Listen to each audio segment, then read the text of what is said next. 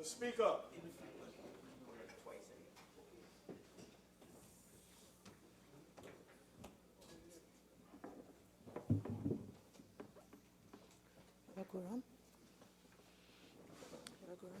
Member for St. Augustine. Thank you very much, Madam Speaker. In the very few treasured minutes that I have, I think you will be remiss if I did not add my voice to the condemnation of Section 22, and I do not know if it was a sense of humor they were so numbered to two at 22 Section 2, where the Director of Public Prosecution does not prefer an indictment against an accused person within 12 months. You may apply and be discharged.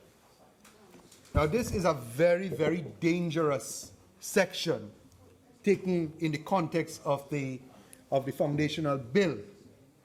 Because where you have, as I started to began in relation to the police duty to pass over the file, where does the time begin to run?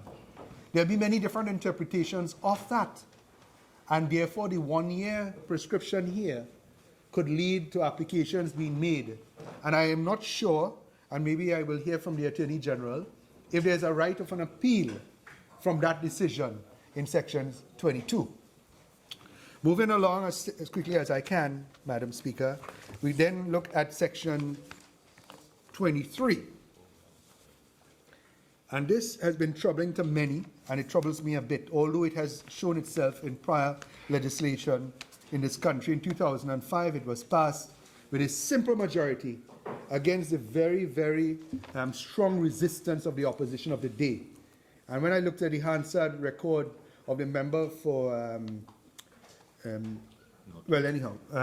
who's now Justice Lucky, and Member Subhash Pandey, I think it would be well worth reading what they had to say on the matter in terms of the misinformed constitutional construct where Grant, the authority from Jamaica, was misinterpreted in the worst possible way, where the Jamaican constitution is quite different from our settled, stated rights in Trinidad, and the interpretation and support taken from that by the then Attorney General was misguided, to say the very least. Because this thing about a voluntary bill of indictment really is going into the very heart of the separation of powers. As we all know, we have the legislature, the executive, and the judiciary. The DPP finds himself as part of the executive, but he has now been given the authority, taking it away from the historical right of the judiciary to interpret evidence and determine whether a person should face their trial or not. And this thing about voluntary bills, I mean, the wording alone, if we should examine it, it says the Director of Public Prosecutions may prefer an indictment whether or not a complaint has been filed in the following instances. One, where an inquest, we could appreciate that.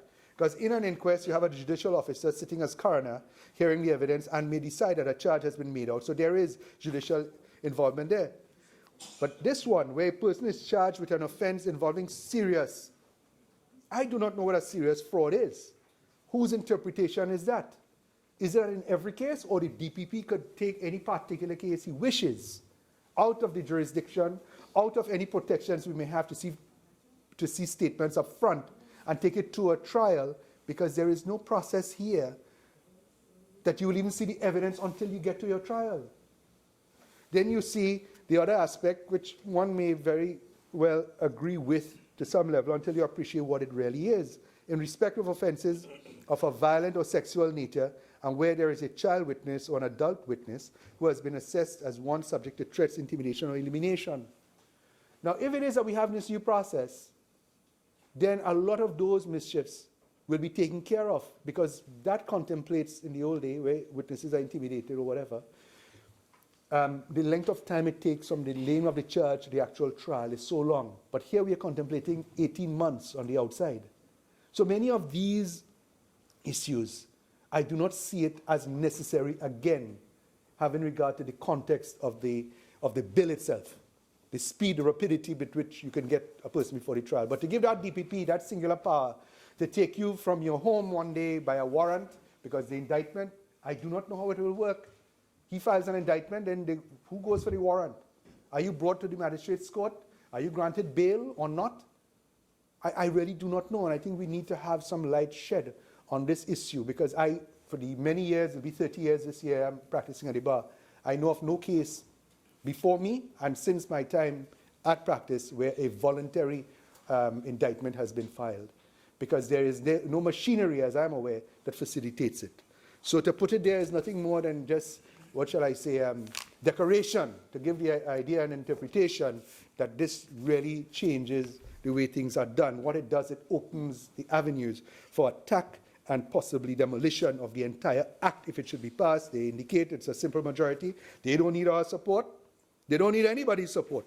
And they can pass it. But then what happens next? What is the consequence of this thing if it should be found? And I will say here with confidence, but not with happiness, that if this should become law, it will be struck down.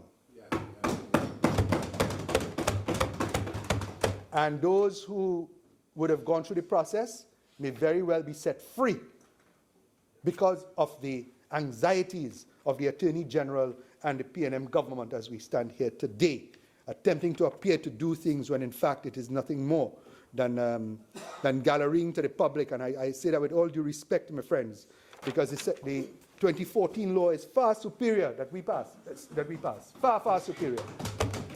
Because in that there is the protection of the judicial oversight, and therefore far less subject to being struck down. But because they want to say, blame the last government for everything under the sun and under the earth that is unholy, not to go with that when it is far better, and we should, I ask them to please revisit their approach to this thing. I'd already spoken about this removal of the constitutional protection, and I will revert with your leave to read again section 147, paragraph 147 of the dissenting judgments of the Chief Justice and Justice Appeal Jamadar, where they said, and this is very important, we are satisfied that this was not the intention of those who enacted in 1962 or 1976 constitutions, as we have painstakingly attempted to demonstrate using context, text, policy, and precedent.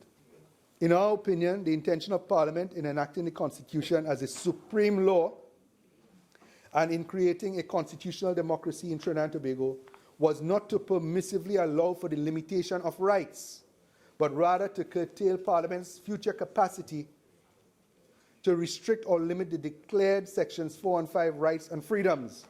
This, as we have demonstrated, was achieved by the use of clear and concrete provisions that permitted parliamentary restriction of the rights in only certain specified ways. The intention was inter alia to protect the rights from interference by simple majorities, except in the case of public emergencies or existing law. And this arrangement was the outcome of debate, discourse, and negotiated agreement arrived at in the unique historical and socio-political. Well, could I just be 10 seconds, please, to say this, that I will not allow history, Madam Speaker, to register my vote in support of this law. They can bring it as a majority legislation, and I will support it, but I will not in its present form. Thank you very much. Leader of the House. Madam Speaker, in accordance with Standing Order 53, I beg to move that debate on the Indictable Offences Pre-Trial Procedure Bill 2017 be adjourned. Madam Speaker, on a Point of prayer. arising on point of order 53, infringing on the minority rights of the opposition, we are prepared for this debate, Madam Speaker. We have members who are prepared to speak, and we are a little bit taken aback by what is happening here. Madam Speaker, we had discussed this. I discussed this with the member of Pointe-a-Pierre before the start of the sitting and behind the chair.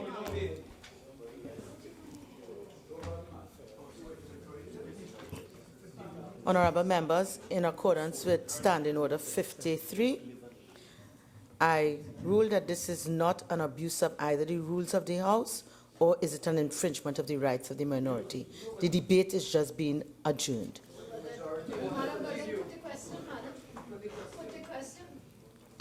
I've just ruled, and then of course the next thing will be to put the question. Okay, thank you.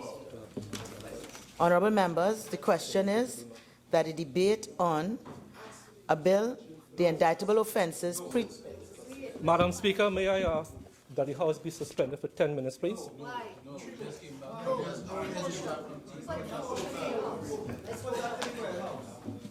vote on it. You have a motion before the House. You want an ex- Member, Sorry, madam. Running this house like a farm. member, Sorry, madam.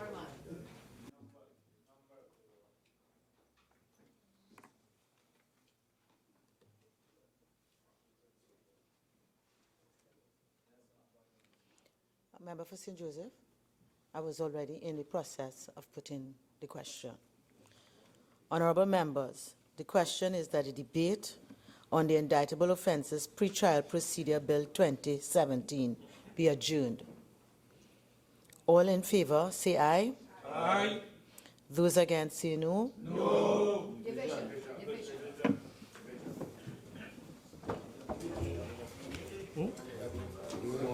2, 3, 4, 5, 6. Mr. Dialsing? Mr. Dialsing? Yes. Dr. Rowley? Yes. Mr. Imbert? Yes. Mr. Hines? Yes. Mr. Mitchell? Yes. Mrs. Critchlow Coburn?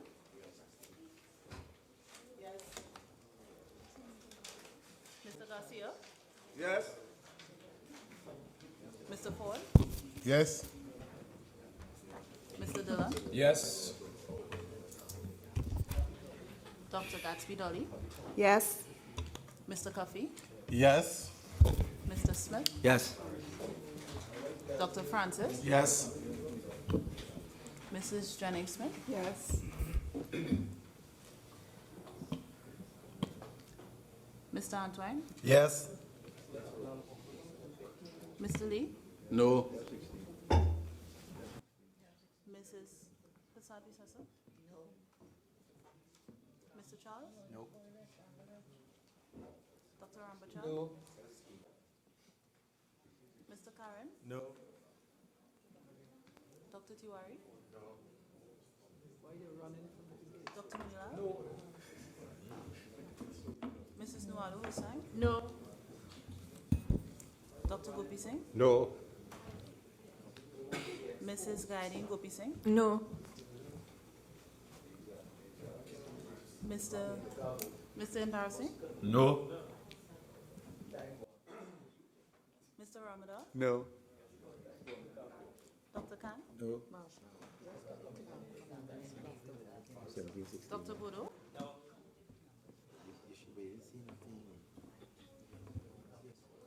Mr. Parry? No. Ms. Ramdial? No.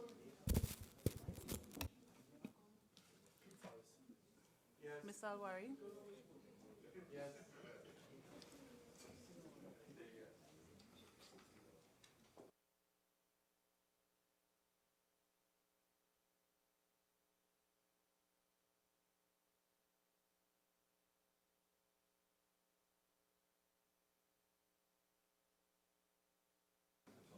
The result of the division is 16 members for, 16 members against.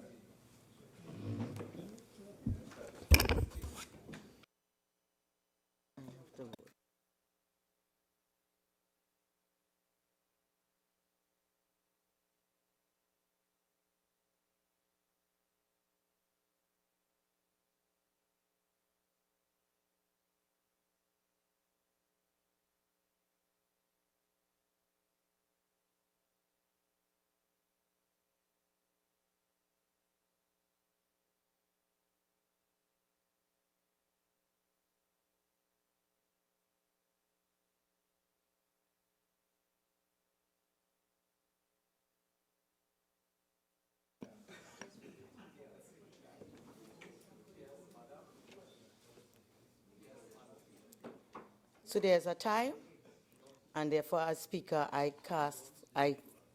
now do my casting vote. I have to vote in favor of the status quo. We have done this before, and therefore I vote yes.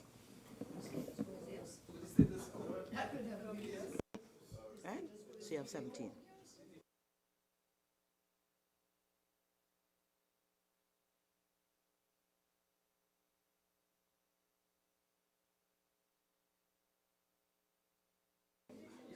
Yes.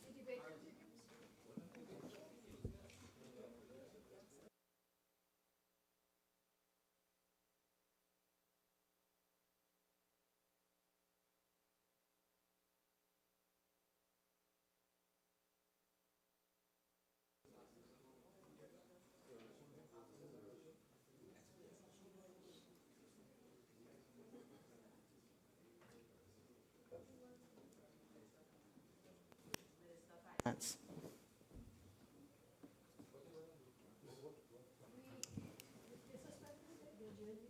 Yes, I have voted yes. Madam Speaker, I beg to move that a bill and a bill entitled an act to provide for the membership of Trinidad and Tobago in the Corporation Andina de Fomento, also known as the Andean Development Corporation, and for the raising of loans from the Corporación Andina de Fomento Andean Development Corporation by the Government of Trinidad and Tobago for the purposes of financing development projects in Trinidad and Tobago and for matters incidental thereto, be now read a second time.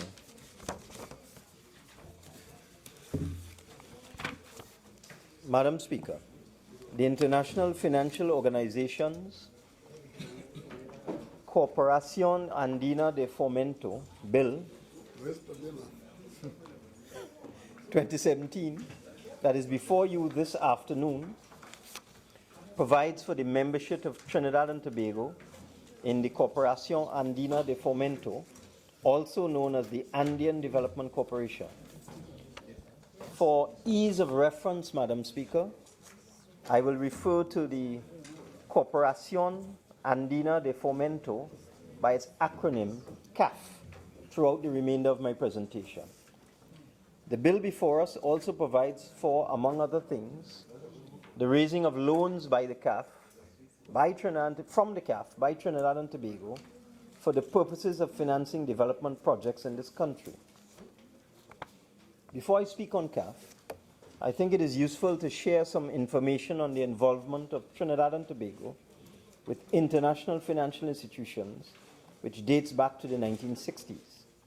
In this regard, this country has, since about 1963, been a member of the International Monetary Fund, the International Bank for Reconstruction and Development, the IBRD, the International Finance Corporation, the IFC, and the International Development Association, the IDA. The agreements that ratify Trinidad and Tobago as members of those financial organizations were brought into our laws by the International Financial Organizations Act, Chapter 7001. The agreements are attached to that act as Schedules 1 through 4. The International Financial Organizations Act, in addition to empowering the Minister of Finance to enter into the agreements, also provides that all payments required to be made from time to time, pursuant to the membership resolutions of those agreements, are to be paid out of the consolidated fund. Certain provisions of the articles of those agreements are also given the force of law through the operation of that act. In 1967, the International Financial Organizations, the Inter-American Development Bank Act, Chapter 7002, also brought the agreement by which Trinidad and Tobago became a member of the Inter-American Development Bank and brought that membership into our domestic laws. Through that act, certain sections of the agreement establishing the Inter-American Development Bank, also known as the IDB, namely sections 2 to 9, inclusive of Article 11 of the agreement associated with that bank, have been given the force of law in Trinidad and Tobago. That act, the Financial Organizations IDB Act, also empowers the Minister of Finance to issue or cause to be issued to the IDB the necessary subscription to the bank's capital. As with most organizations of this nature, Madam Speaker, the membership is contributory in nature. That IDB Act also provides for the incorporation into law of any amendments to the agreement. On a regional level, the membership of Trinidad and Tobago in the Caribbean Development Bank was recognized in 1969 by way of passage of the Caribbean Development Bank Act, Chapter 7905. So if I can just digress slightly, we had membership of the IMF and the International Bank for Reconstruction and Development and the International Finance Corporation and so on, 1963. Membership of the Inter-American Development Bank in 1967, and then membership of the Caribbean Development Bank in 1969 by way of passage of the Caribbean Development Bank Act, Chapter 7905.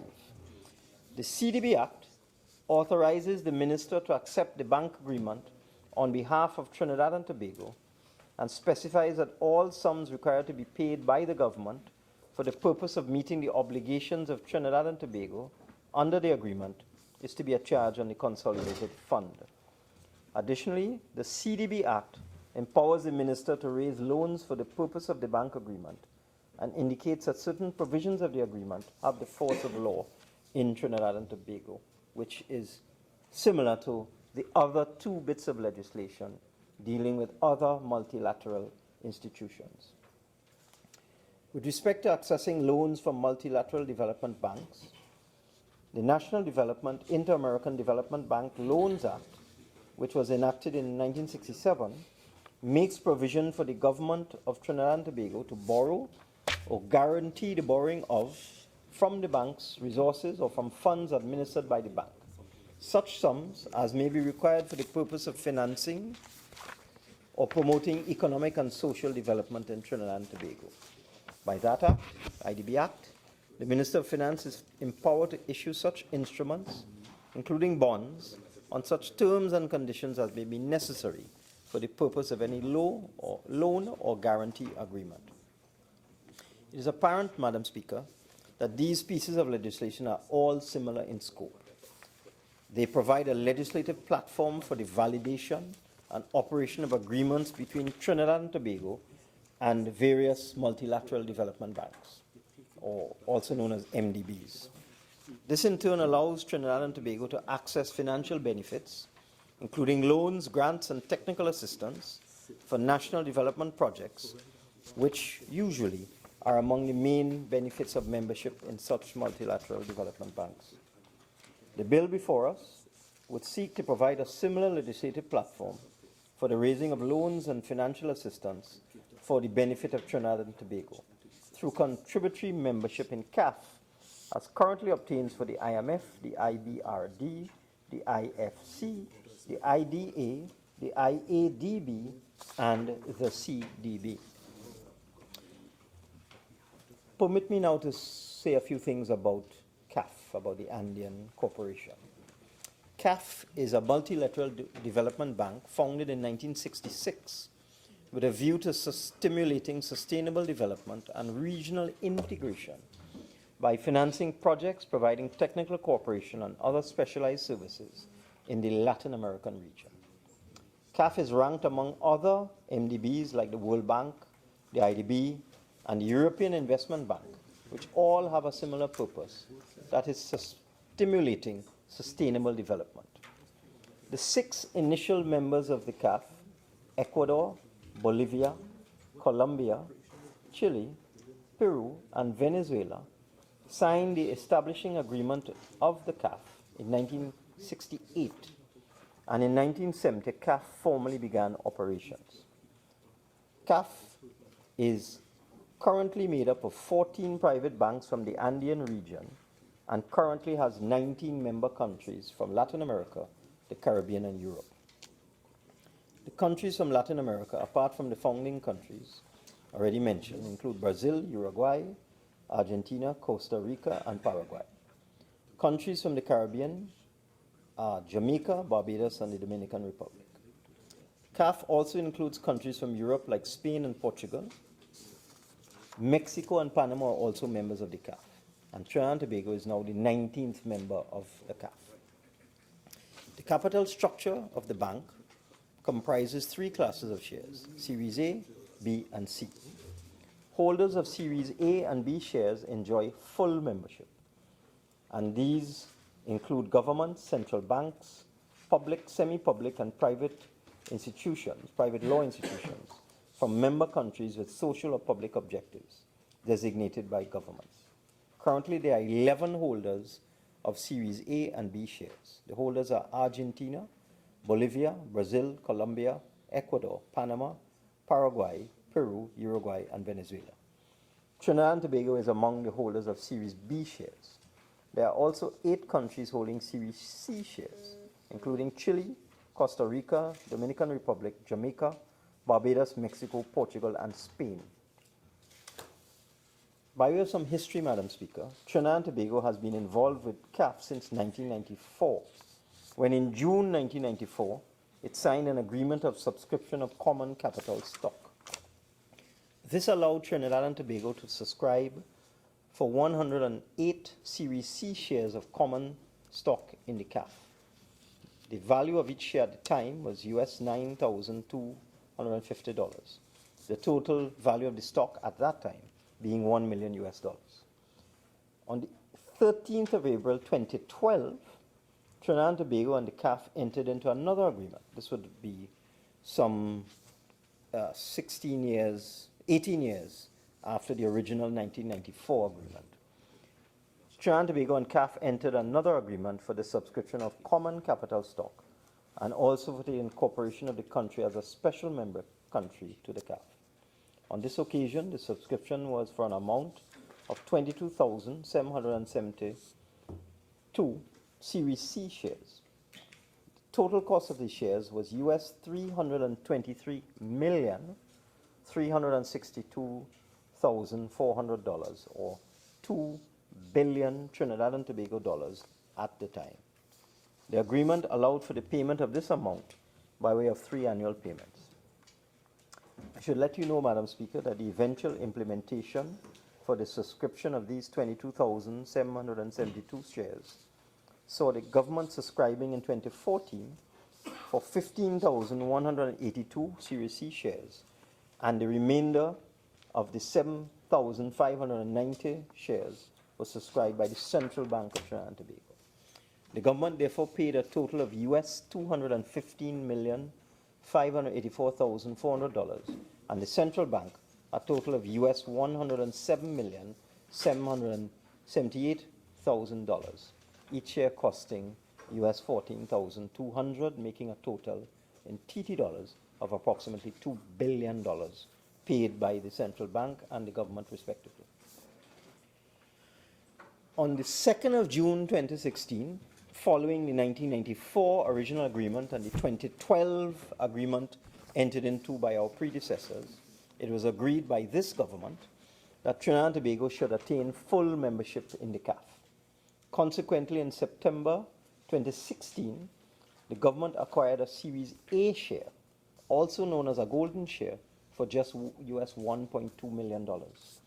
The acquisition of the golden share meant that Trinidad and Tobago's Series C common shares and callable shares were exchanged for Series B common shares and Series B callable shares. Trinidad and Tobago thus became a full member of CAF, and the country was invited to appoint a director and an alternate director to its board of governors. Subsequently, Cabinet agreed that the Minister of Finance and the Governor of the Central Bank of Trinidad and Tobago should be appointed as director and alternate director, respectively. In fact, as we speak, there's a meeting of the board of CAF, and the Governor of the Central Bank is representing Trinidad and Tobago, since, as the other director, I am not able to attend that meeting. CAF provides support for infrastructure works, technical assistance, financial advice to governments for project execution, giving priority to roads, energy, telecommunications, and river integration in Latin America and the Caribbean. CAF also supports private sector development through financial advisory services. including design and execution of public bidding processes, public-private partnerships, risk mitigation, fundraising, liability refinancing, company valuation, and mergers and acquisitions. Trinidad and Tobago, with the paid-in capital amounting to US $4.6 million that I referred to, was able to become a shareholder as a Series C non-core member. As a Series C shareholder, Trinidad and Tobago at the time, previously, before we acquired the golden share, only had access to US $40 million. Now, Madam Speaker, you will appreciate Trinidad and Tobago has contributed greatly to the resources of CAF. As I said, we have put the equivalent of $2 billion Trinidad into CAF. But we have not had any opportunity to receive any benefits of that massive contribution. As a result, as I previously said, this cabinet, the government of this government, agreed to move to full membership in CAF, and this bill before us is the last step to attain full membership and will allow us to secure for Trinidad and Tobago access to all the benefits available from CAF. Some of the benefits now available to us that were not available to us before include the ability to appoint a director and alternate director to the CAF's board of directors to allow us to participate in decision-making by the institution. All of the Series C shares held by Trinidad and Tobago are now being upgraded to Series B shares. That's another benefit that has accrued as of the decision of this government to obtain full membership and get the golden share. Most importantly, we have immediate access to $300 million in policy-based loans. And we also have access to investment loans, funding for special investment projects, for diversification, technical assistance, grants for project preparation, institutional strengthening. And one of the features of CAF is much faster processing of loans when compared to other multilateral institutions. Due to the fact that CAF complies with the country's procurement procedures rather than enforcing its own regulations. And this is a major benefit of borrowing money from CAF, in that most of the other multilateral institutions have their own procurement rules, their own tender rules, and when you borrow money from the IDB, for example, you must follow IDB procedures, which means that every contractor from every member state of the IDB must be allowed to participate in the tendering. So if you go with an IDB-funded project, you must allow everybody from every country who has membership in the IDB to tender. But with CAF, and this is part of the more regional nature, they allow each individual member country to use its own procurement procedures rather than enforcing their own regulations. CAF also has relatively competitive interest rates. For loans between 6 to 9 years, it's LIBOR plus 1.75%. And for loans between 9 to 15 years, it's LIBOR plus 2%. Last time I checked, LIBOR was somewhere in the vicinity of about 2%, more or less. And you can also get a discount of 50 basis points on the prescribed interest rates given the country's investment grade rating. By becoming a full member of CAF, Trinidad and Tobago will also reap substantial non-financial benefits in terms of high-level regional economic relations. CAF membership will result in strengthening of Trinidad and Tobago's relationship with Latin American countries, developing a tourism link between Trinidad and Tobago and Latin America, using Trinidad and Tobago as a link between CAF and other Caribbean countries by channeling funding through local financial institutions to enable lending facilities. The agreement that is attached as a schedule to the bill sets out the purpose and functions of the CAF, which is to promote sustainable development and regional integration by providing multiple financial services to clients in the public and private sectors of its member countries. In addition, CAF also carries out studies to identify investment opportunities for the implementation of appropriate projects. CAF divulges the results of all its research in the countries of the area so as to assist in the direction of investment of resources. The organization also promotes the raising and use of resources, as well as promotes capital and technological contributions in the most favorable conditions. CAF also coordinates with other national and international institutions to develop the shareholder countries. Turning now to the bill, Clause 1 is the short title. Clause 2 is the definition section. And as I pointed out, because CAF is a multilateral development bank, borrowings must be authorized by an act of parliament, just like the IDB, the CDB, and so on. In this regard, Clause 3 provides for the government to borrow from the CAF for the purpose of financing or promoting economic and social development in Trinidad and Tobago, in virtually identical fashion to the IDB legislation. In connection with Clause 3, Clause 8 provides that notwithstanding any law, a loan agreement issued under this Act shall be valid and enforceable and shall have full effect.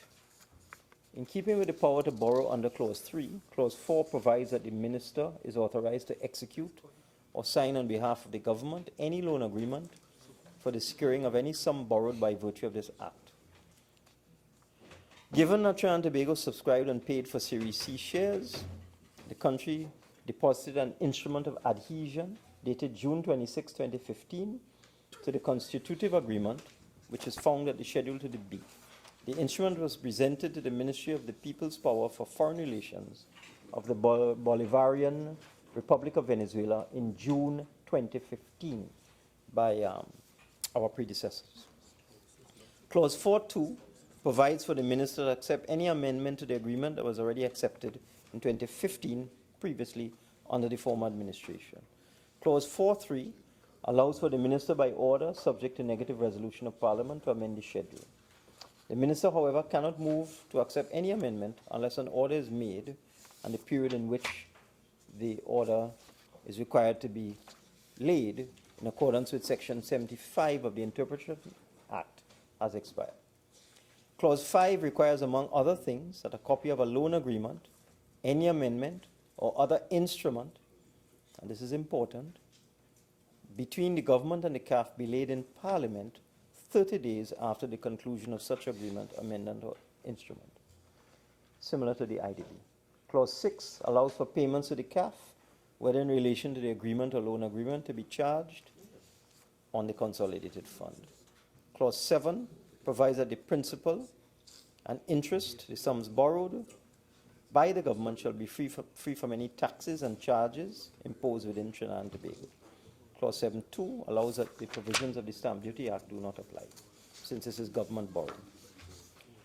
I should also say that in 1994, when the original agreement was signed with the CAF, Trinidad and Tobago agreed to certain terms, among them being the recognition of CAF as having legal capacity and all that goes with such capacity, such as the ability to acquire and dispose of real property and to sue and be sued in a court of competent jurisdiction. Other terms which are standard in legislation of this nature include immunity of the assets belonging to the CAF from expropriation, search and seizure, exemption from taxes, as well as authorizations and approvals in respect of foreign investment and exchange controls to which the organization may be subject. Matters relating to CAF's local office, as with all of these institutions such as the IDB and so on, would enjoy immunity with respect to judicial and administrative processes and would be facilitated with the issue of visas and work permits. All of the matters that I have outlined were given force of law by order published in the Gazette in October 1996, 20 years ago, more than 20 years ago. CAF was therefore accorded privileges under the Privileges and Immunities, Diplomatic Council and International Organizations Act, Chapter 1701, 20 years ago. I wish to draw your attention, Madam Speaker, to Chapter 8 of the agreement, in particular Articles 46 to 54, which deal with immunities and privileges. In light of the fact that certain privileges have already been granted to CAF, Clause 9 of the bill provides that the articles of Chapter 8 of the agreement, which relate to immunities, etc., shall apply in accordance with the Privileges and Immunities Andean Development Corporation Order, Chapter 1701. As I said, this would have dated back to 1996. I've also pointed out that Trinidad and Tobago has been involved with the CAF since 1994, for 22 years. And in June 2015, under the last government, as I indicated, I wish to reiterate, an instrument of adhesion was submitted to the CAF's headquarters in Venezuela. The instrument recognizes that Trinidad and Tobago considered and approved the constitutive agreement and accepts and undertakes faithfully to perform and carry out all the stipulations in the said agreement. In order for the country to have progressed to submitting an instrument of adhesion, and the instrument having been accepted by the other shareholders of CAF, money was paid for shares in CAF. As I said, we paid this country, under the last administration, paid $2 billion to subscribe in CAF. In light of all that has occurred, one may say that it is prudent to provide that all acts done by any person, including things done by the last administration, would be deemed to have been lawful and valid. So we are now validating anything that was done by the previous administration with respect to CAF. In conclusion, over the years, Trinidad and Tobago has benefited tremendously from arrangements with international financial institutions. Between the period 1990 to 2014, Trinidad and Tobago has accessed almost US $1.5 billion for projects from the IDB in the areas of education, environment, agriculture, roads, tourism, highways, health, housing, trade, security, water, sustainable energy, climate change, etc. We have also accessed as a country over the last 15 years or so, funding from the CDB, actually last 25 years, totaling US $108 million for projects in the respect of education, water, roads, the Caribbean Court of Justice, energy, and so on. An opportunity now presents us, Madam Speaker, to access not just another source of financing, but to cement and develop our relationship with our Latin American neighbors. Just as I close, Madam Speaker, our manufacturing sector long ago maxed out its activities in the Caribbean. If you speak to any of the large conglomerates, you speak to Massey, you speak to Ansa Macal, etc., the opportunity for growing their businesses and growing trade and exports and developing Trinidad and Tobago businesses has long been maximized in the Caribbean. So you would have seen over the last several years that our manufacturers are now targeting Central America in particular, Costa Rica, Panama, and so on. And this has to be the natural area of growth in terms of trade and in terms of diversification and in terms of creation of economic activities for citizens of Trinidad and Tobago.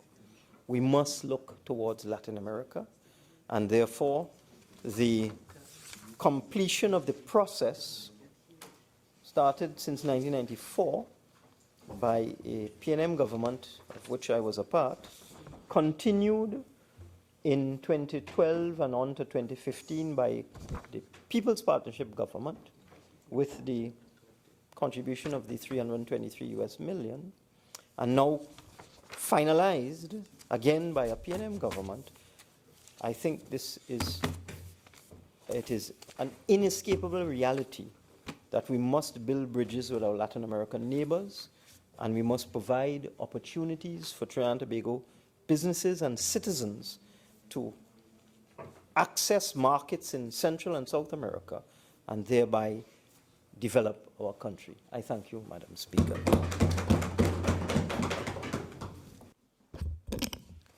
Honourable members, I shall now propose the question for debate. The question is that a bill entitled An Act to Provide for the Membership of Trinidad and Tobago in the Corporación Andina de Fomento, also known as the Andean Development Corporation, and for the raising of loans from the Corporación Andina de Fomento, Andean Development Corporation, by the Government of Trinidad and Tobago for the purposes of financing development projects in Trinidad and Tobago, and for matters incidental thereto, be now read a second time. Member for Caroni Central. Thank you. Thank you very much, Madam Speaker. Madam Speaker, the really pertinent question about this bill before us today is how much are we going to borrow and what are we going to use the borrowings for? Another pertinent question that might arise if those two questions were answered is how are we going to pay for it? So I want to say that while the Minister of Finance gave us a good outline of what the bill is about, and while he gave us a good understanding of the history of our getting to this point, and while he gave us a good sense of how this institution fits in the context of other similar institutions with which we have been engaged for many years, the Minister of Finance did not, in my view, address what would be the most important question in the minds of any citizen, hearing that we were finalizing the basis on which we were going to engage CAF, the Andean Bank, and not knowing, although this bill allows us, and in fact we were allowed before, to borrow, how much we are going to borrow and what we are going to borrow for. Now, this says that it's an act to provide for membership, but as the minister himself indicated, we have been a member since 1994, and what has happened is that the nature of the membership has been evolving. And I want to indicate that by 2012, we had become, in fact, a full member of CAF. And we could have borrowed money, although the amount that we could have borrowed was limited. We had put a lot of money into it, and we elected not to borrow during our time. But during that period, we could have borrowed, and in fact, we were approached at the time to borrow for various things, but from our point of view, it was not necessary to go into debt with CAF at that time. Now, the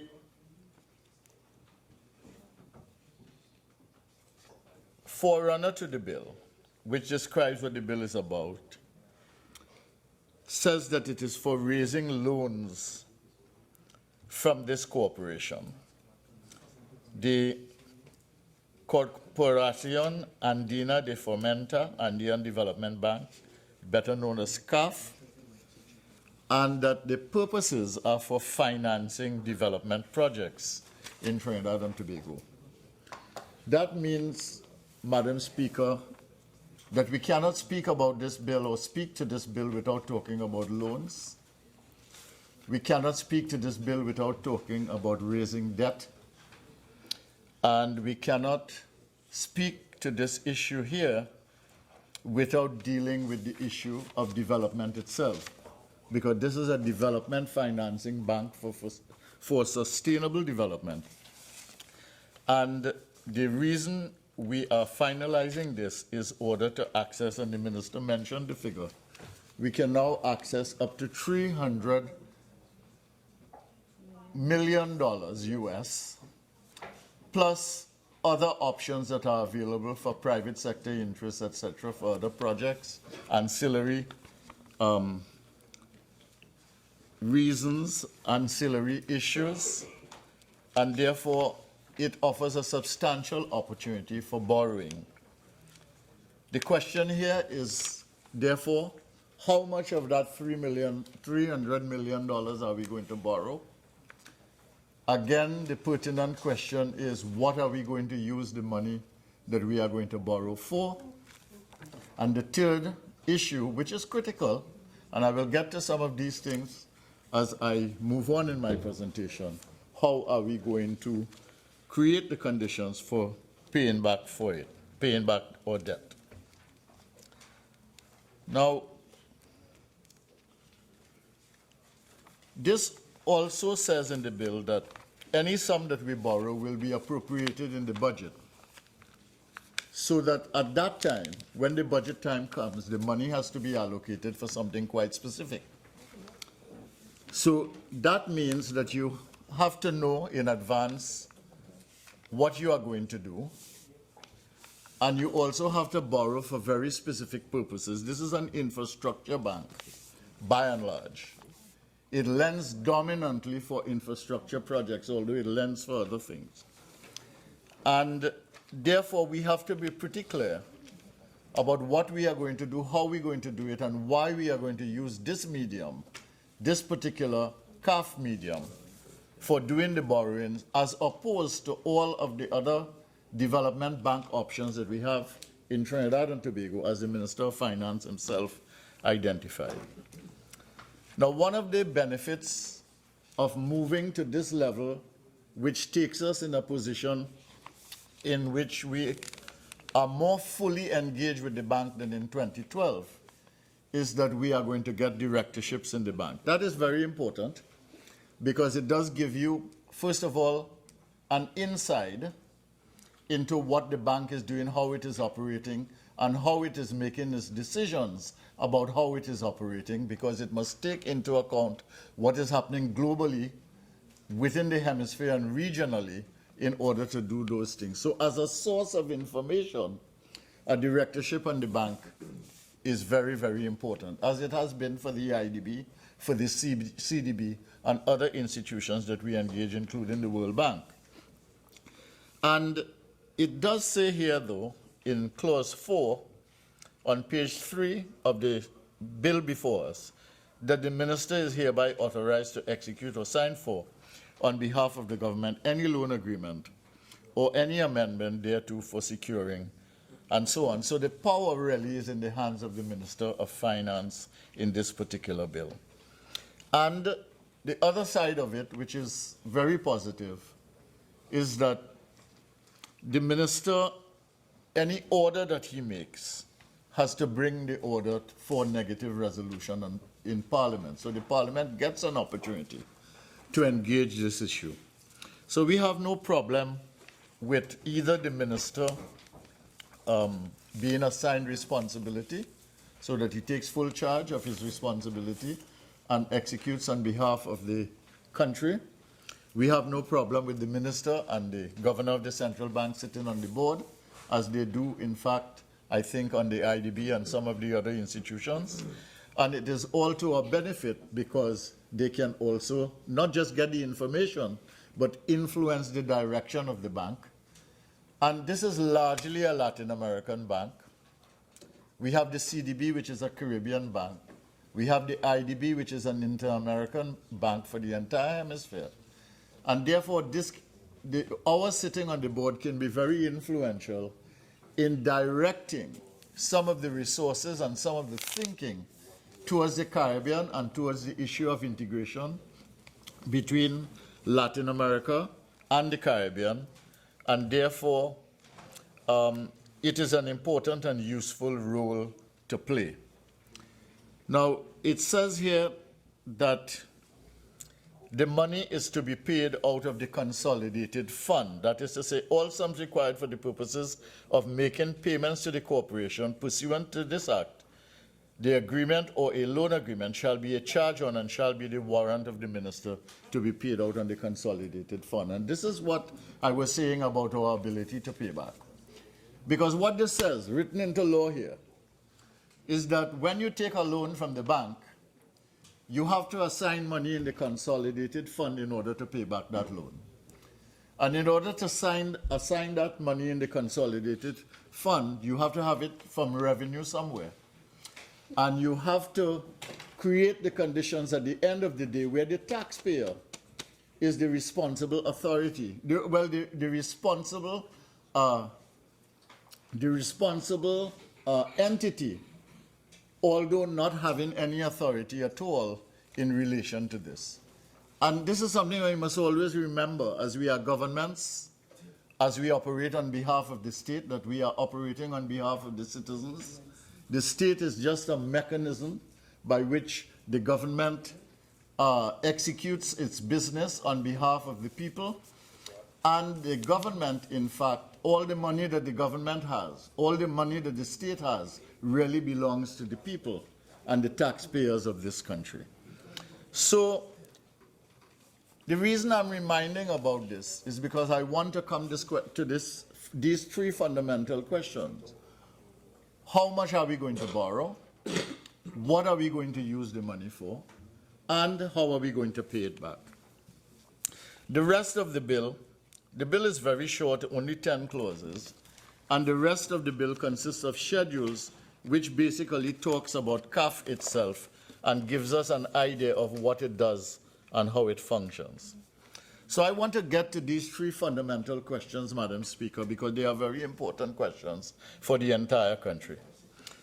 And the first thing is, how much money are we going to borrow? And the reason I ask that is because, as the Minister himself indicated, we have been accustomed over the last 15, 20 years to be borrowing from these institutions. We've borrowed from CDB, we've borrowed from IDB, we've borrowed from the World Bank.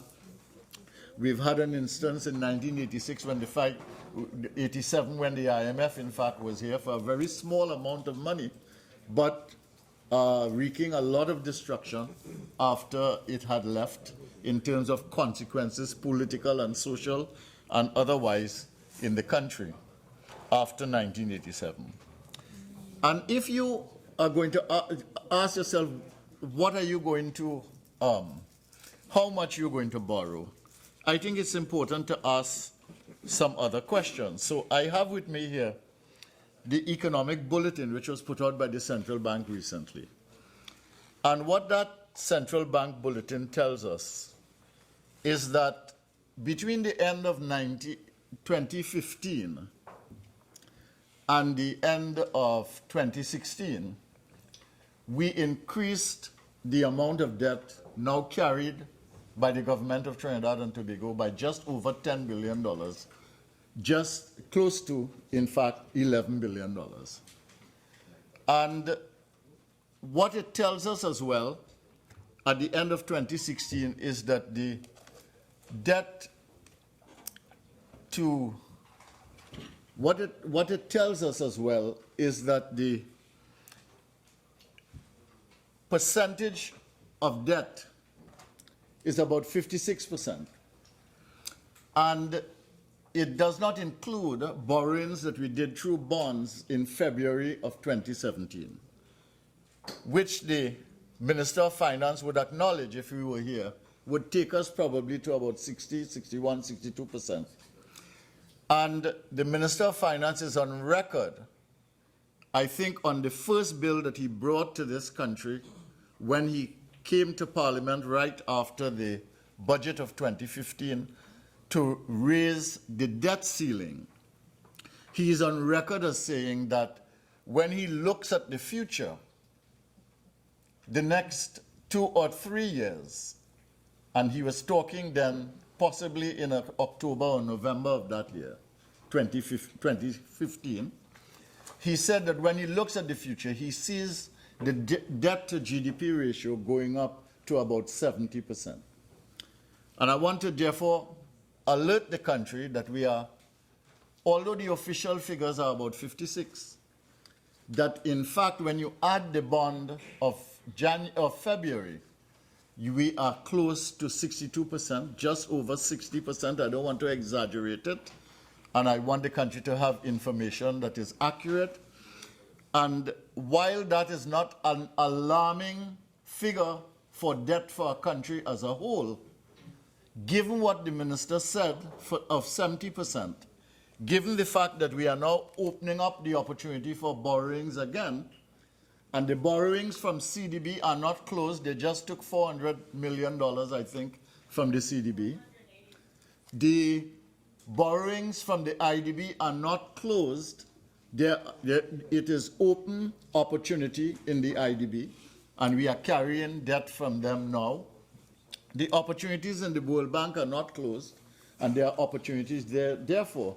And if we are about 62% now, and the Minister of Finance says 70, one of the questions I have in mind is, how quickly are we going to get to the 70?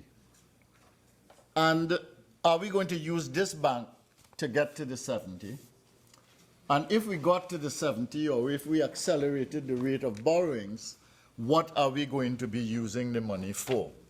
And why am I asking the question, what are we going to use the money for, Madam Speaker? Because in this very document here, the Central Bank Economic Bulletin, which is only a few days old, and which takes us to the end of 2016, it tells us in this particular document that $1 billion bond in the local market that we raised here in Trinidad and Tobago, we took that money and we put it to deal with the deficit. The deficit being $2.5 billion. And we took that $1 billion and we put it towards the deficit.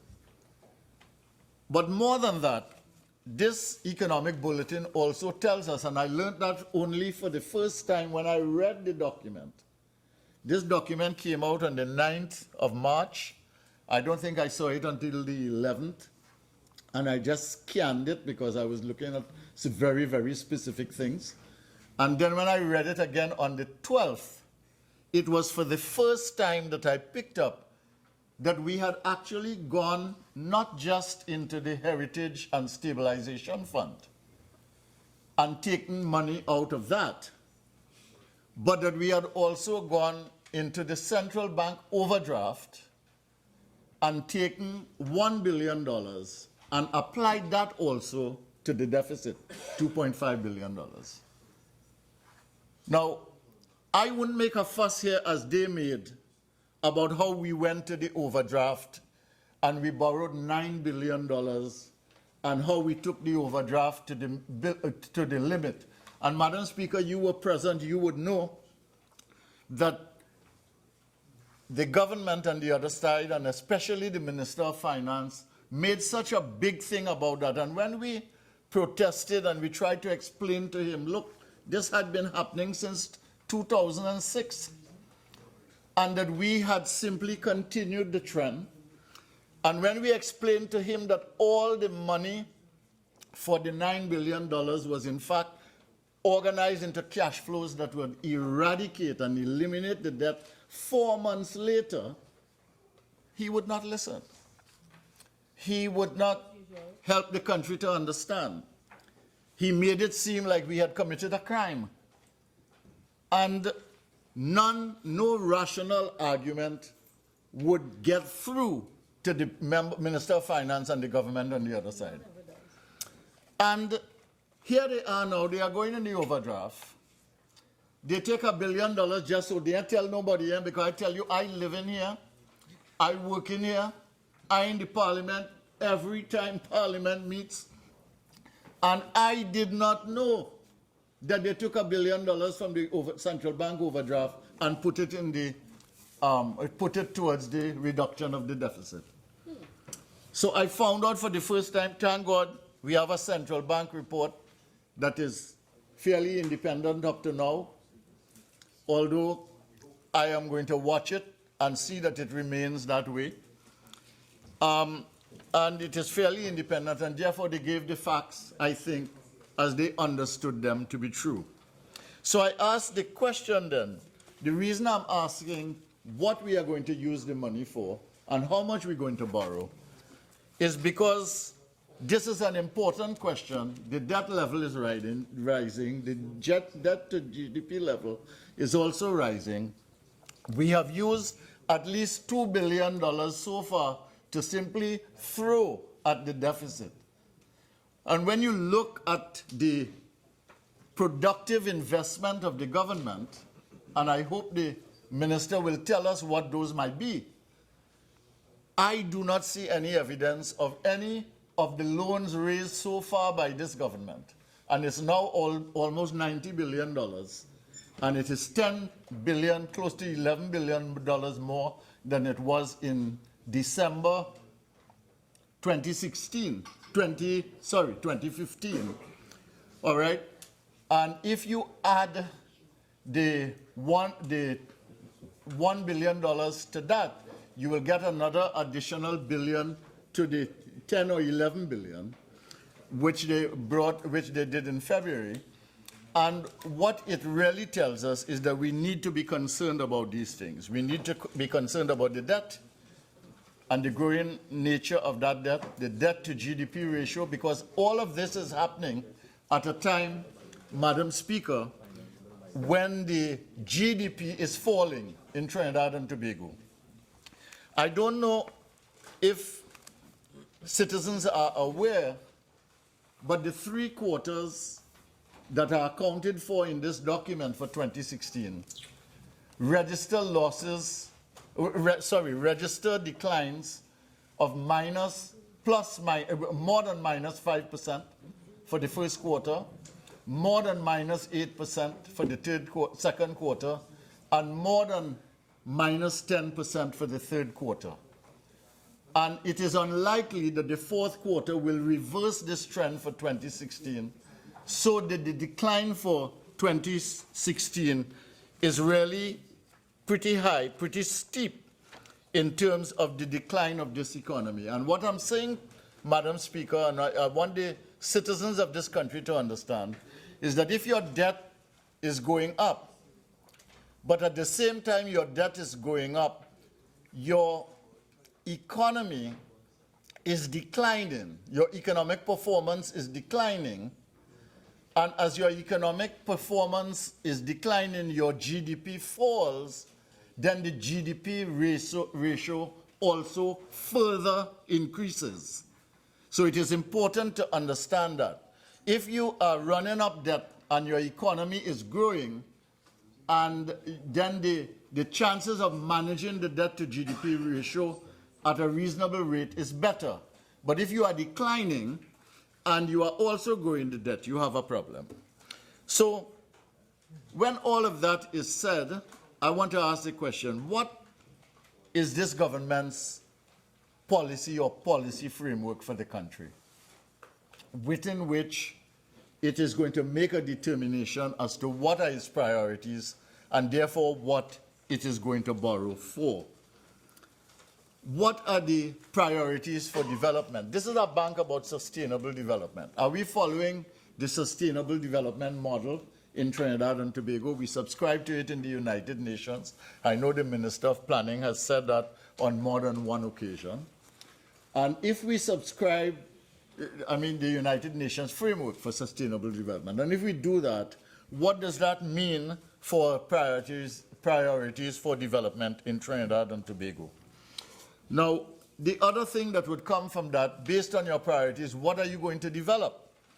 Because it is only then that you can determine what you are going to borrow for. Now, against that background, I want to ask this question, and it's not an idle question. What was this government's action plan for Budget 1? That's September 2015. How much of that Budget 1 plan have we achieved as a country, or have you achieved as a government? What about the action plan for Budget 2? That was the budget of September 2016. What are you achieving? What will you achieve when you come back with Budget 3 in September 2017? That's to say the 2018 budget. I mentioned the issue of the loans and overdrafts and the bond offerings that we use to address the deficit. Now, this is coming now. And the question that might be asked is, after you've borrowed so much already, I've mentioned the number, why is it that you are coming now to open up the door on these development loans? Now, we have no problem with CAF. We have no problem with adding another development bank to our portfolio of engaged parties. And we have no problem in principle with borrowing for a purpose. But it is that purpose that I am questioning. And how do you see development? What is your global, regional, and national context for development? And I think it is fair to say, Madam Speaker, you've been here with us in this honorable house, and I think it is fair to say that never so far, in the close to 19 months now of this government, has any minister of government come to this honorable house and said to us, this is how we see the world. This is how we see the development paradigm and the options available to us. These are the challenges that we have. This is how we are dealing with them. And this is the path on which we are taking this country, and we want you to understand the steps in sequence that we are taking to make the country right. I have never heard that in this House of Representatives. I've never heard it from any member of the government, including the Honorable Prime Minister. I have heard snippets of different things having to do with projects. I've heard snippets of different things having to do with particular issues, crises that have come from time to time. I've heard a lot of talk about the energy sector and what we did to it when we were there, but I've never heard a solution about how they are going to deal with the energy crisis that they have created in Trinidad and Tobago. And therefore, it is important now, if we're going to talk development, and if we're going to talk loan money, and if we are going to talk projects and priorities, and if we are going to talk about issues related to this particular bill, that the government give us some idea of what they are doing, what they have achieved, and where we are headed. Now, I've taken a look at the economy in terms of the debt profile and the debt to GDP profile. I've taken a look at how they have used the money, some of the money. I didn't go into all of the debts. Some of the money, I just picked out $2 billion of loans. And I talked about the fact that they were used to address the deficit situation. And I made the point that there is no evidence that I could see of any loans being taken that were used for developmental purposes over the last 18 months. Maybe they were. Maybe they were. But I have no evidence, there's no evidence that I can see of loans being used for developmental purposes having to do with particular projects and so on that were identified. So we've looked at some elements of the state of the economy, some elements of the level of debt and the extent of borrowings. Now, I have a question for the Minister of Finance. This is a serious question.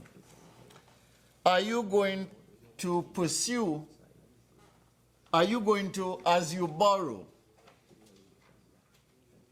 increase the expenditure as we go forward? This is a very important issue, because if you increase the expenditure and you continue to borrow and you have problems with your revenue, as indeed we are having, we are going to widen the deficit. So I want to ask the minister, and I know that he has a handle on some of these things. I know he is able to answer. And I would appreciate a straightforward answer, because I know the minister, if he wants to be frivolous, he can be. But if he wants to be serious, he can also be a serious person. And I am asking you as a serious question. I want to ask him as a serious question to give me a serious answer so that we can kind of put these things in context. We now have a background document which I think all of us accept I mean, this is central bank's document. So the question is, what does this mean as we go forward and as we begin to think about the new loans that we want to have? Now, I mentioned the fact that the economy is in decline and going deeper and deeper into recession. I mean, that's a fact. I'm not politicizing anything. We know for a fact that the debt is growing, and if they borrow more from this bank, it's going to grow further. I raised the question of whether they're going to increase expenditure. Now, I want to be fair to the government. Everything that they've said so far suggests that they do not want to increase expenditure. Okay? But what I'm saying is that the pattern I'm seeing here of the growing debt, the increase in borrowing, okay, the difficulty with income generation. Your original 30 minutes have expired. You're entitled to 15 more minutes if you intend to avail yourself of it. You may proceed. Thank you. Yeah, with the pattern I'm seeing with the debt to GDP, the revenue challenges, etc., I want to ask it as a serious question whether they want to increase the expenditure. Now, the reason I ask this question is, let us put these 4 or 5 things together. If you have an economy moving into greater and greater recession, you have debt growing, you have expenditure increasing, and I'm not saying that they are going to increase expenditure, I'm asking the question. You have revenue falling, or at the very best, a revenue challenge, and you have possibly the deficit widening. If you have all of that, how are you going to pay for the debt?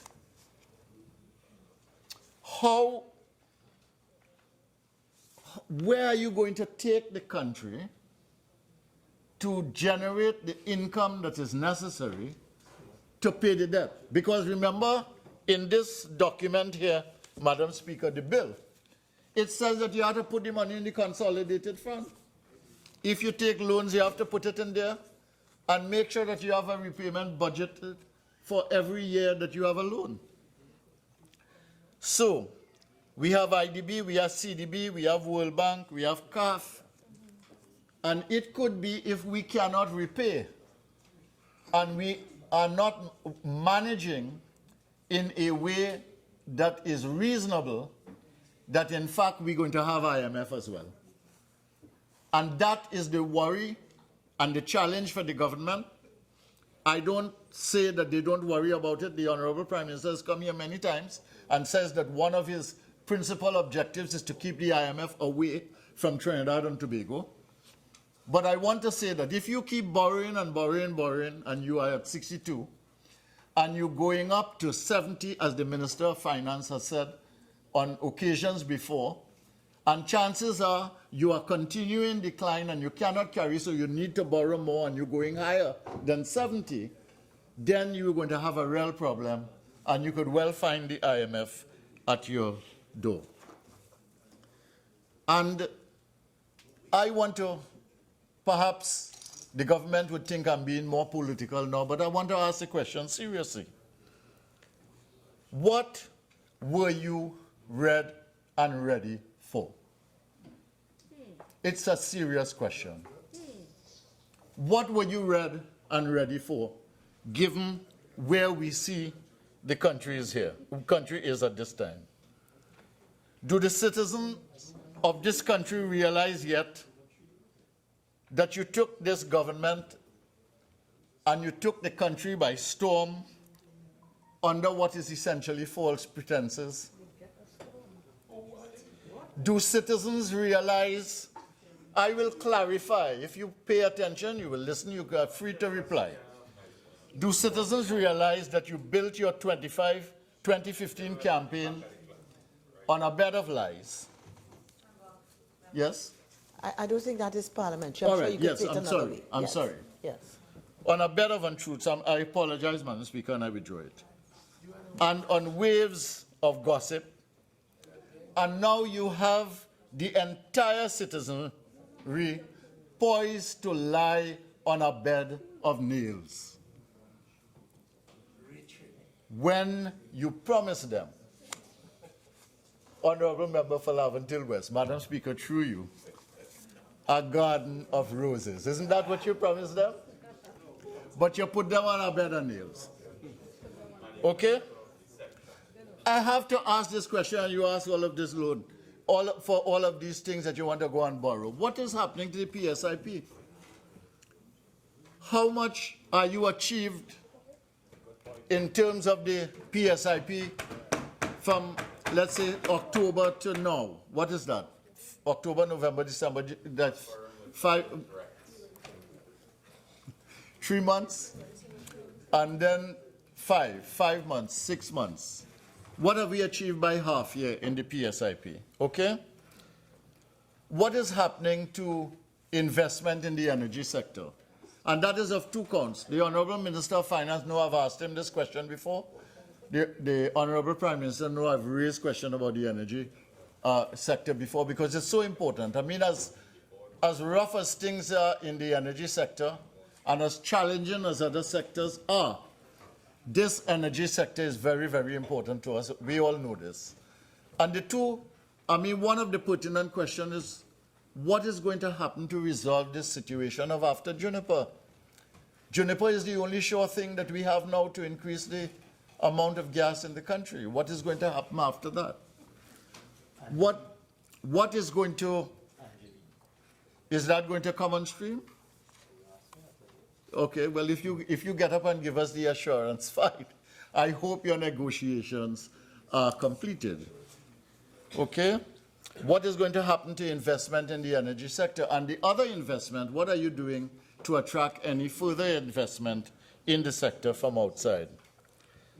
What is happening to productive investment by the government of Trinidad and Tobago? Not just the PSIP, but any projects in which you are invested. I am not aware that there are projects going on in which investments by the government is making a difference, either to the construction sector or to the economy as a whole.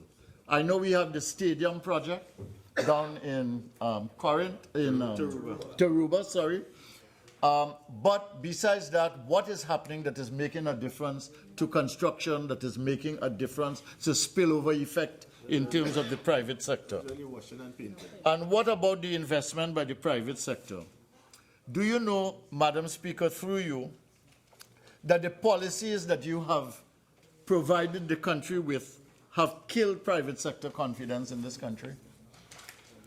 Do you know that you have made private sector investment virtually park up and stall? You know why? Because in this climate, you've added a 5% on over $1 million profit. You've increased the Green Fund levy. You've increased the what you call it? The business levy. All right. VAT has always been a problem. You have that. It's passed on to the consumer. All of these things have made the climate, and then the uncertainty of it, because they have the sense that they're not sure what you're doing, they don't know what you're going to do, and therefore they do not feel secure to invest any of their money in Trinidad and Tobago. And the important question, the fundamental question, which derives from the three first questions that I asked you, which is how much you're going to borrow, what you're going to use the money for, and how you're going to pay it back, is how do you intend? If the private sector park up, the government activity is virtually nil, PSIP is not really making the impact it can so that the private sector could get into the fray, so to speak.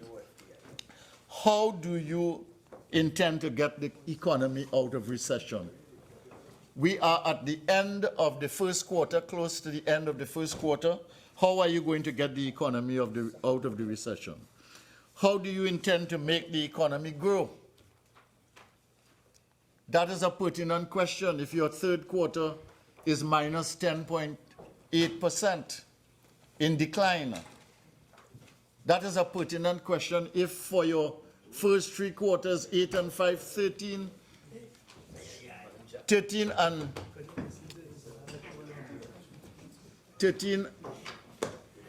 8 and 5, 13 and 7, 13 and 10, 23. All right. If it's almost I mean, it's pretty high, It's about 7 or 8% on average for the 3 quarters.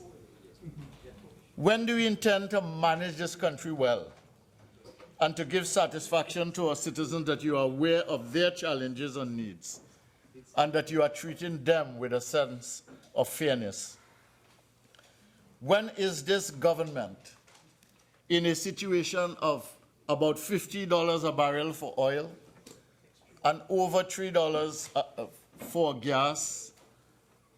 When is this government going to create the conditions to live within its means? Now, another time I will talk about that, but I don't have the time. How many minutes do I have, Madam Speaker? 6 minutes. I wouldn't have time to talk about that today, but a lot of the crisis and paralysis of this government in a situation in which the money is not flowing from large amounts of oil and gas and high prices for gas, something to which they are unaccustomed when being in government, because they are accustomed to having a lot of money when they're in government and spending without caution.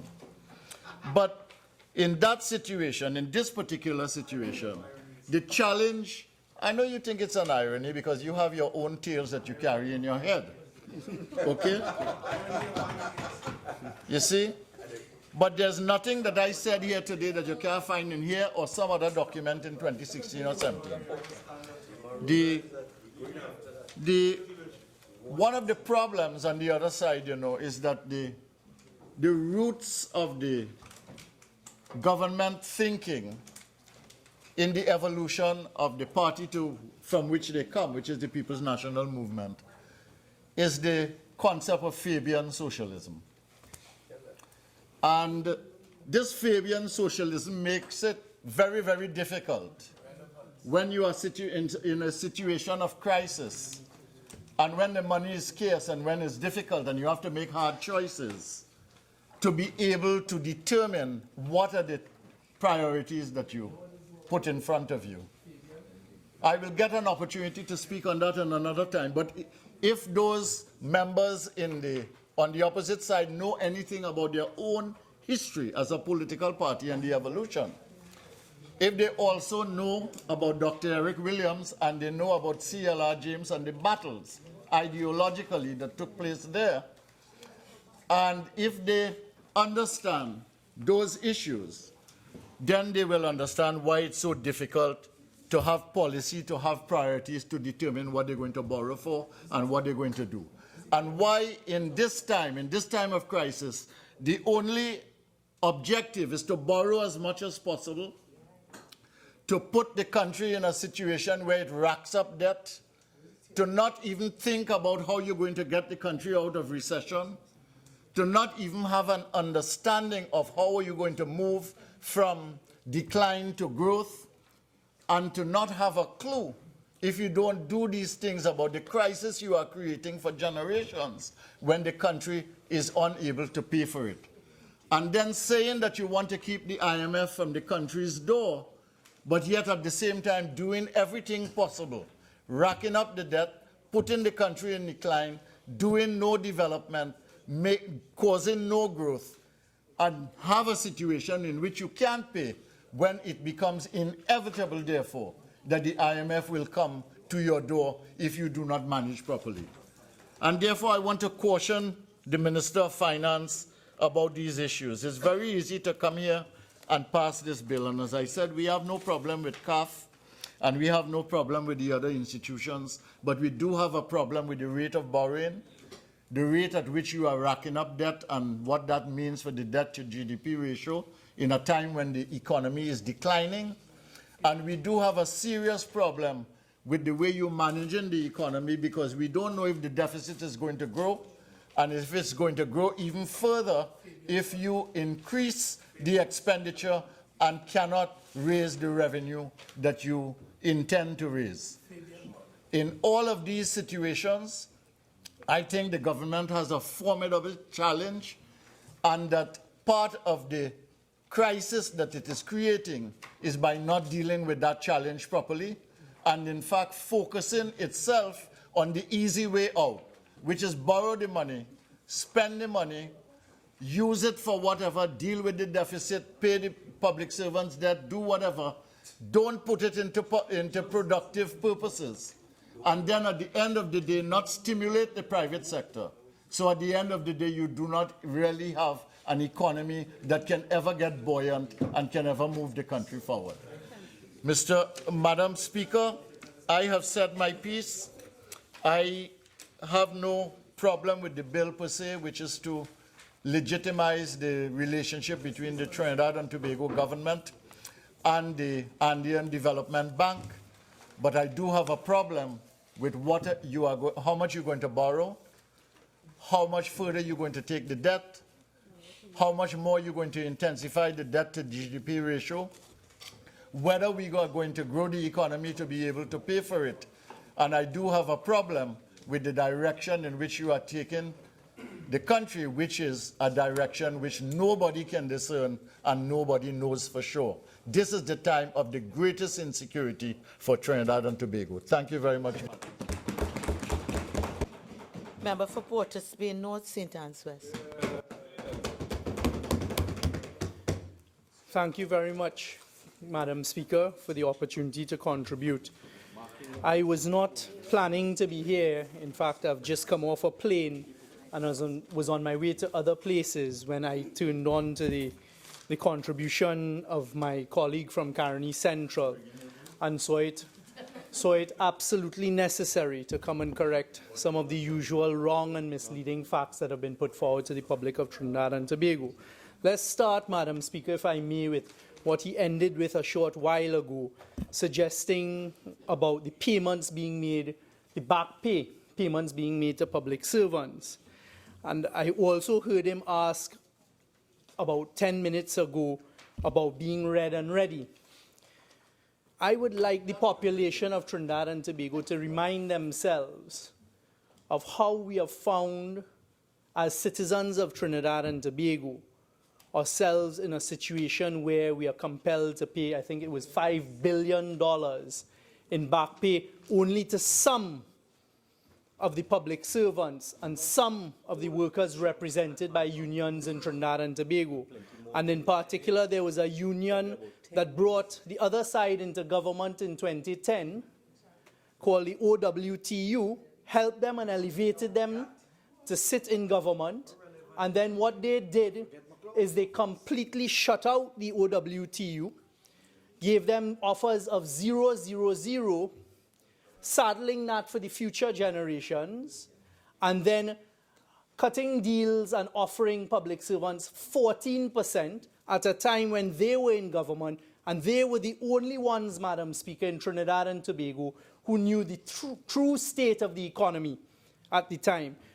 We asked questions about gas curtailment, Madam Speaker, over and over and over between 2010 and 2015, because we were getting information from persons in the downstream economy, and they did absolutely nothing. In fact, they have put this country, they on the other side who have the audacity to make these types of contributions, into claims over $1 billion from downstream players, because when contracts expired in 2013, they did nothing to renew the contracts.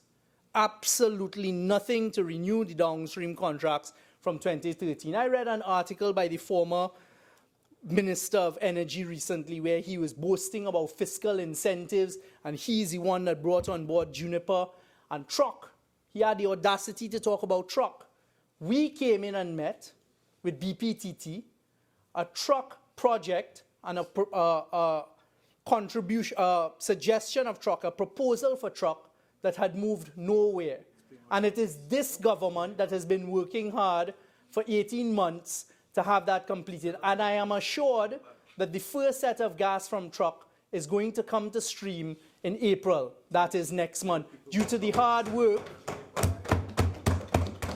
by those on this side, including the Minister of Finance, who's been meeting regularly with BPTT. You want to talk about what was red and ready, and if we were ready to come into government. No citizen of Trinidad and Tobago, including us on this side, could have imagined, Madam Speaker, how bad it really was. And that not only the central bank overdraft was up to maximum, but all of the other overdrafts that were available to government were up to maximum. We have said time and time again in the Parliament, Madam Speaker, we have said time and time again in the Parliament, Madam Speaker, about the type of borrowings that took place by those on the other side on the eve of election.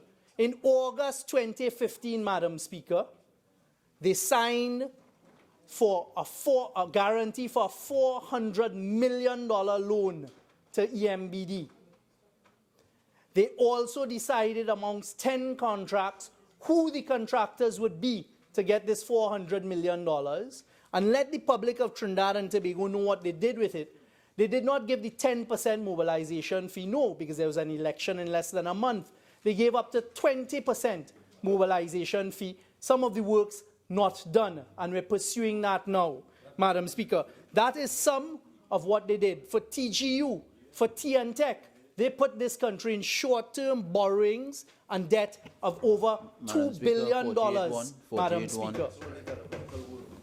Member, please continue. Thank you. This, Madam Speaker, and Mr. Member for Point-a-Pear, is the response to what we are hearing from Caroni Central. And we are going to explain why the country is in the position that it is in now. And he talks about revenue. Madam Speaker, we have said, he says how this country and this government is doing nothing to raise the revenue, and we're only dealing with borrowings and borrowing more and more and running up the debt to GDP ratio, etc. Let us remind ourselves, Madam Speaker, as was stated a number of times from the budget speech of the Honourable Member for Diego Martin Northeast to now, that the revenue of Trinidad and Tobago from oil and gas dropped by 92% from 2014 to 2016. The simplest proposition is if you had $100 before, you're now earning $8 before. I hear them saying that we spent X amount in the budget. We actually reduced our budget that they prepared of $62 billion down to 53. Was it 53 billion? 63 to 52. 63 to 52 billion dollars by cutting expenditure. So those on the other side, including Caroni Central, who held a critical position in government at the time, are the ones who raised the expenditure of this country, raised the expenditure over time to a budget of $62 billion with nothing to show for it. And has the audacity now to come and tell the country, and has the audacity to show, and we hear from Naparima, who is known for spinning the wheel. Members, let's just show some decorum. Everybody will have an opportunity to join the debate if they so wish. Continue, please, member. Thank you very much, Madam Speaker. So, Madam Speaker, when you start to tell the truth and when you start to state the facts of what we came in and found, so you didn't tell the country about curtailment, it was maintenance.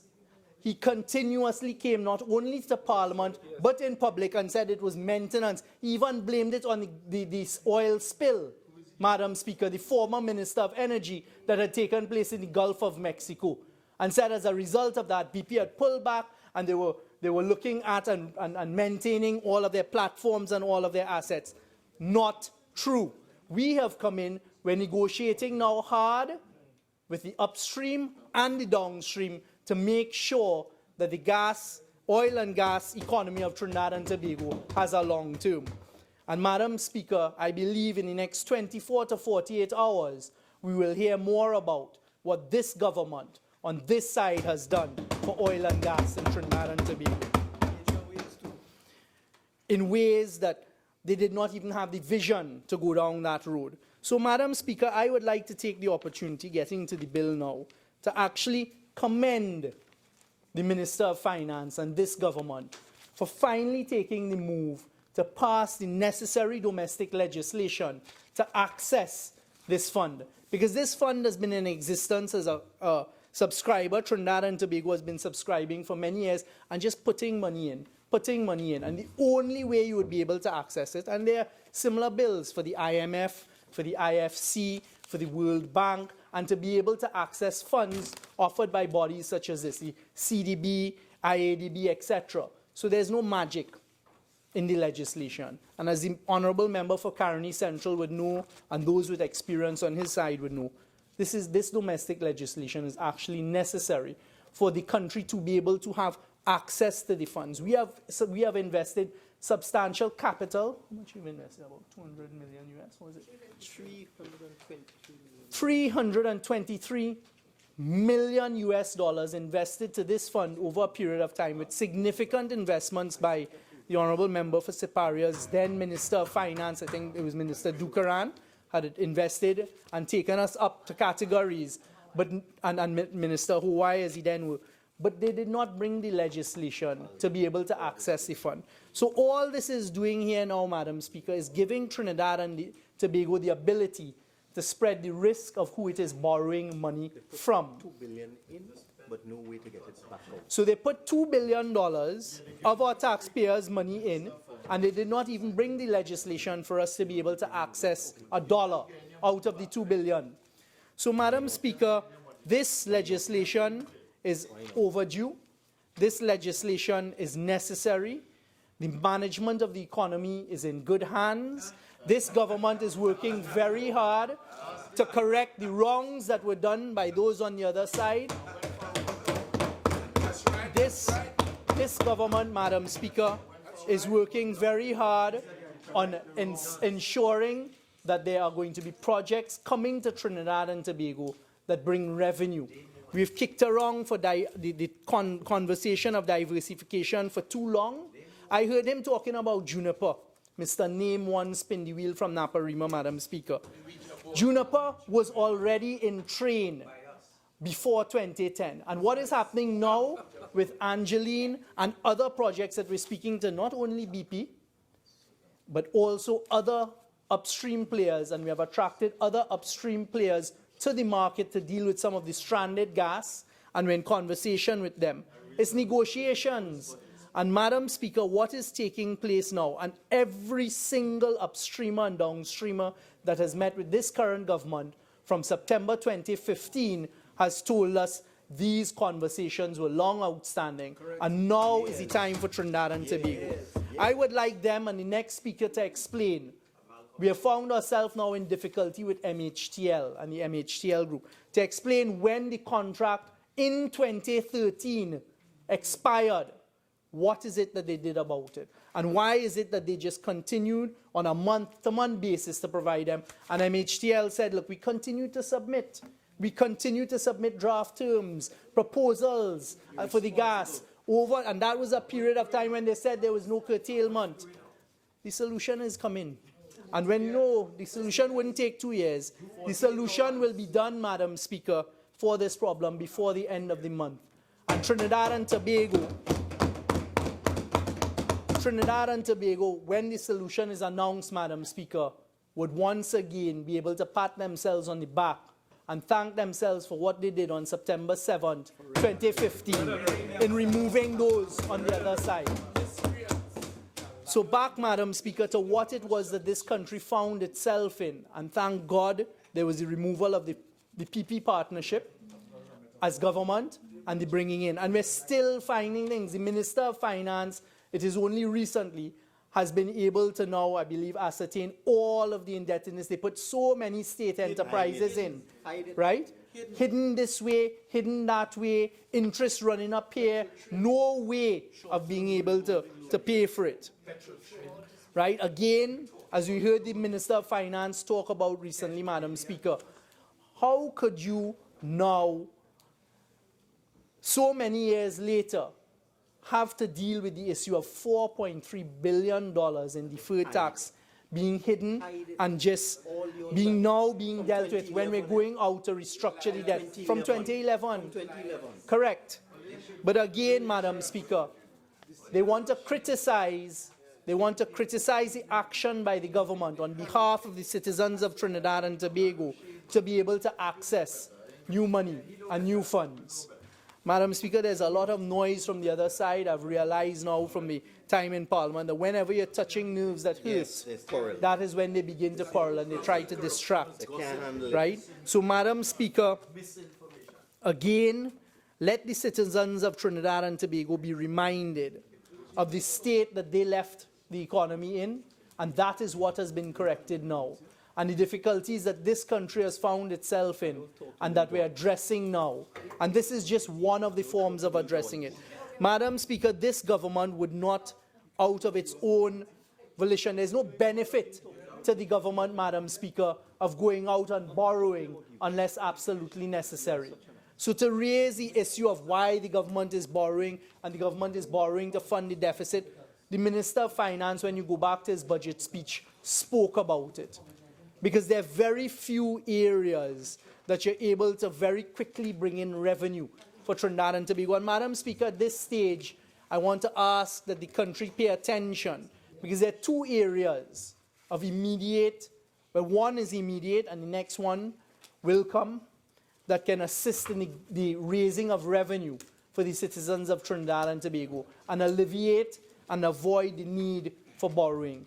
One is currently before a joint select committee, that's the gaming bill, and we hope to bring that soon to the House and move on with it. As we have estimated, there are billions of dollars that could be collected in revenue.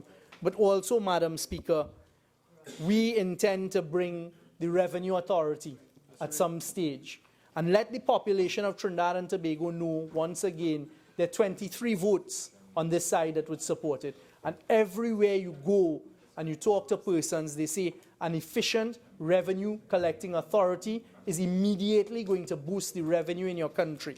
So on behalf of the people of Trinidad and Tobago, that is what we're indicating we intend to bring. So those on the other side who criticize and say all you're doing is borrowing and carrying the country into further debt, we will see what they do when that arrives, Madam Speaker. Madam Speaker, with those few words, as I indicated, I was not intending to contribute, but having heard some of the misinformation being put out there and the spin being put out there on why the government is going down this road, and there was no criticism of borrowing from the Andean Development Corporation, but a suggestion as to, well, what are you using the money for? Madam Speaker, that's what the budget is for every year. And every line item of the budget, this government hasn't gone out of the budget and the structure of the budget and the structure of expenditure. So you know what the money is going to be used for. But when a government is faced with deficit positions, they have to find the money from somewhere. And Madam Speaker, this government will continue to manage the economy of Trinidad and Tobago in a responsible manner, as it has done over the last 18 months. And it is foolish and foolhardy to suggest that borrowing will not play a part in that. It must play a part in that. And that was the suggestion being made. You continue to borrow. Tell us what you're borrowing from, and et cetera, et cetera.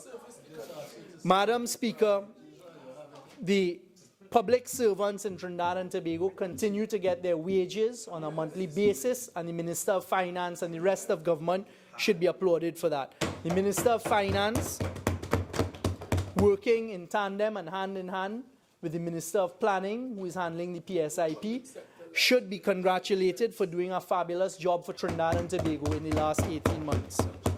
So, Madam Speaker, I alleviate any concern that the citizens of Trinidad and Tobago may have. We are a government that will listen if there are projects that can bring in revenue that the government can assist in. We have welcomed PPP projects. We will continue to engage in discussions with the private sector, and we will move on from there, Madam Speaker. Madam Speaker, at the appropriate time, the solutions that have been negotiated, the initiatives that are on board and are being negotiated, and now we are finding more and more of the international market coming to us, Trinidad and Tobago, and saying that there are things that they want to be able to do. So, Madam Speaker, I ask the population of Trinidad and Tobago to keep their hope up, not listen to the cries of those who are meant to distract, and to assure them, Madam Speaker, that the bill that we're currently debating is one that is a completely normal bill for circumstances such as this. And those who had put in $2 billion and done nothing to be able to access it, we know why. Because they utilized every single overdraft, they drove up everywhere else with borrowings, etc. So, Madam Speaker, with those few words, Madam Speaker, I thank you for the opportunity to contribute to this. Thank you.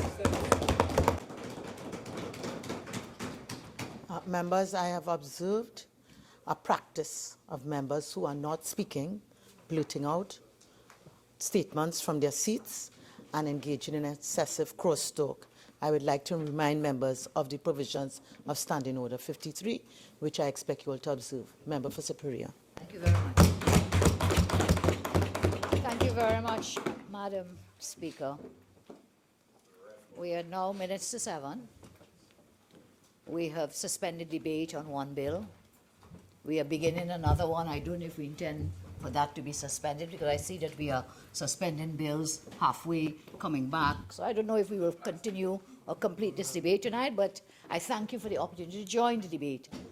And I think the member of Port of Spain North, St. Anne's West must be made to feel exceedingly welcome on his benches, because I think they sorely missed him, that they couldn't field speakers on certain bills. And they welcomed him. He was so missed. I think they probably send national security vehicles with the blue lights to bring him up the highway, to bring him into the parliament. So welcome back, member for Port of Spain North, St. Anne's West. And in some of the words that you spoke in your contribution, you have really opened up this debate into areas that we did not intend to go. So we may end up with more speakers tonight.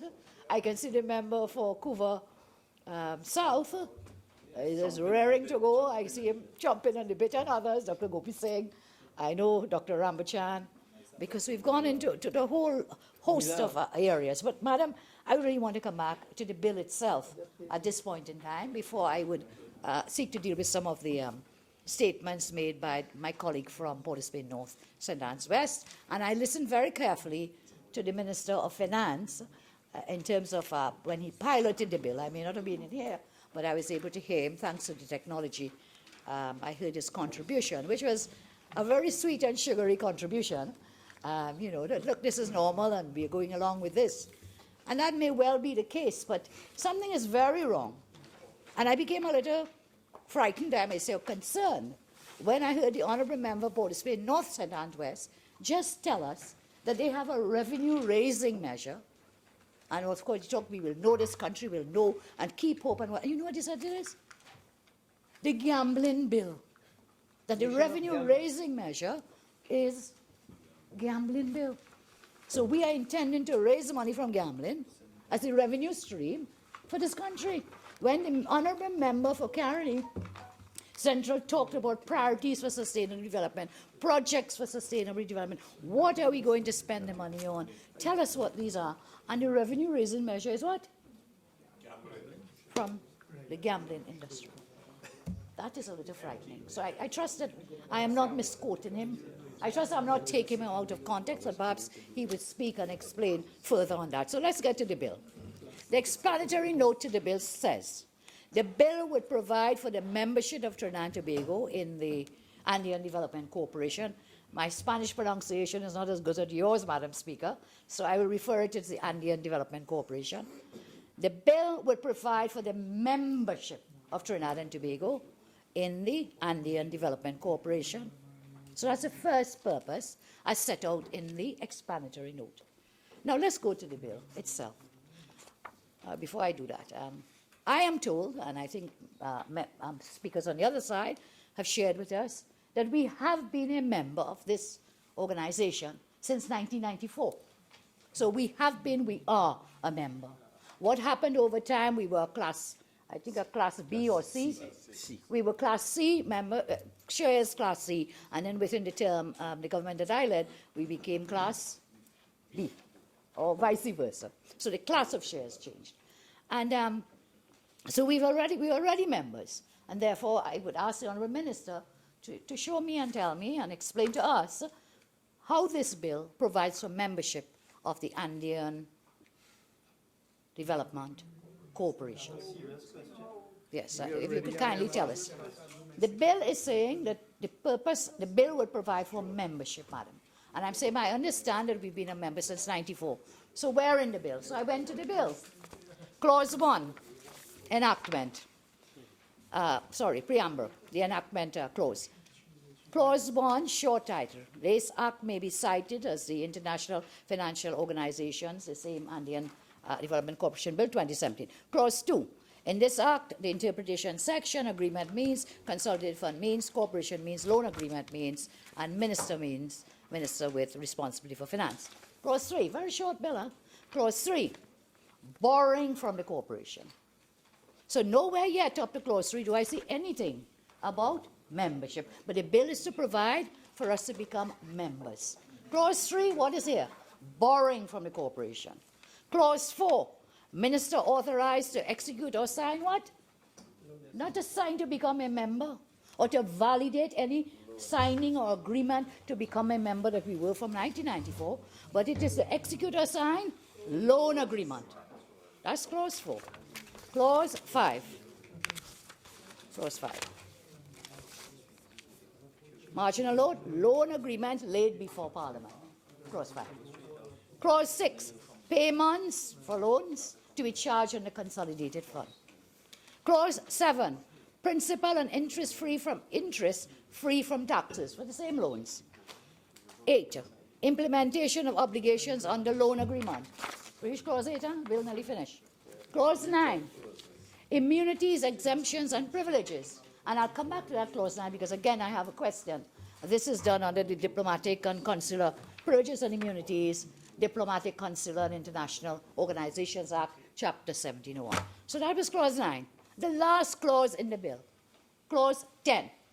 All acts or things done by any person pursuant to the agreement prior to coming into operation of this act shall be deemed to have been lawfully and validly done. Pursuant to the agreement. Which is the agreement? The agreement is this very kind of tacky-looking schedule attached to the bill. And this agreement, madam, there is no signature. There is nothing about Trinidad and Tobago. It is, in fact, the agreement made between the republics of Ecuador, Bolivia, Colombia, Chile, Peru, and Venezuela, sharing a mutual wish of achieving economic integration of their countries as quickly as possible and so on. And they have entered into this agreement. It is in the nature of an international document that countries can perhaps thereafter come to accede to and then ratify, as with other international documents. But nowhere is there anything in the bill or in the schedule which puts out or shows that we are already a member, which shows that we are now validating becoming a member. Nothing in here about membership and Trinidad and Tobago. So I ask the Honourable Minister. The bill, I'm sorry. I understand you may have a certain style of talking, but just remember, with respect to display. Oh, the bill. Oh, I'm sorry. Okay. I will try not to display the bill, but I would want to hold it up. So clause 9. No, I can't display it to you. Okay? I can display it to myself. I understand what Madam Speaker is saying. In keeping with the standing orders, madam. I hear you. So we have the bill, we have 10 clauses, we have a schedule, and nowhere do I see, with respect to what the bill says, it is for.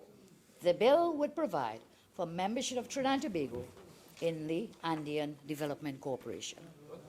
Now, I'm sorry. No, not the preamble. I've gone through all 10 clauses, madam, and I've seen nothing in all 10 clauses, and if the AG wants to point it out to us, I'll be very happy that he could do so, or the Minister of Finance, in terms of the membership for Trinidad and Tobago. So that's the first thing. The bill itself recites in its long title, an act to provide for the membership of Trinidad and Tobago, long title of the bill, for membership in the Andean Development Corporation, and the second part is for raising loans.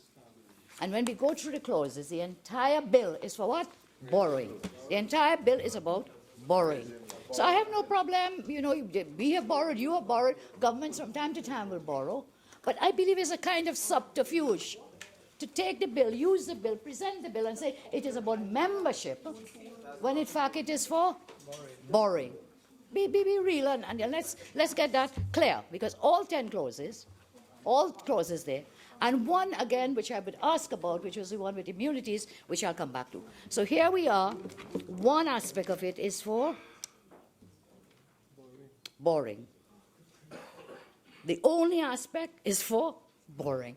I don't say anything about membership. Maybe I'm reading wrong. I don't say anything about making us a member. When we go to look at other organizations, when we go to look to other laws in our country, which establish membership in international organizations, which establish membership and the ability to borrow. We have several statutes, and they all come under public finance, and that's what we are dealing here. Public finance, which is a revenue stream by the way of borrowings, yeah? So we have several revenue streams, one of which we are dealing with today, and one of which the Honourable Minister for Port of Spain North told us about, gambling bill and so on. And we look at the laws in our country on the public finance, and I will want to hold this up, please.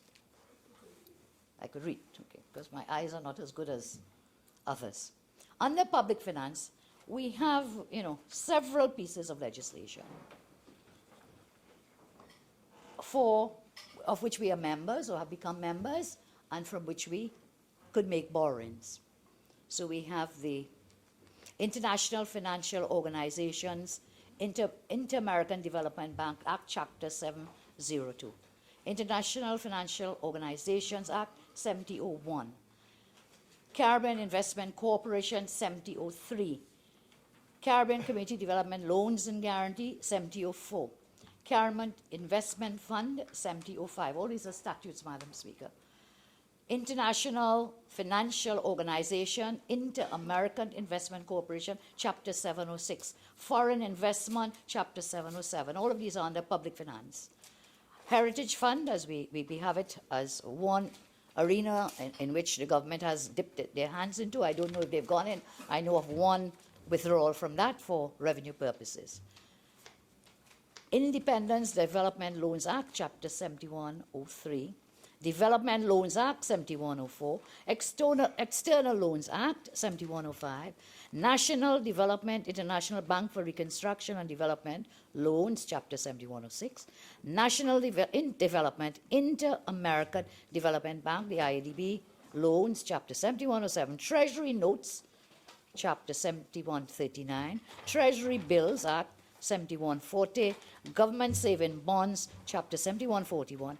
Government Securities, 7142. Treasury Bonds, 7143. General Local Loan, Municipal Corporations, 7160. Local Authorities Grants and Loans, 7180. Guarantee of Loans, Statutory Authorities, 7181. Guarantee of Loans Companies, 7182. Guarantee of Loans, University of the West Indies, 7183.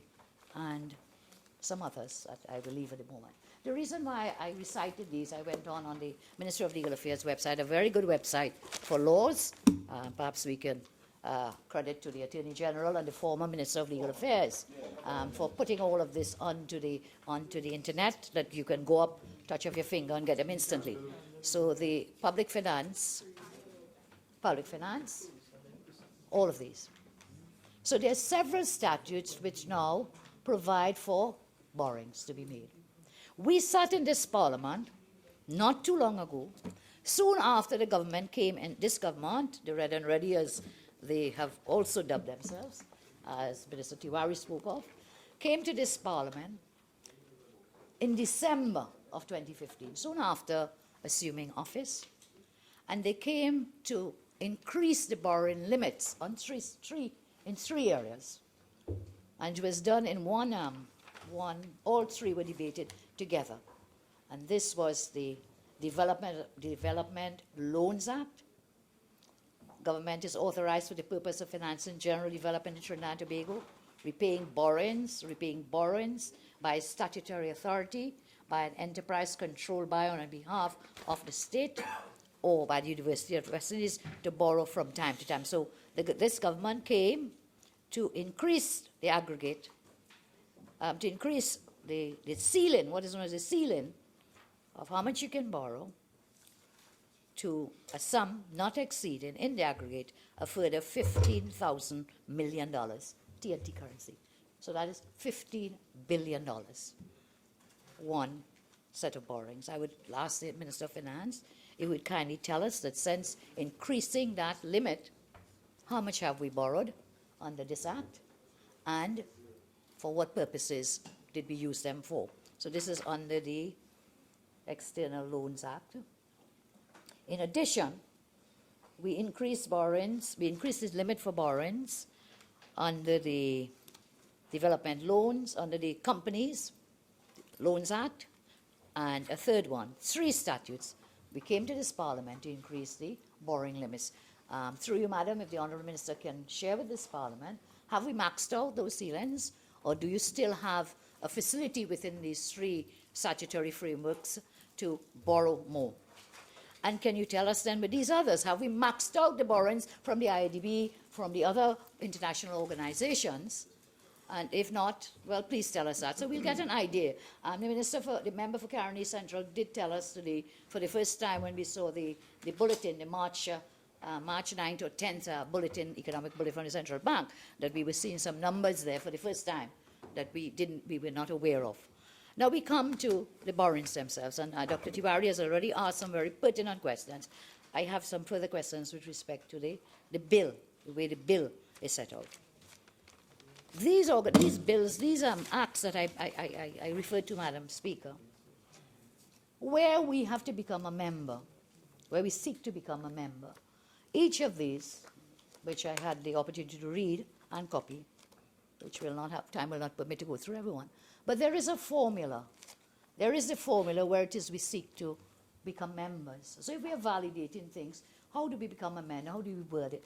With the greatest respect, this bill does not recite in any way the kind of formula to be found in the other statutes for becoming members. And again, I would ask for guidance from the member for Diego Martin, Northeast. Yeah. So we have these. Then we come now to a very peculiar clause, which again I would be happy to get an explanation for in the bill. A very peculiar clause. And this is a clause which provides for diplomatic immunities. And again, I don't know if that was just to help disguise that you were really bringing this bill really for the purpose of the borrowing aspect. So in this bill, we have clause 7 or 8, 9, thank you, 9. Immunities, exceptions, and privileges, Chapter 1701. Clause 9 says, the articles of Chapter 8 of the agreement, which relate to the immunities, exemptions, and privileges of the corporation, shall apply in accordance with the privileges and immunities and the Andean Development Corporation Order. So the agreement is attached, and in Chapter 8 we are saying that these will apply. But, Madam Speaker, I recall I have been a member of Parliament from about 1995 or something. And I recall, and I went back and I searched, that we have a particular act of Parliament, statute, which is a Privileges and Immunities Diplomatic, Consular, and International Organization Act, Chapter 1701, which I mentioned before. Yeah. And this act provides that the President may, by order, and the President, of course, in this case means the government, under the Constitution, you can interpret the word President in 2 ways, but this is basically the Cabinet of Trinidad and Tobago, the government. And what it tells us in this act is that the President may, by order, which is section now in the act itself, Part 5, which deals with privileges and immunities of other international organizations and agencies. And Section 9 tells us, this section shall apply to any international or regional organization or agency other than those to which Part 3 and Part 4 apply. So those are taken out. Only ones in Part 3 and Part 4 are things like the United Nations, which special provision is made for them in terms of diplomatic privileges and immunities. Part 3 deals with the United Nations, privileges and immunities. And Part 4 deals with privileges and immunities of the specialized agencies of the UN. So take those out. And Section 9 is telling us this part, Part 5 now, applies to other international organizations, international or regional organization or agency. This section shall apply to any international or regional organization or agency, other than these UN ones, declared by an order of the President to be an organization or agency to which specified privileges and immunities have been accorded. The President may, from time to time by order, declare that any international or regional organization or agency named in such order shall, to such extent as may be specified in the order, be accorded privileges and immunity as set out in Part 1 of the 5th schedule. So we have a formula. We have in law of our country what is to be done when you're dealing with international organizations that are not the UN organizations, the president by order will give them the privileges and immunities. And yes, that is exactly what happened. And since 1977, up to today, if you look at the very statute, it gives you the subsidiary legislation, which is the orders made under the statute. And we would see in 1977, privileges and immunities, European Economic Commission order, Government Notice 107 of 1977, order made and then gazetted as government notice. Now we call them legal notices. Number one, right down to there was 17 of such orders made, Madam Speaker, from 1977. This statute, it was in fact Act 23 of 1965, but major amendments were made in 1979. So from then on, I talked with 77 with the government notice, from then on, legal notices when we became a republic in 1976. 17 of these. And one of them is, guess what? Privileges and immunities, Andean Development Corporation Order, legal notice 166 of 1996. Privileges and immunities, Andean Development Corporation Order, legal notice 166 of 1996. Now, with this bill now purporting to say that the privileges and immunities that are in Chapter 8 of the schedule, that they shall now apply, Clause 9, does that mean that supersedes this? Does it mean it's exactly the same? What does it mean?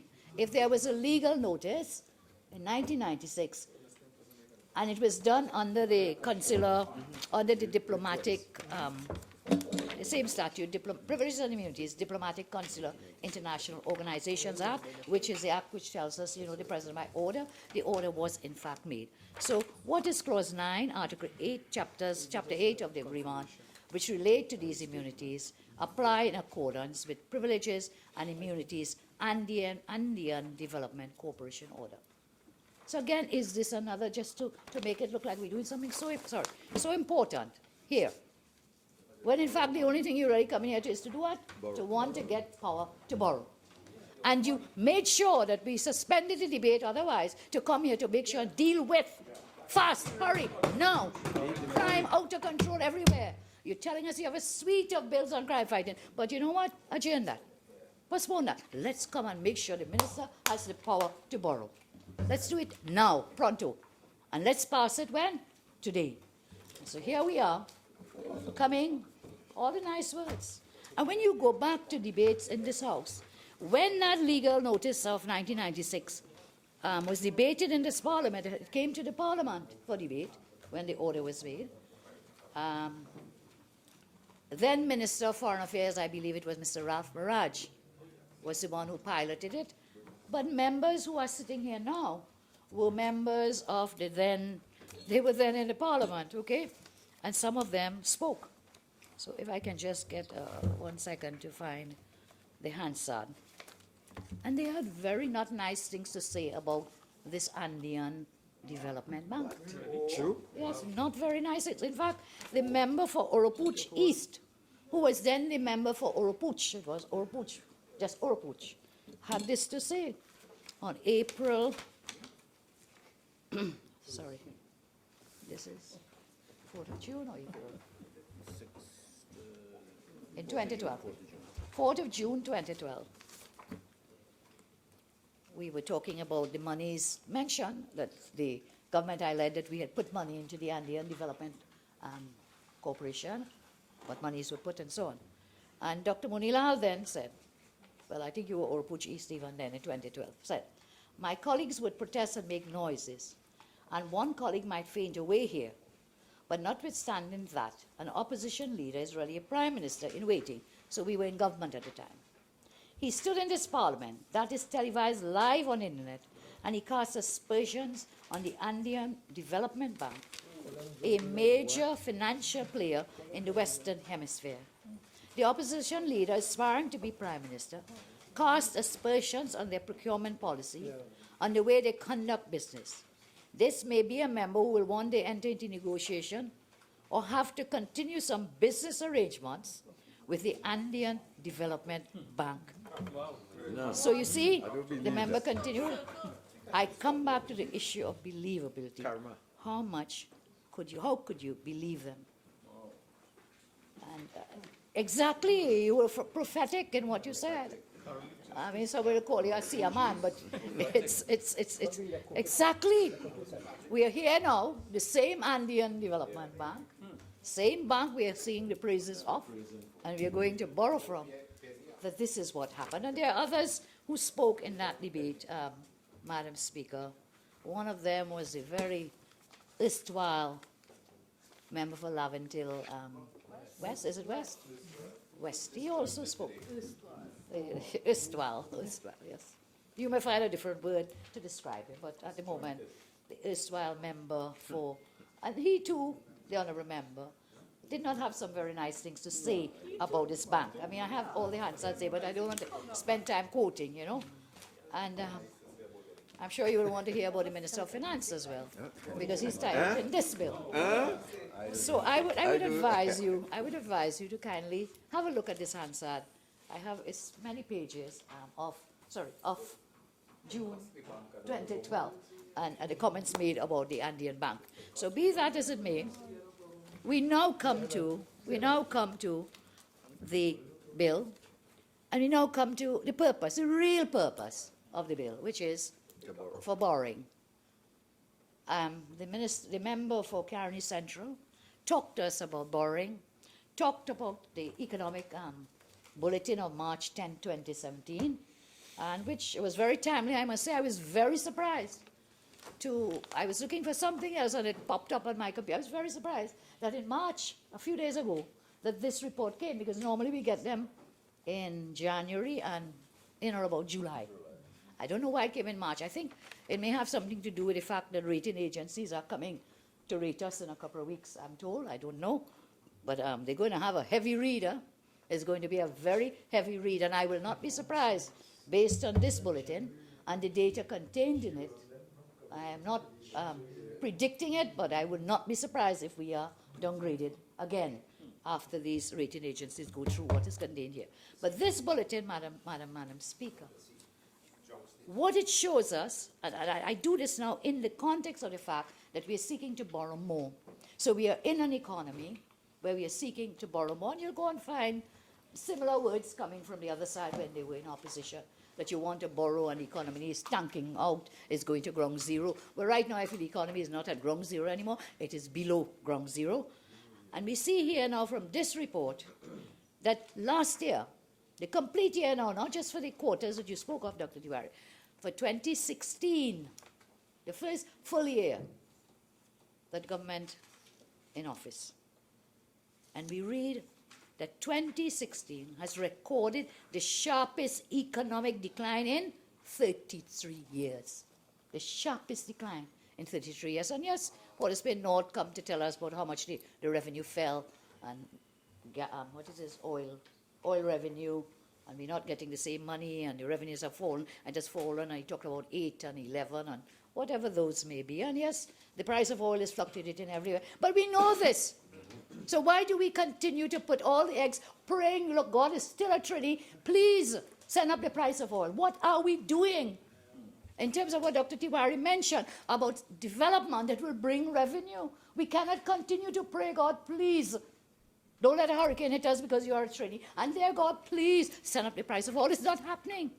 We are living in a false hope. So when the minister stands here to tell us, don't give up hope, don't give up hope. After 18 to 19 months, the lowest, we've tanked down, the lowest decline ever, sharpest in 33 years. Don't we need to wake up?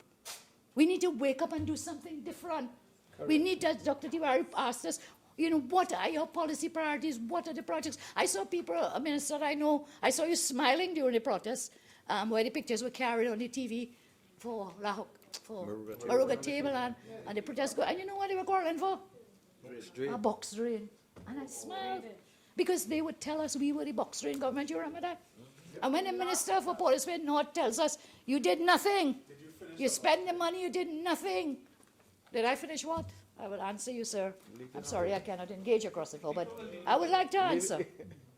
I would like to answer, because the minister said, we did nothing. We spent money and did nothing. But show me Show me. They go out in West, they're whole day grumbling. Don't talk. Show me, show me. But show me. You spent over $52 billion. Show me. What did you do? What did you do? Where? What did you build? Whom did you pay? It is so hypocritical that we stand here and we will not wake up. We end up here blame, blame, blame, blame, blame, blame. How many people lost their job? Blame. What about the job losses, man? Let's be real. Let's be real. And so, to say we did nothing, I could talk to you about it. 100 schools built Member under for Superior. MP. Sorry, madam. That's all right. Your original 30 minutes have expired. You're entitled to 15 more minutes if you wish to avail yourself of it. Thank you very much. I will stop at 15 minutes. Thank you very much, madam.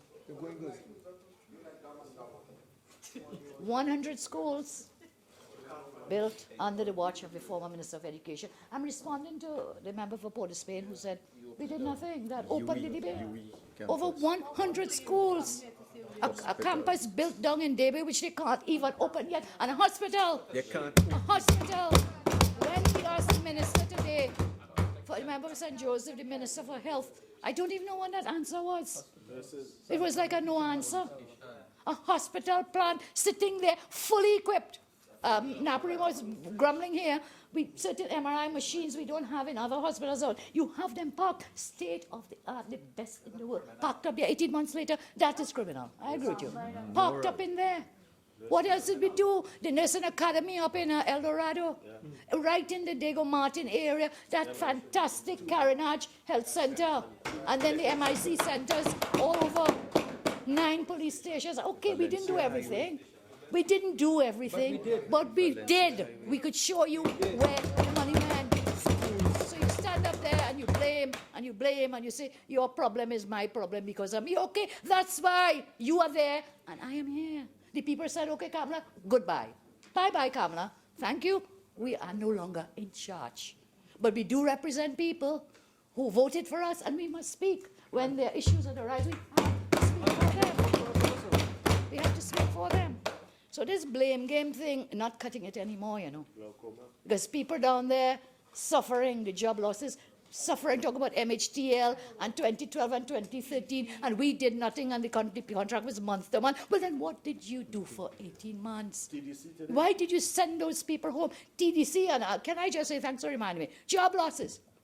You talk about shutting down TDC. I wish somebody will be a legal person on that side would tell them, you can't just do that. The TDC is set up by Act of Parliament. You must come to Parliament. You must change the law. You must change the law. But no. They are already going to shut down on 18 months and 19 months, you see. You really have to wonder. Taking these executive decisions, and that's where earlier today we had issues about it, not to repeat.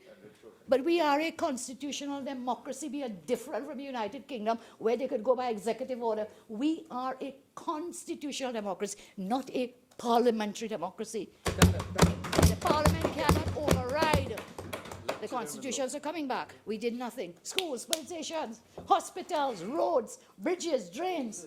We didn't do everyone. We didn't houses, yes. MIC centers, white-tip centers. We didn't do every single thing. Aviation school, well, you'll keep rattling. But here we are. We are going to borrow. And I think the country is entitled to know how much we are borrowing, how much we plan to borrow. And please, it is not good enough to say, we're not really going to borrow, you know, we're just going to leave it there in case. Because that's what we were told before when they came in 2015 and increased all. How much is your proposal to borrow? Given that from the same report, where it is the central government total debt, $89.6 billion as at the end of the fiscal year, last year. $89 billion. Dr. Tiwari said it was increased by about 10 or 11 from borrowings, yeah? Which is reflected here going backwards. So how much is this now? I listened to the Honorable Minister of Finance on a program. He was sitting on this armchair. I think it's the same time when he talked about his 000, and the people didn't riot yet, so it's okay, and so on. In that same one, he said, you know, he said that the Honorable Minister said in that same statement, he talked about borrowings and the debt to GDP ratio. I mean, he said, look, it's already high, and we'll be getting into great difficulty if we take it higher. Well, we have taken it higher. The government has taken us, I think it's what is it, Dr. Tiwari? 77% or something, debt to GDP. 62%. Head India. 62% debt to GDP of 89.62 billion. Now, I took the opportunity to look at the number of working persons, and this very economic bulletin gives us how many persons employed, and they give us a total of 378,300. 378,300 persons are employed. This works down, if we are owing $89.622 billion, it works out to 68,000 that each working person in this country owes. If we try to understand it, because toward 89 billion, I can't even, you don't even have an idea in your brain to imagine what it is like. You bring it down to $68,940 per person. So, Minister, yes, that is one of your revenue streams to borrow. And we would be very happy, as Dr. Tiwari asked, what are your plans, what are your policies and projects for other revenue streams for sustainable development in Trinidad and Tobago? 35, thank you. 735, thanks. So when we look at, again, at the economic bulletin, we note not only that our debt, the amount we are owing as a country, total debt, that's internal and external debt of 89.6 billion. That was then. I would ask again through you, if the Honourable Minister will tell us, is that correct? Has it changed? Have we paid any part of that since then? We are now into the third quarter of 2017. 1, 2, 3. Fiscal 2017. Second quarter? Second quarter of 2017, fiscal 2017. Has it changed? Is it more? Is it less? What is this today, as we seek to pass this bill, what is it today in terms of the debt of central government? How much are we owing? Back to Dr. Tiwari's question, and what are our plans of how we are going to finance and pay for these particular debts? Madam Speaker, I want to thank you very much for this time to make my contribution. And if I could take just one moment. Earlier in the sitting, Dr. Munilal raised an issue with respect to the WPC Nyasha Joseph. I would like to extend condolences to the family of WPC Nyasha Joseph, whose his body decomposed, was discovered today, confirming that she is dead. Minister, which I guess you know by now. So we extend our condolences to her and, of course, to the families of those other victims of crime. I thank you very much. Member for Tabaki. Thank you very much, Madam Speaker. Madam Speaker, let me take this opportunity to also join in the extending of condolences, again, on the loss of a very good professional from all the reports we have seen in the country. But to lose young professionals like people who have dedicated their lives for the defense of other citizens is a real tragedy in our midst. Madam Speaker, listening to the absent member for Port of Spain North, St. Anne's West, one could only describe his contribution as an apology for PNM government incompetence, for PNM government inaction, and for PNM government lack of intellect and vision. That's all he did. Madam Speaker, 19 months this government has been engaged in a blame game. This government has done that to excuse itself from its inability to perform.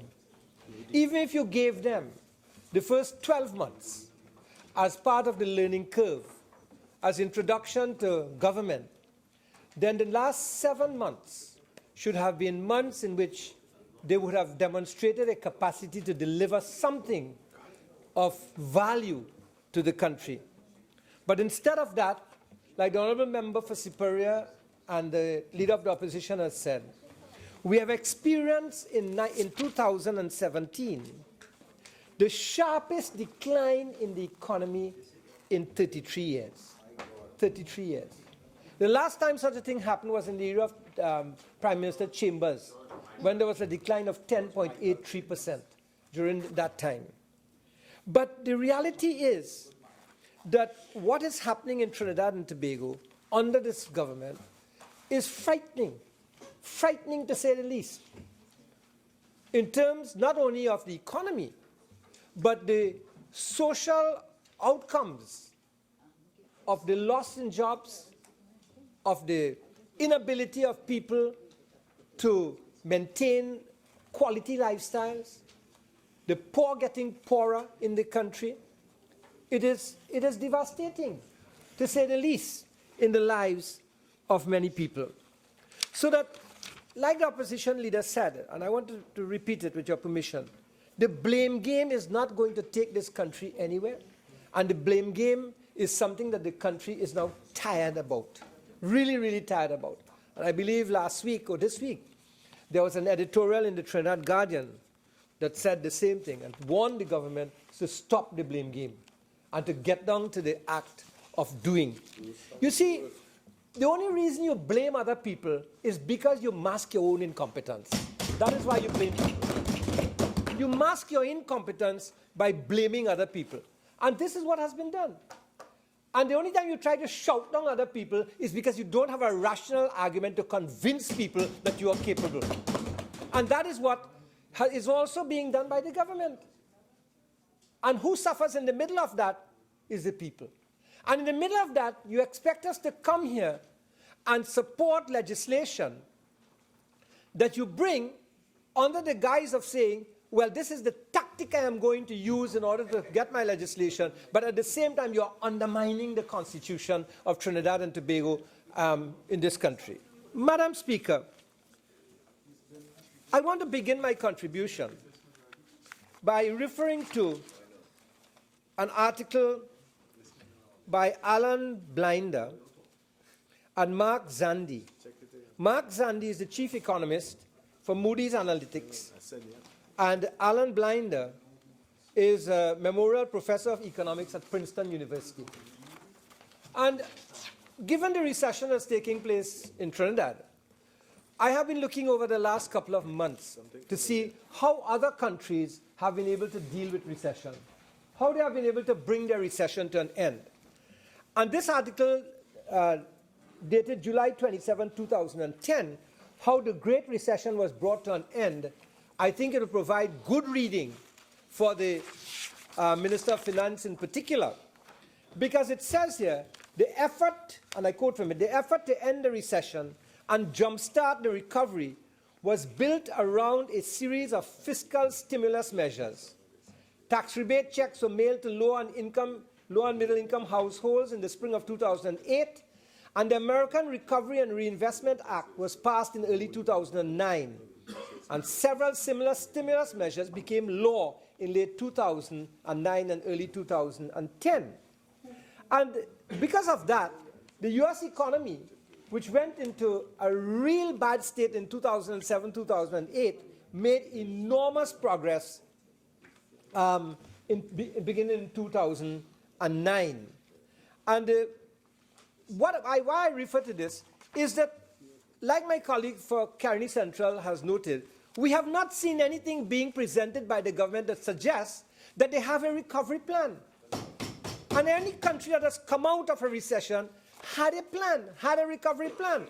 Whether it was in the case of, like the United States, of the American Recovery and Reinvestment Act, or the fiscal stimulus measures that were placed there, or the tax rebates, or whatever that was done, but they did something, and they were able to bring their country out of recession, and the economy of the US is back on the increase these days, and that is important.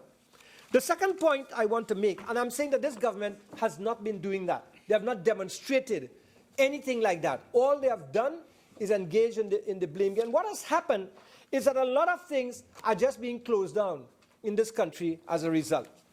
As we talk about the blame game, as we talk about what was done and what was not done, the honourable member for Port of Spain North St. Anne's West made reference to what the government of Trinidad and Tobago, the People's Partnership, did or did not do with respect to energy. But I just like to remind the honourable member for Port of Spain North St. Anne's West, who in a huff and puff came here and a huff and puff left, that in 2010, when we took office, beginning in 2009, the number of rig days per year was below 100.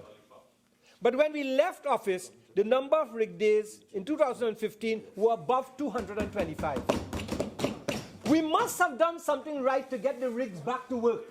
We must have provided some kind of incentives to the producers and investors and companies in the energy industry to do that.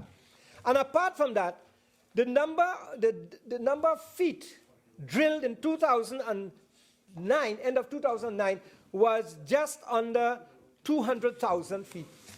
But when we left office in 2015, it was about 450,000 feet drilled twice. So we were doing something. And then another point made by the honourable member for Port of Spain North St. Anne's West had to do with the decline in gas production. Well, I want to go back to the report by Rystad, way back, where Rystad highlighted the fact that since 2005, there has been a significant decrease in the number of new gas development projects sanctioned for investment in Trinidad and Tobago. Now that's important. If you are not sanctioning new gas development projects as far back as 2005, given the period gestation time it takes to get these producing wells going, then what will happen in 2010? What will happen beyond that? So no new gas development projects were sanctioned as far back as 2005 for investment in Trinidad and Tobago. And Rystad reports that this directly led to a significant decline in production experience since 2010 and the shortfalls in gas delivery to the petrochemical industry in Port Lisas and at the Atlantic facility.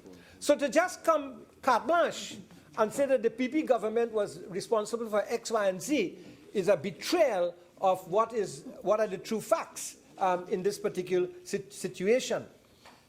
Madam Speaker, the next article I want to refer to is an article written by Karen Campbell. And Karen Campbell is a director in an international monetary organization. She is in fact a policy analyst in macroeconomics in the Center for Data Analysis at the Heritage Foundation.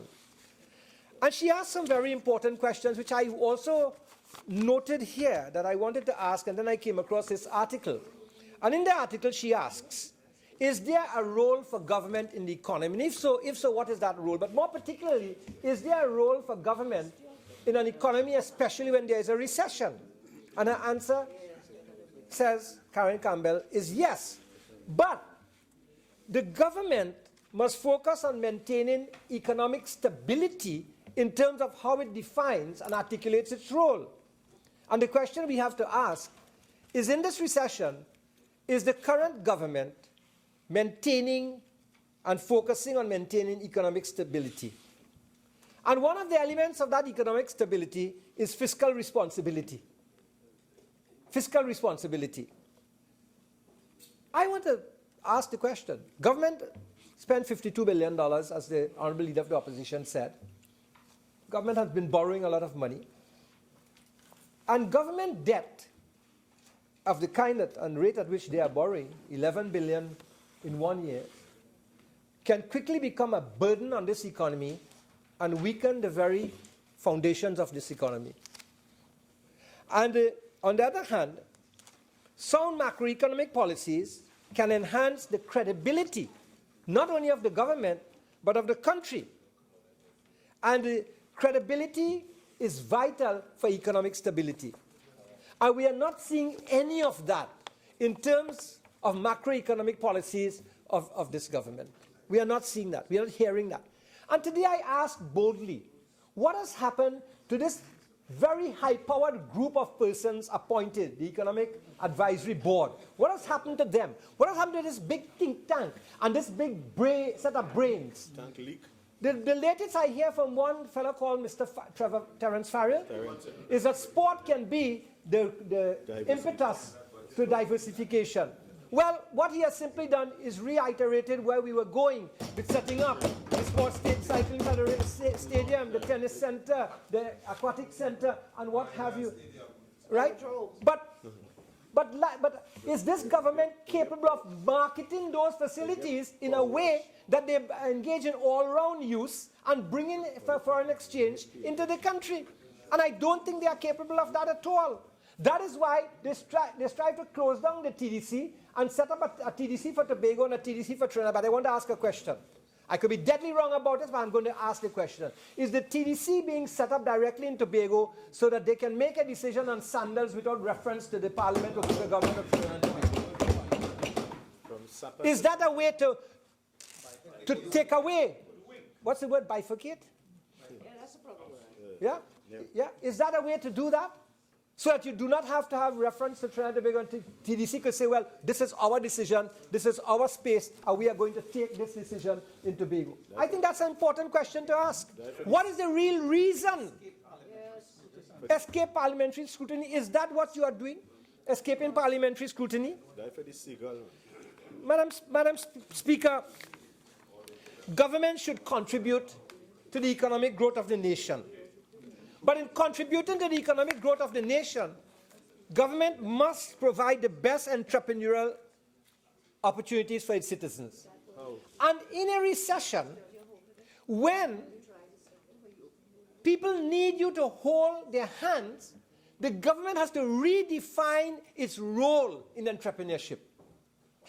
In other words, there was a time when the government had industrialization by invitation, and they would invite people in and provide incentives to people and so on. There was a time also when there were joint ventures in the country between the government and other countries, or even government-to-government agreements. Isn't it now, in the era when we need diversification, that the government should perhaps be revisiting its policies and be setting up joint ventures with the private sector in order, and entrepreneurs in order to deal with diversification? Shouldn't there be a change in policy, a rethinking of how we get the new manufacturing sector, the diversification going? I think one of the mistakes that the government is making is that they are looking at really large projects for diversification. I think if you begin to look at small and medium-sized projects, you'll find many areas where you can have diversification. Many areas you can have diversification, especially export-oriented projects and possibilities. The member for Caroni Central correctly spoke about the burden of debt. And one of the things I think that this government is ignoring, especially the policymakers who purportedly advising the government, is that they are not recognizing that accumulating debt also accumulates risk by increasing the claims on yet unrealized future income. This government has not told us where the future income is going to come from in order to sustain the repayments of these debts. So are you jeopardizing the future of the country? And are you taking us down the path of IMF policies? I said before and I say again, are you just sitting there like a silent spectator to the plight of your country, are waiting for the arrival of IMF policies, and then you will endorse them? And you go back and say, People's Partnership, you caused that. I want to say again, you said on the very first day of the Parliament, we are in charge and you deal with that. Well, we are saying to you, you are in charge and you deal with that now. Deal with that. And that's a very serious thing. Because you see, Madam Speaker, my leader, the leader of the opposition, was very correct. This bill is about borrowing. And it is so urgent to the government because they are in trouble. Their earnings in the last quarter of this fiscal year, first quarter, has been less than the earnings in the last fiscal year, and it continues to decline. So what they are really trying to do is just to borrow and put into a hole that's getting deeper. But when you do that, and as the debt becomes a larger percentage of your GDP, your ability to pay back bondholders and sustain this population will become increasingly difficult. And this is why you're going to find that you are sowing the seeds for a level of social dissension in this country that is not going to be good for the social health of the entire country. And they better watch that. You better watch that. You cannot keep putting people under pressure and, in addition to that, putting the future in jeopardy by what you are doing without providing a viable economic recovery plan. We cannot do that. Sowing the whirlwind. Madam Speaker, you know, I recall in 2012 when I was Foreign Minister, I accompanied the then Honorable Prime Minister to Colombia, to the Summit of the Americas. And there we signed an agreement with respect to CAF also. And I recall, you know, that was another event that stood out in my mind because I said to myself when I was preparing for this bill, I said, you know, here is it that when we traveled, we always did something that brought benefit, economic benefit and other benefit to Trinidad. We are always marketing Trinidad and Tobago. We are always seeking opportunities for Trinidad. Perhaps that is why we had so much investment, foreign investment, when we were in office. Today, foreign investment has dried up because our embassies and our overseas missions and our overseas visits were meant to do something for the beneficial interests of the citizens of Trinidad and Tobago. And that's the point I'm coming to. We were not paying $16 million to a lobbyist. We are not doing that. Our embassies were trade embassies. Our embassies were business centers. The reality is that CAF, the Andean Bank, will provide loans for Trinidad and Tobago, and there'll be attractive interest rates. And that's okay, that's good. It's always good to borrow, but the question I want to ask, and I want to repeat, because I hope we get some answers from the other side. The Honourable Member for Port Spain North St. Anne's West, he didn't deal with it at all. He didn't even touch the issue. What is this money going to be used for? What is this money going to be used for? What is it going to be used for? Madam Speaker, you know, back on that point about trade and trade agreements, you know, we made several trade agreements. The minister, the Honourable Member for Port Spain North talks about, or the member for Diego Martin Northeast talks about Central America being their regional markets. We had declared that Latin America was our new trade frontier, and we were doing things to stimulate that. To stimulate that, we developed arrangements with Chile, which they are following through now with a visit, I think, of the Prime Minister to Chile and what have you.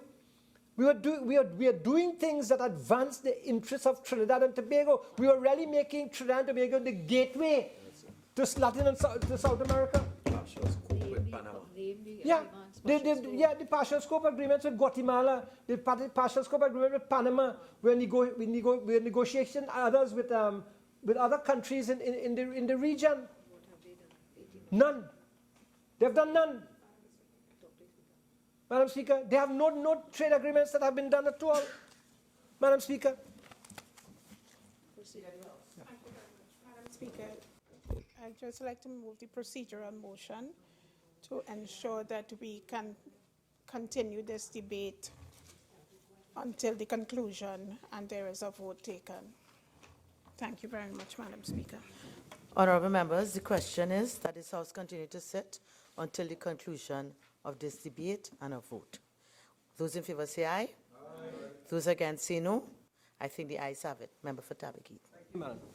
Thank you.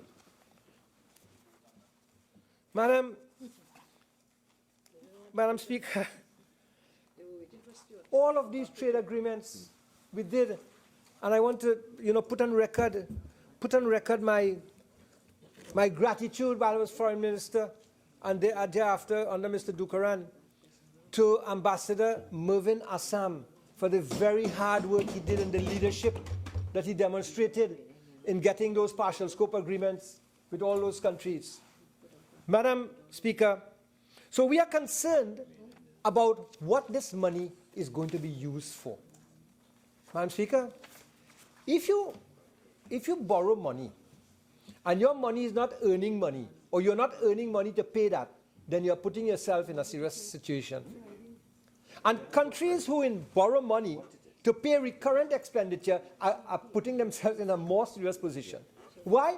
Because we do not see the price of oil going back to $100. So where are we going to get the money to service all of these debts? So we have to look at alternative strategies. And again, I make the point, the government has not presented a clear economic strategy for transformation, for diversification, and for sustainable economic future. They have not done that, Madam Speaker. There are going to be no returns. We must do an analysis, and you'll see how much of our money just goes into recurrent expenditure rather than capital. In fact, if I'm correct, Dr. Tiwari, there's been a 44% drop, I believe, in capital expenditure in the first quarter, according to this report, a central bank report. And if that is the case, it is frightening. It means to say that the government has not been able to get its capital program going. And when you cannot get your capital program going, you know what that means? That means you're affecting employment levels, you're affecting provision of goods and services, you're affecting every sector in the economy. No doubt the construction sector is down, like the construction sector is down because of the intransigence of this government. Every sector. You know, I'll show you what is happening. In the central bank report just published, March 2017, listen to what it says. Private sector credit growth continued to slow in the latter part of 2016. On a year-to-year basis, lending granted by the consolidated financial system increased by 3.3% in December 2016 compared to a rise of 4% in July 2016. So it's going down. Private sector is borrowing less. And while growth in credit granted by commercial banks lost momentum, credit by non-bank financial institutions also contracted over the period. Here's what makes it even worse. Consumer and real estate mortgage loans continue to record moderate growth rates at a slower pace, while business lending remains subdued. Consumer credit rose by 6.6% in December 2016 compared to 8.7% in July 2016. Consumers are borrowing less. Lending for the purchase of motor vehicles decelerated for the fourth consecutive quarter to 7.5% in December 2016, largely as a result of slowdown in loans for new private cars. And worse than that, current cement sales down 20% for 2016 compared to 2015. New vehicle sales were down 14% for 2016 over 2015. Containerized cargo down 25% at the port of Point Lisas in 16 compared to 15. And of course, the economy contracted by 10.8% in the third quarter of 2016. And here's the point, revenue down 29% in the first quarter of fiscal 2017. And that is serious. And that is because you have a government that is a spectator to the plight of the people. Spectator to the plight of the people. Real spectator, whether it's a spectator to the number of people who are being affected by criminals or spectator to the economic plight, they are spectators. They are known for their inaction. And blaming. And blaming. You know, construction is supposed to be something to energize the economy. Energize the economy. But that is not happening. Why is that not happening? The government should be doing something about mortgage lending rates in Trinidad and Tobago. Mortgage lending rates, which is going up. So a lot of people, while you're providing 2% to people under 14,000, I believe, and from 14,000 on to 30,000, 5%, that is only for one segment of the population. How about the 60% who earn less than $8,000 a month in Trinidad and Tobago? What can they buy? Isn't it possible to revise your policies in such a way that you can provide on a normal piece of land condominiums that people can build and which people can own, so they can accommodate people who have $8,000 a month or less, and they can get a property and they can become part of the ownership structure and have something for the future. So that you can also stimulate investment in construction. You got to think, government. You got to think. You got to put on your thinking caps and do something.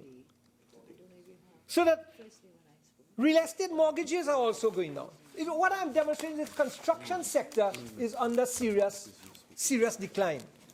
And it's under serious decline because of your inaction and the kind of policies that you have in place. So what are you going to do with the money that you are borrowing?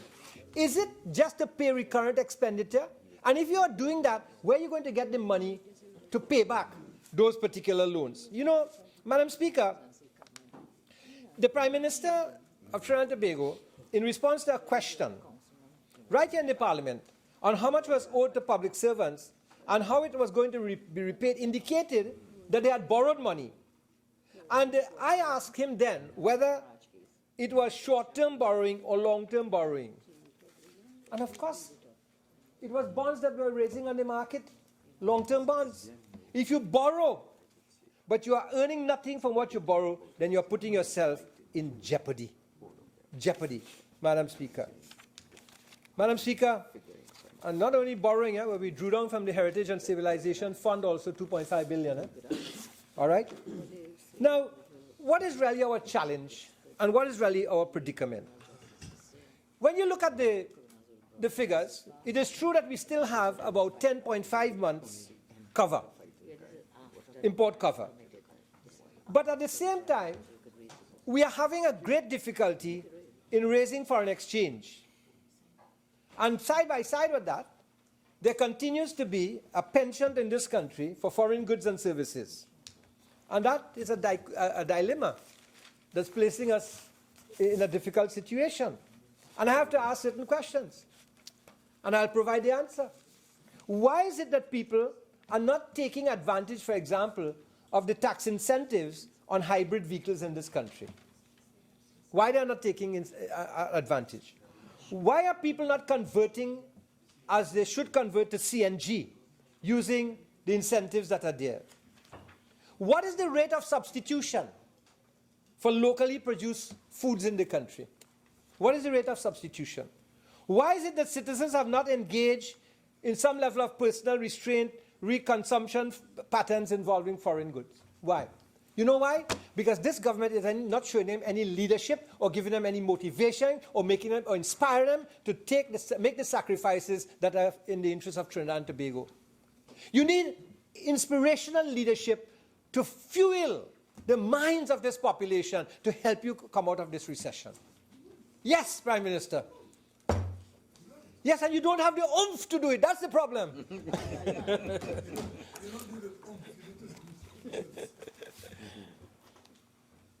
So we're not.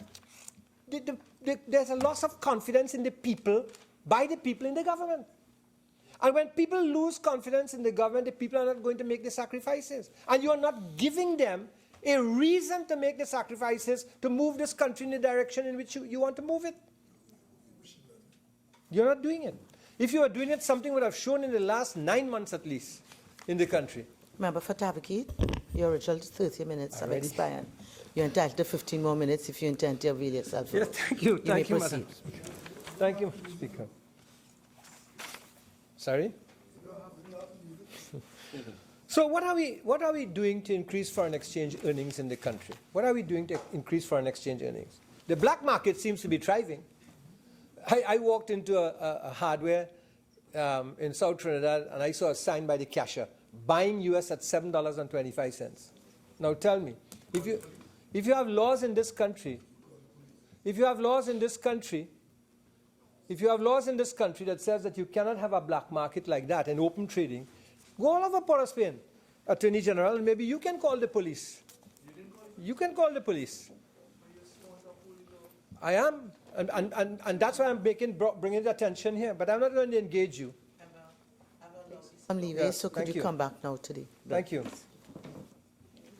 Madam Speaker, my question there for this government, is, are you going to use this money in any way to assist in the diversification of the economy? Because that is where we have to be. I want to say again, we are looking for large projects to diversify this economy. In the small to medium term, that is not going to happen. But if you look hard enough, there are enough projects in this country of a smaller kind that can help us in the diversification, that can provide jobs, and also have export potential. And perhaps we have to change the model for diversification by, as I said, sharing the risk between the entrepreneurs and the government. And the government should now get into joint venture with the entrepreneurs. It is not just about NEDCO lending money.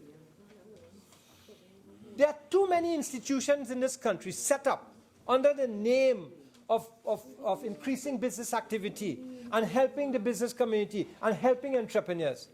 But I don't think that they are doing what they're supposed to do. I don't think people are doing their jobs. I don't think they're succeeding at all, and I think that they ought to be reviewed. For example, we have in this country examples of success. Caroni Green, peppers. But we mustn't just stop at peppers. We must also look at the processing of the peppers. So instead of getting $6 US for your pepper, you could get $20 US for a kilogram of processed pepper. What about fruit processing?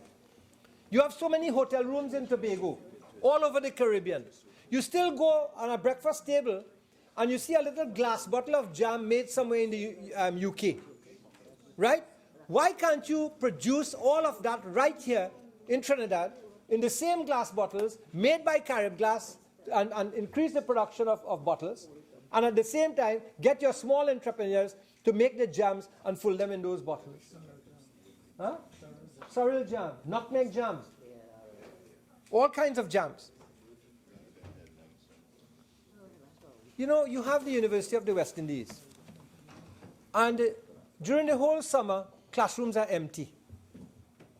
Classrooms are empty. Have you ever considered marketing West Indian courses to universities overseas that people can come here with their students, have a cross-cultural experience, and at the same time earn summer school, earn money for Trinidad?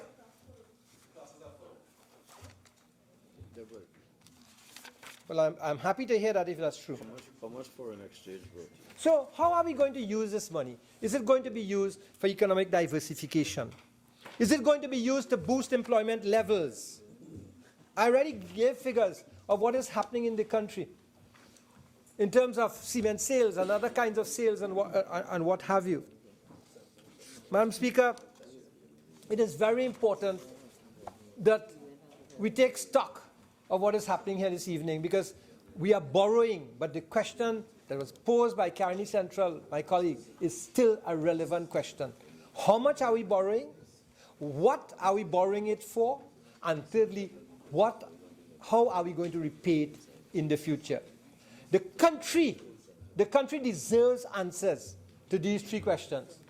The country deserves answers to these questions, because it is not just the prerogative of the government to just get up and say we borrow what we want and how much we want. The explanations and reasons for that must be given to those who will also have to bear the sacrifices to make sure that these debts are repaid in the future. I thank you, Madam Speaker. Member for Caroni East. Madam Speaker, thank you for allowing me the opportunity to join in this debate on the bill. As we have made it short, the CAF bill, which is the Andean Development Bank bill. On the presentation from the Minister of Finance, I was happy that he was quite honest in stating the work of the Kamala Prasad Bisesa administration between 2010 to 2015 to bring this into a reality, to work with the Andean Development Bank. And he mentioned that during our time, our Prime Minister and her team moved the Series C shares to Series B shares and allowed immediate access to $300 million US and the ability for technical assistance and grants to be given to the government. And that was done between around 2012, and I'll come to that. And he said the benefits of that was much faster processing of loans, and CAF could work with the country's procurement procedures rather than having the difficulties with the IADB, where all member states have to participate in the tendering process. And he went on to give the cost of the funding if you are to borrow from the Andean Development Corporation, which is LIBOR plus 1.5 and LIBOR plus 2%. And he said he believed that LIBOR was about 2, so therefore the borrowing could be about 3.75% or 4%. And the relationship with Latin America was a major benefit. So he brought this bill here so that the government of today now can, as a work of previous government, Mrs. Bissesa's government, can now reap the rewards of her work in signing up to CAF in 2012. And I have with me an article dated Sunday, April 15th, from the Trinidad Guardian, April 15, 2012. TNT now eligible for Andean Bank funding. That is 2012, during the administration of Mrs. Bissessa and the People's Partnership Government. Prime Minister Kamla Persad-Bissessa and CAF's President Enrique Garcia signs an agreement for Trinidad and Tobago to become a special member country of the Development Bank. That is 2012.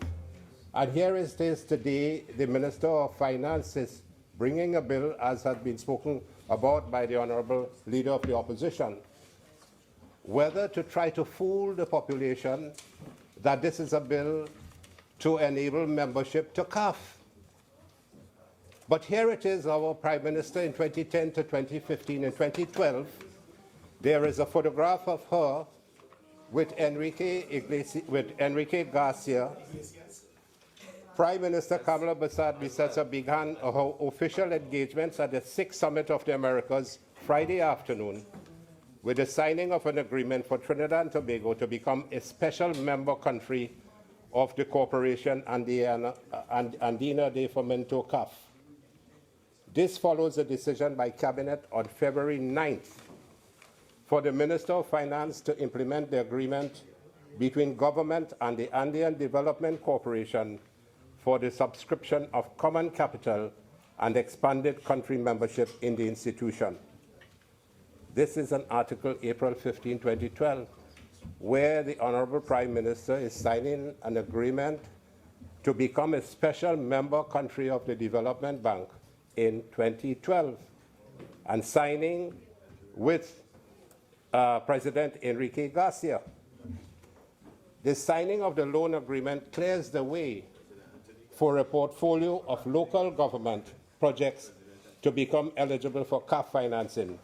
These include projects regarding infrastructure of roads, transportation, telecommunications, power generation and transmission, water and sanitation. And as the member for Tabakit indicated, he was present at the signing when he was Minister of Foreign Affairs and Communications, and Ambassador Neil Parsan and Senator Kevin Ramnarine, Minister of Energy and Energy Affairs, were also present. And our Prime Minister at the time said, the summit was an ideal opportunity for Trinidad and Tobago to sign such an agreement, given this year's theme, Connecting the Americas, Partners for Prosperity. That's the vision that the People's Partnership Government had, not to have trade relations with other Caribbean countries, but also Latin American countries as well. And so the Prime Minister ensured that in 2012, she signed the agreement with the Andean Development Corporation for ensuring that this begins to occur. And what the Prime Minister at that time said, and I quote, The signing of this agreement sends a strong message of Trinidad and Tobago's commitment at the highest political level to deepening regional integration as well as South-South cooperation in advancing the development across Latin America and the Caribbean. So the Honorable Minister of Finance was being honest when he said that the People's Partnership Government paid up the membership fees when the Prime Minister signed in 2012 to become a special member of CAF, and over a period of time, nearly $300 million US, nearly $2 billion were paid by the government and by the central bank to ensure that we had full membership in the Andean Development Corporation. And so it was the People's Partnership Administration that really went ahead and created the membership so that the Development Corporation could have been easily available for borrowing or funding. So there is no need now to come with a bill saying that you want to, this bill is to have membership so we can borrow. That membership was created already in 2012, and we had the opportunity to borrow from since then. But the People's Partnership Administration, being such a responsible government, in the 5 years that we were there, we never borrowed 1 cent from the Caribbean Development Corporation. In 2014-2015, we got some technical assistance valued about $100,000 US for over 3 different areas. Education was one. It was a non-refundable technical assistance. So such was the responsibility of the People's Partnership Administration. And I remember the minister, first of all, this started with the Minister of Finance, Minister Dukaran, when he began to engage in discussions for South-South cooperation and for expansion of trade with Latin America and the wider Latin American countries. As we speak today, Madam Speaker, in fact, there is a meeting taking place of the Latin American countries discussing with Mexico what trade relations that they may, what trade relations may come about because of the United States policies now, which some people believe are protectionist to some extent, and what is Latin America going to do in terms of trade with Asia. I believe China is being represented there as well at the moment while these discussions are going on.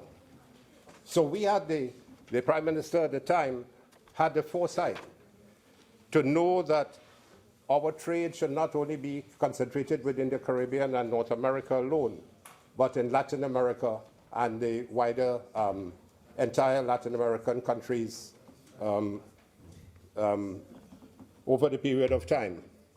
So the Minister of Finance, when we needed funding, Minister Hawaii was so careful to keep the government in check that we had reached a debt to GDP of around 41%. And he was so concerned that we will not move beyond that.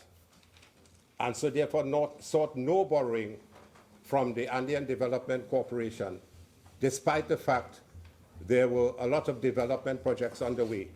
So that he wanted to maintain our debt to GDP ratio so that we would not be downgraded any further, because we had one downgrade.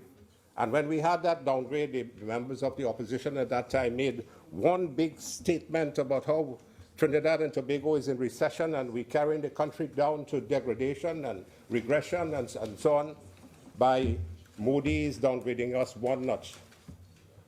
But the Minister of Finance at that time decided that he will hold steady and he will ensure that the debt to GDP ratio remains around 41 to 42%. And that was the maximum we went. And I will give some statistics pretty shortly to show what has happened since then, Madam Speaker. Since then, Madam Speaker, there has been a dramatic rise in TT government borrowing. And I want to quote from an article on the Stabroek News. It is dated by a staff writer on August 1st, 2016, and Trinidad Express quoted it. The pace of government borrowing has surged exponentially, according to central bank reports and interviews with academics and bankers. By the end of its first year in office, government would have grown the country's debt by $10.7 billion,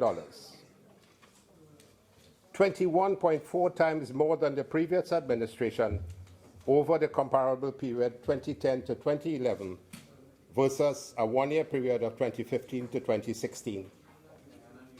So the government, the Prime Minister Rowley-led government, grew the country's debt by $10.7 billion in 1 year, 21.4 times more than our administration when we came into office 2010 to 2011 versus their 2015 to 2016.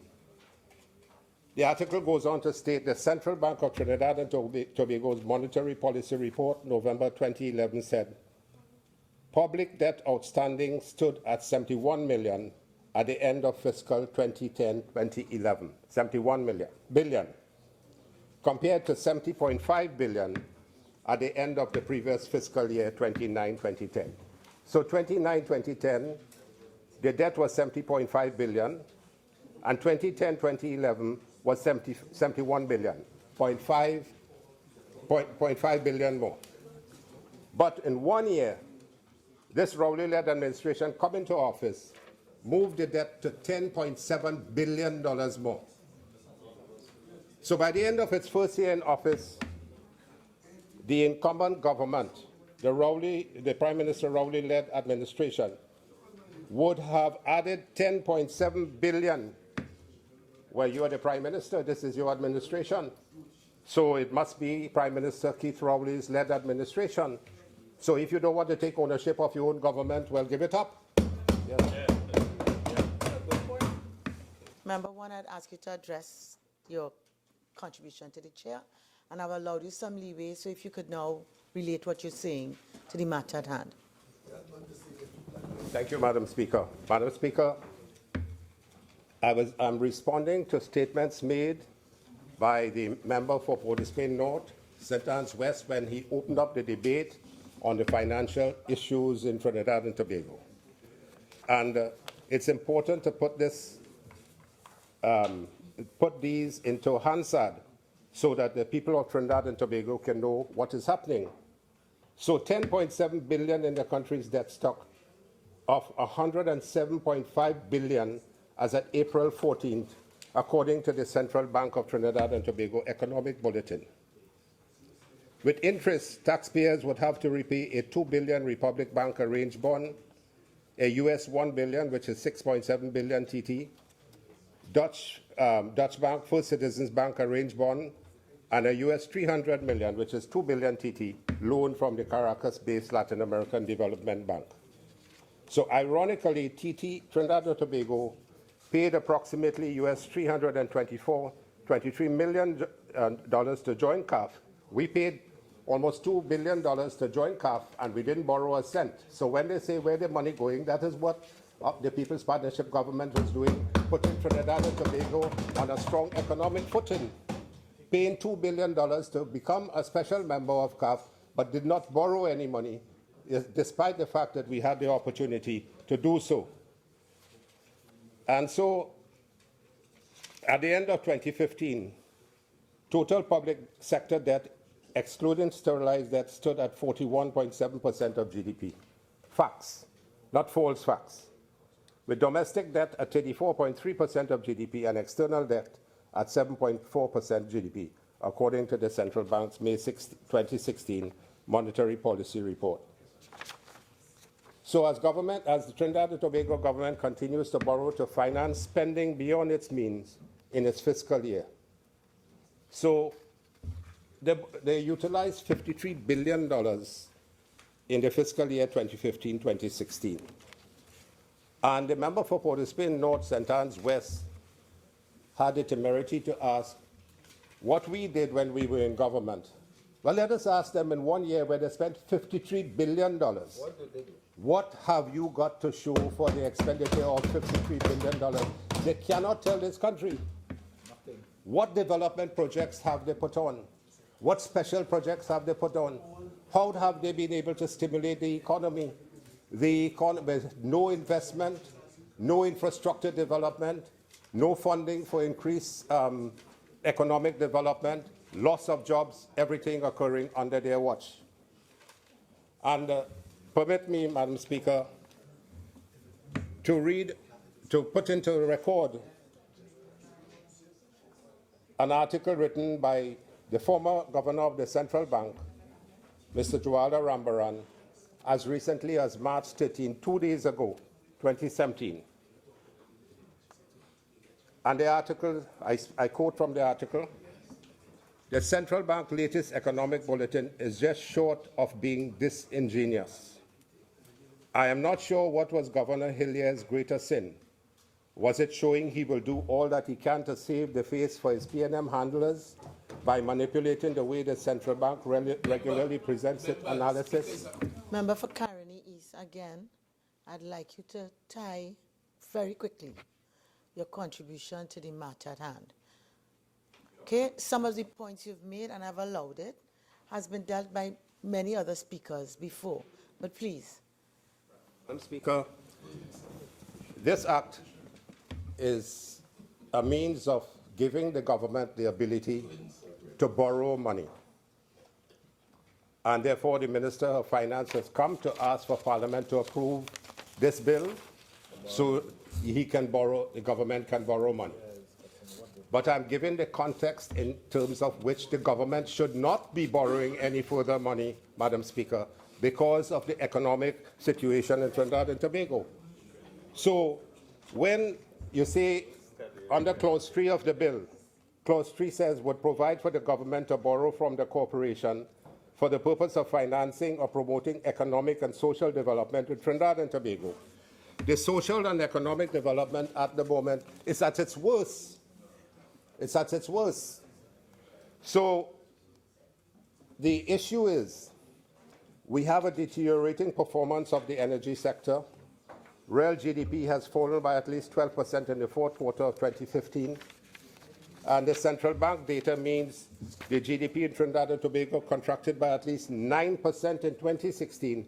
And this has been the sharpest economic decline in 33 years, Madam Speaker. So here it is, the bill wants us to borrow money for social development, promoting economic development, private sector, public sector partnership. But how can we dare to go there? How can we even contemplate wanting to borrow any money when the economy is at its worst at the moment? And this government has an economic advisory board. The Honorable Prime Minister gleefully stated in his first year of office that he has appointed an economic advisory board. What has the Economic Advisory Board done for this country, and what recommendations have they made so that Trinidad and Tobago could have benefit from any recommendations they would have made? Absolutely nothing. So where is the Economic Advisory Board? Are they sleeping? So the Economic Advisory Board is sleeping, and here it is, the Minister of Finance coming with a bill to ask to borrow more money, but to borrow more money for what issue? What special projects? What private sector, public sector projects? This government has been speaking about private sector, public sector partnerships from day one. 18 months later, they cannot tell you what public sector, private sector partnership is in stream at the moment. They speak about one, the Couva Hospital. They're talking about that from day one. They appointed a special body. A colleague of mine, Dr. Winston Welsh, we know each other from 1969, 47 years now, as I know the Honorable Prime Minister for almost 46 years. We were at university together at Mona. But that team of medical personnel recommended a private sector, public sector partnership for Mount Hope. And up to today, we see no, when the question was asked today, there was no answer to it as to where it is going. So here it is, the Andean Development Corporation is prepared to lend money for public sector, private sector partnerships, but the government doesn't have a clue about what they want to do. So therefore, when they borrow money, what are they going to tell the Andean Bank where they're borrowing the money for?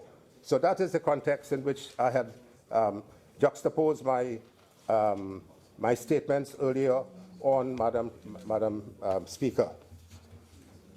So what comfort do the people of Trinidad and Tobago have when in fact the largest economic contraction of almost 10.5% took place in 1983 when the Chambers PNM government was in power and the global oil market has collapsed. And here it is now, we have the sharpest and worst decline in 33 years, Madam Speaker. Could a government feel proud of that, the worst economic performance ever in the history, in 33 years that this government has carried us to where we are today, Madam Speaker? That is totally unsatisfactory. And so, the member for Caroni Central mentioned that we have taken the debt to GDP to close to about 63%, and it might be more. 63. So 41 to 63. In 5 years, at the end of 2015, we left it at about 41, 42%. And now it is about 63%. And it is not just only because of the increased borrowing alone, but also because the GDP has fallen. And why has the GDP fallen? Because there is no economic activity, no infrastructure development. On to another point, I think that point has been clearly made by the speakers. Fine. Okay. So, Madam Speaker, the issue of loans and borrowing money cannot be what this government wants to do without telling the people what projects they're going to borrow money for, how is the country going to develop economically, how is it going to save jobs, what measures are they going to reduce crime, how are they going to improve the healthcare system, how are they going to carry the tremendous work we did in education forward, where we became a world leader in education, and what we are seeing now is a sharp regression of all the gains that we made in education over the last 5 years. So the country wants to know what is happening at the moment. So they're not seeing any activity. And therefore, when the minister comes and indicates that he wants this bill passed to have funding to do a number of things, the people have to ask, and they are asking already, what are you doing with your money and what projects you want to implement? Madam Speaker, there was money allocated under the public sector investment program by this government in the 2015-2016, approximately $6 to $7 billion with the IDF, with the Infrastructure Development Fund, and for the Consolidated Fund. Ask this government, we asked the Minister of Finance, you had $7 billion. What have you done? What percentage of that $7 billion you spent on public sector investment program for the development of any major capital expenditure and no projects? You would have spent less than 20%. 20%. And that is, you did that deliberately. You didn't want to spend the money, so you could come at the end of the fiscal year and say that you saved all the rest of the money. So you had $7 billion to use, which was part of your budget. You spent less than $2 billion, so you could say that you saved $5 billion. But it's not saved. You were just incompetent and did not have the capacity and the capability to do any projects as a government. And it is continuing into the second fiscal year now. The member for Caroni Central asked, what projects have you done under this year's PSIP? And we would like to have some answers. You cannot tell the country what projects you have undertaken. And besides not having undertaken any projects, you haven't paid people from the past. And we heard this afternoon from the member of Port of Spain North, St. Anne's West. He indicated Madam Speaker.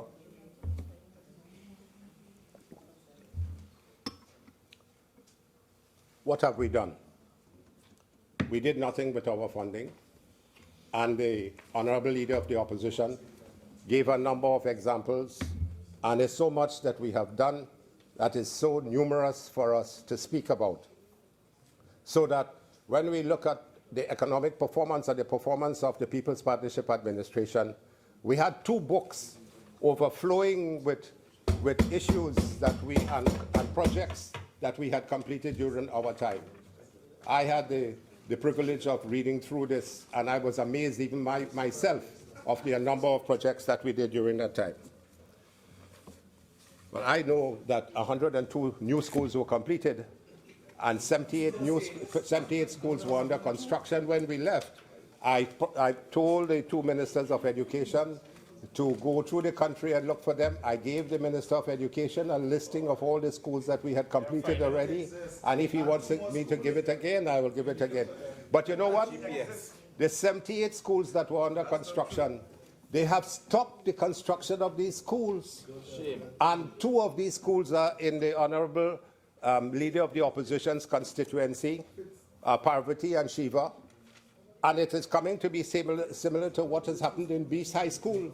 They kept it closed for 10 years, and the Minister of Planning and Development has been saying to the population that we didn't have planning permission to do the schools. You think NH International, Mr. Emil Elias, who is building one of the schools, would undertake any project without any type of approval? Please get back to the matter that is before us. The points that you've made about what projects, etc., have been adequately dealt with. Please move on.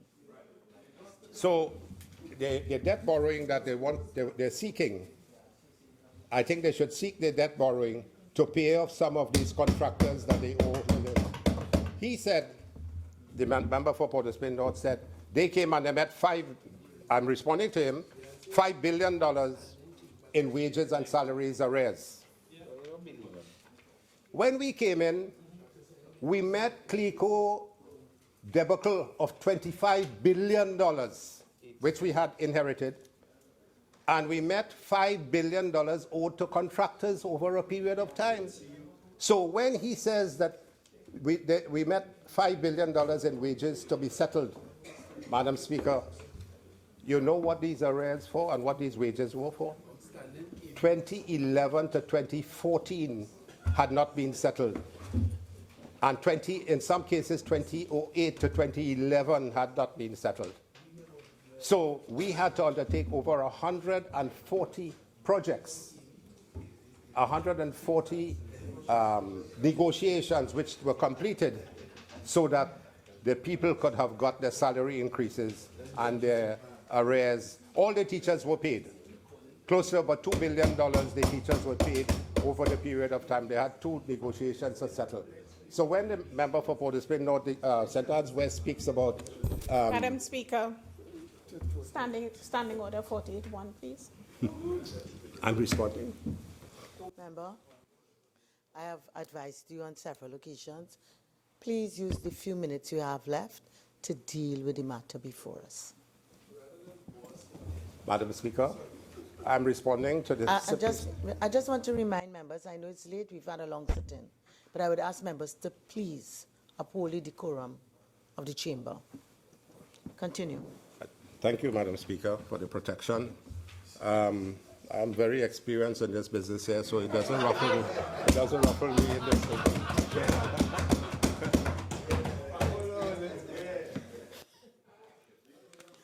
Honourable Member, for Caroni East, your 30 minutes have expired.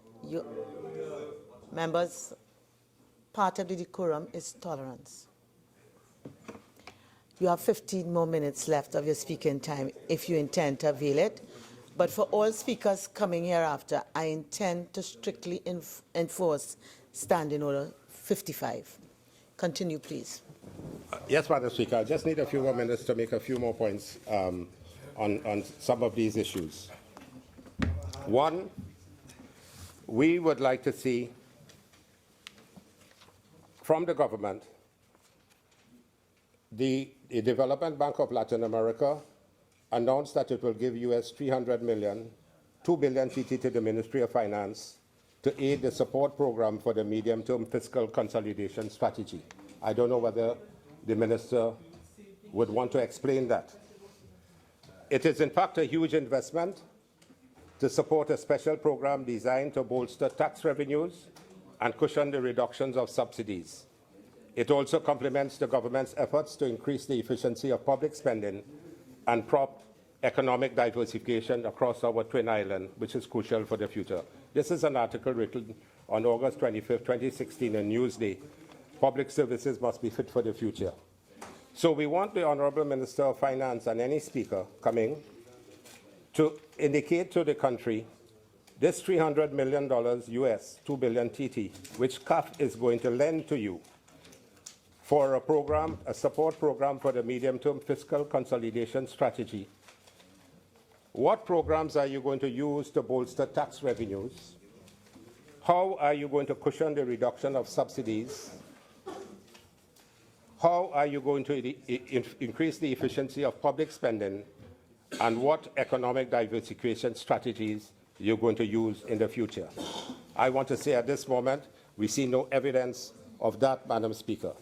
So $300 million has been negotiated. We don't know whether they have received it as yet, which is equivalent to 2 billion TT.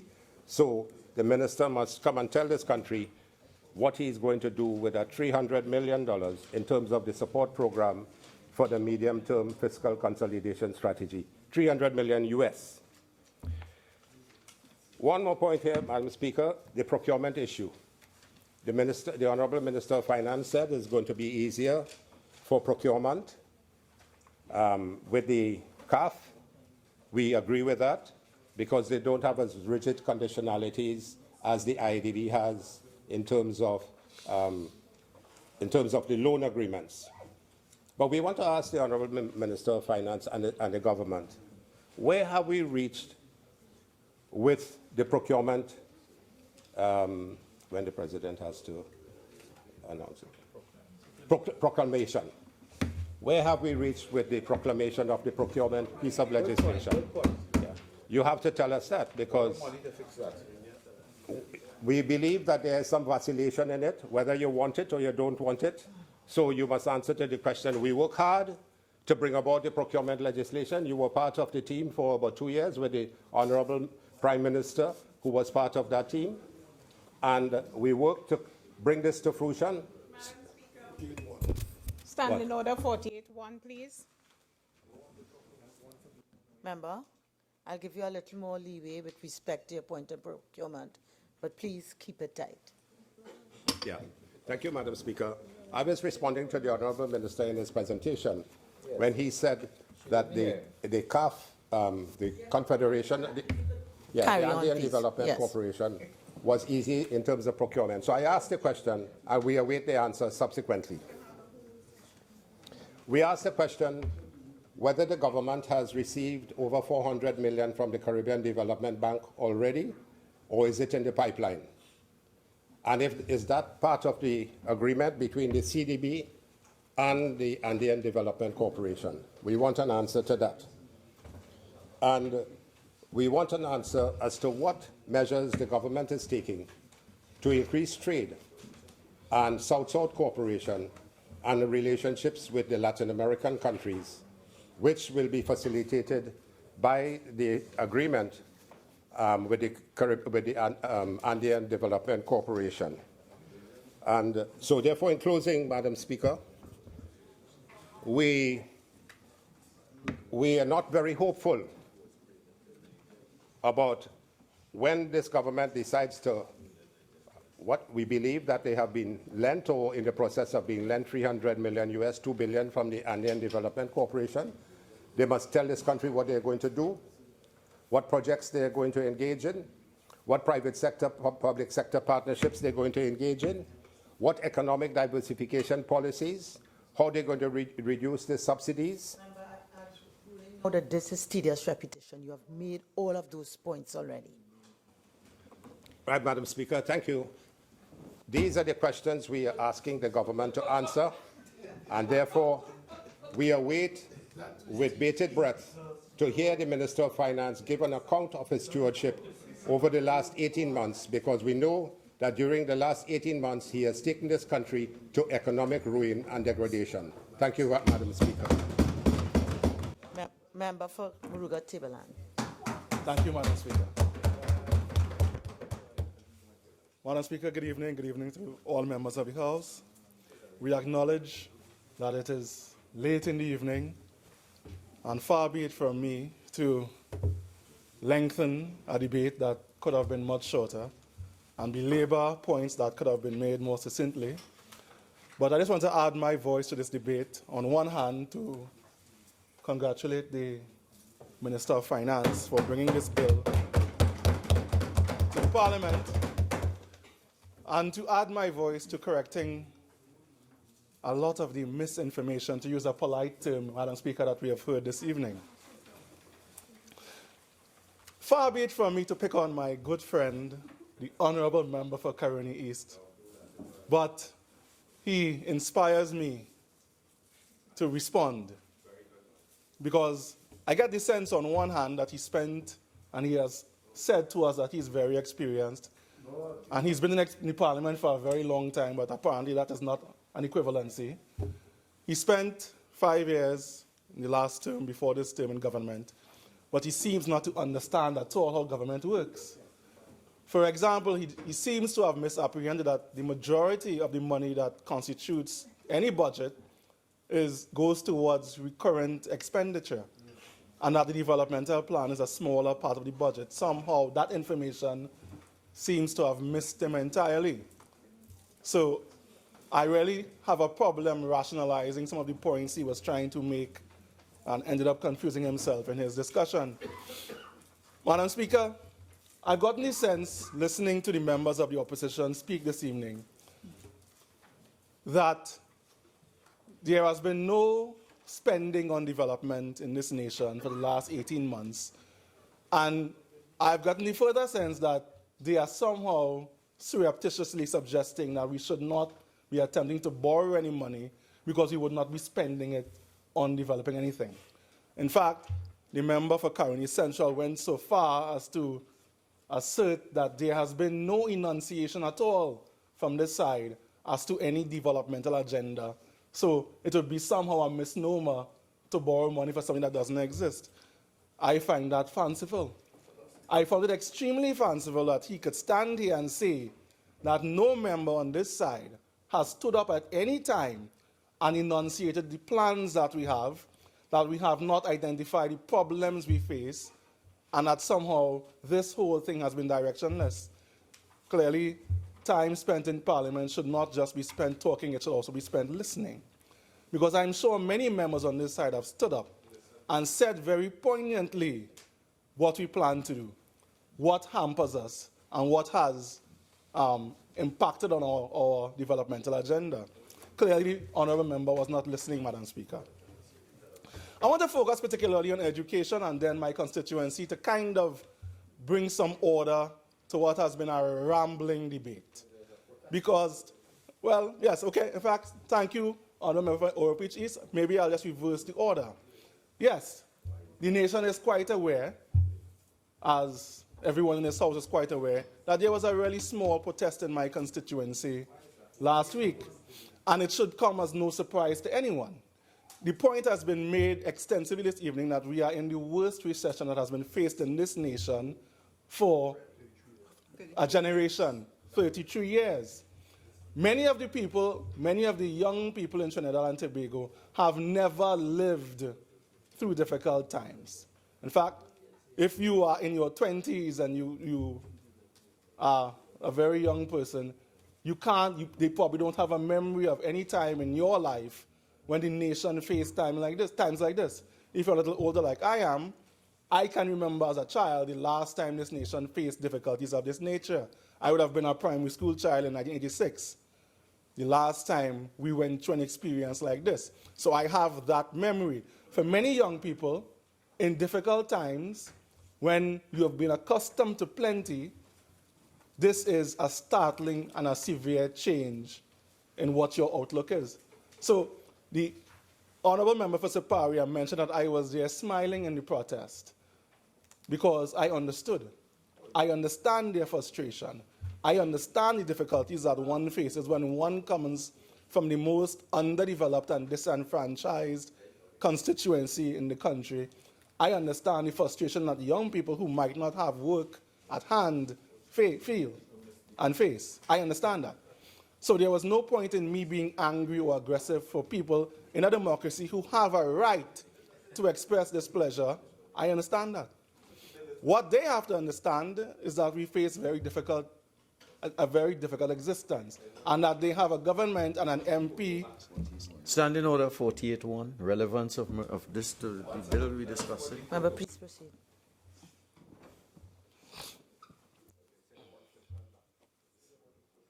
Everyone makes a mistake. Madam Speaker. So I understood their frustration. I understood the circumstances behind it. But they also must understand that the nation is facing a very different paradigm, and we all have to go through a period of adjustment. So I have no problem at all with what occurred, and they must understand that the government is doing the best that it can with limited resources, and we are working towards making things better, not just for them, but for everyone. So the argument has been put forward that what is this money going to be spent on? Why are we attempting to borrow money? There is no developmental plan. Where are we going with this? If we are, as a government, as a nation, going to access funding that can be made available to us, primarily to push forward a developmental agenda, I can think of a number of things that I can view personally as being very critical that can be used, will serve a purpose with that money. The member for Caroni East has stood up and given us a fanciful number once again of the number of schools that he was supposed to have constructed in his time as Minister of Education. The number we have heard bandied about has been 100. It has increased to 102, so I'm not sure if these schools are now multiplying or making offspring. I will add again that we are unable to locate these schools, and the majority of the schools that were under construction under his tenure are still unfinished, many of which were started without any identifiable funding available to complete them. We are now in the process of trying to complete some of those schools. And it is tremendously galling, Madam Speaker, to stand in this House or sit in this House and listen to members stand and ask about, well, what is going to happen with X school? What is going to happen with Y school? Understanding the situation that we're in. At this moment, our ministry is mobilizing to try to complete a number of the schools that have been left unfinished by the former regime. To do that, it will come at great difficulty.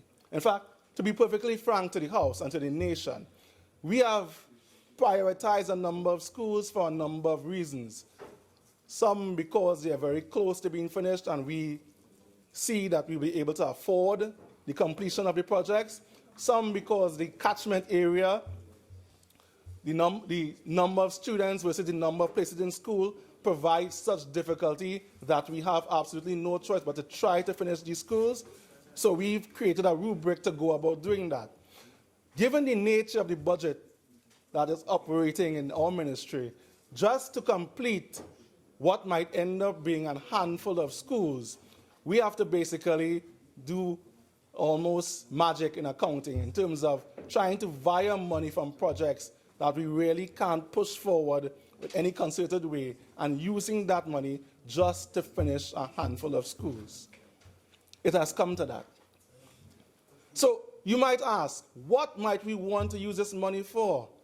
It is not my place to say as to what the money should or will be used for. But as one of the ministers in the Ministry of Education, I would be very grateful if in any way our government would be able to acquire some money that could be used to push forward the construction of schools. Because with our best efforts and with all the funding available to us now, we will only, as a best case scenario, perhaps be able to complete maybe 10 schools. Whereas additional funding might provide us the ability and opportunity to finish maybe 15 or 20 schools. And that has a tangible impact, not just on the ministry, not just on our sense of achievement, but also, more importantly, on the places available for our students. But it's not just infrastructure, because it's a misnomer to consider that development is only about putting together buildings and putting down roads and massive infrastructure that might look sexy, but might not, in the fundamental sense, impact upon the development of our people. And one of the things we've been doing at the ministry, on one hand, given our situation in terms of our funding, but on the other hand, given the way that we've analyzed the ministry, is trying to make a number of quality changes that, in my opinion, and the opinion of my co-minister, Minister Garcia, have been long overdue. So if you're asking about development, it's not just about putting down infrastructure. It's also about looking at the quality of education that we've had in this country for a very long time.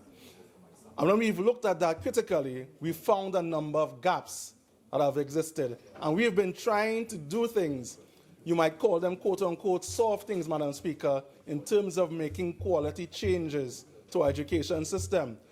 So, for example, you will hear Minister Garcia or myself talking about all of the projects that we've started to try to make a fundamental difference in terms of the way that we school our children, in terms of the kinds of, the qualities of the children that we produce.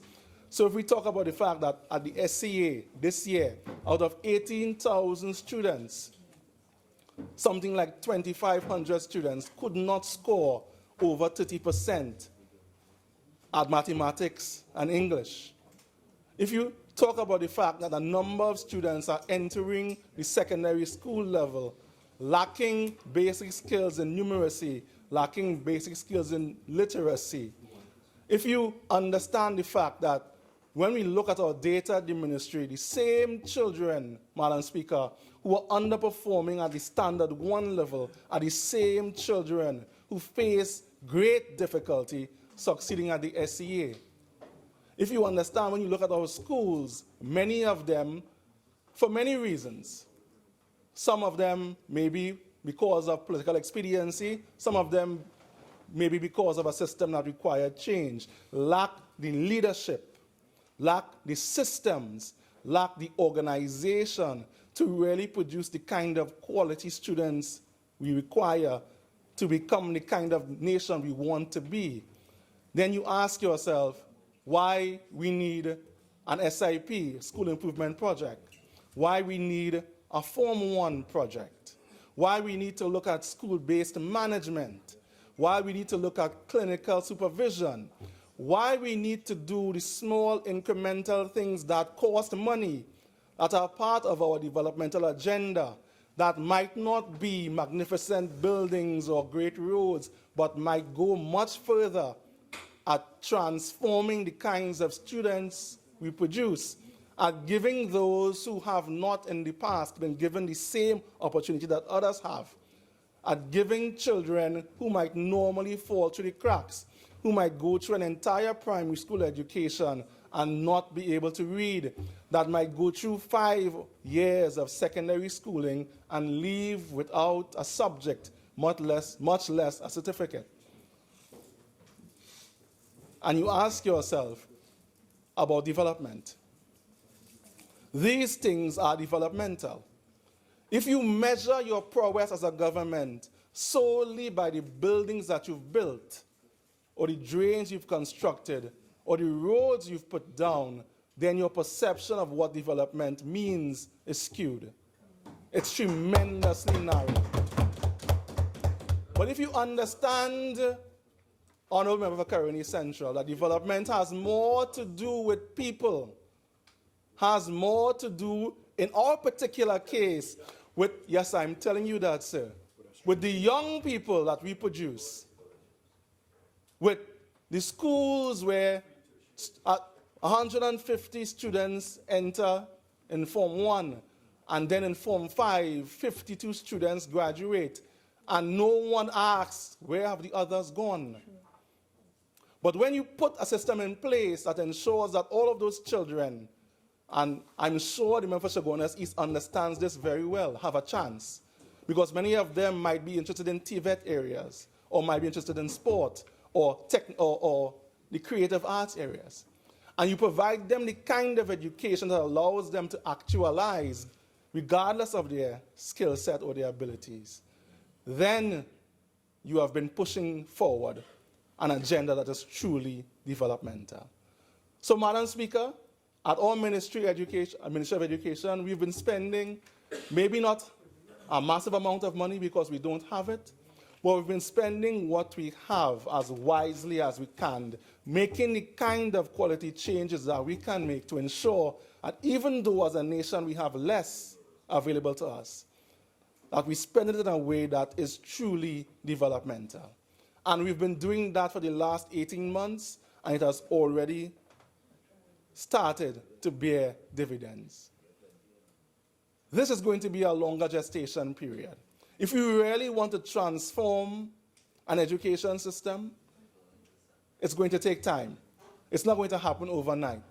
The kinds of changes we are trying to make will take some years to bear full fruit. But if they're allowed to develop as they should, we will end up at the end of it with a system that provides for our children in a way that the system that we have now has not always done.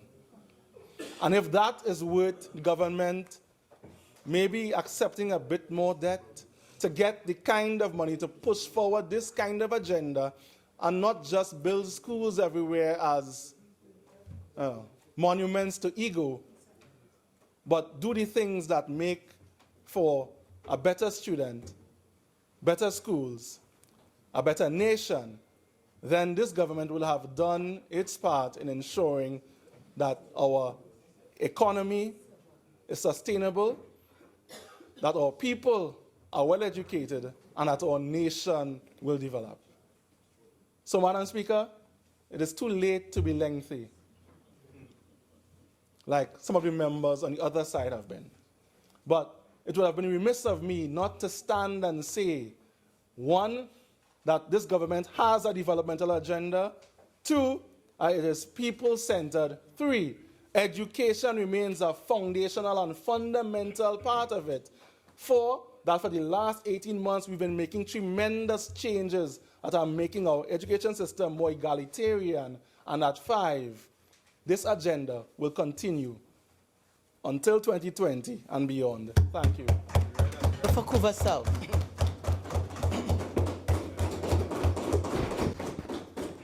Thank you very much, Madam Speaker, and permit me to make a very, what I would call, brief intervention as it relates to the state of the debate at this point in time.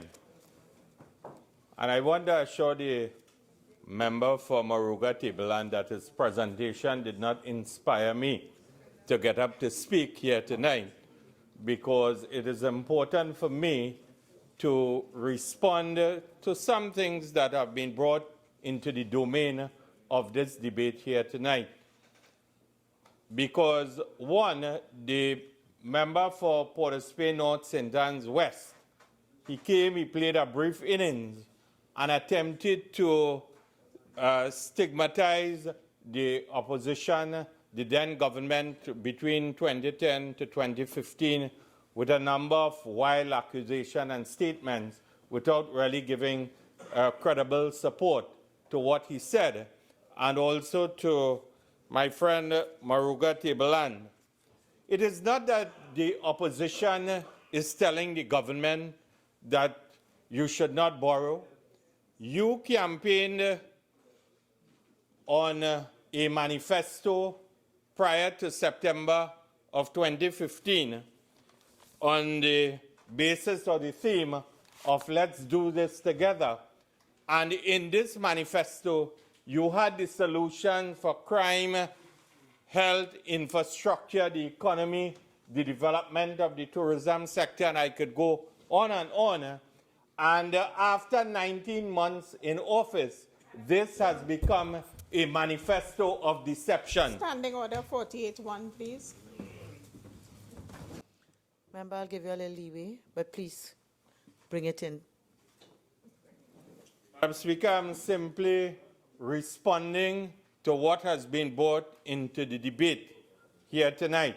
And it is the responsibility of those who are involved in the process of debating to be given to the opportunity to respond to what has been stated by the government of Trinidad and Tobago. And I will not be sidetracked by the Prime Minister in his outburst and so on here tonight. It is my responsibility to tell you that you have failed the nation as the Prime Minister of Trinidad and Tobago. And as I indicated, that it is not our responsibility to tell the government whether that you all borrow or don't borrow, but it is our responsibility to hold the government of Trinidad and Tobago accountable in every transaction that it pursues on behalf of the people of this country. From the point of view of economic, social, political development and so on, it is our responsibility. And it is good to hear from those on the other side now that they, within recent times and within the last couple of months and so on, they have now been admitting that Trinidad and Tobago is in a recession. If I could recollect correctly, when the former governor of the central bank, Governor Jawala Rambaran, towards the end of December 2015, announced to Trinidad and Tobago that we were undergoing a recession, the Prime Minister and ministers of government denied that Trinidad and Tobago was in a recession.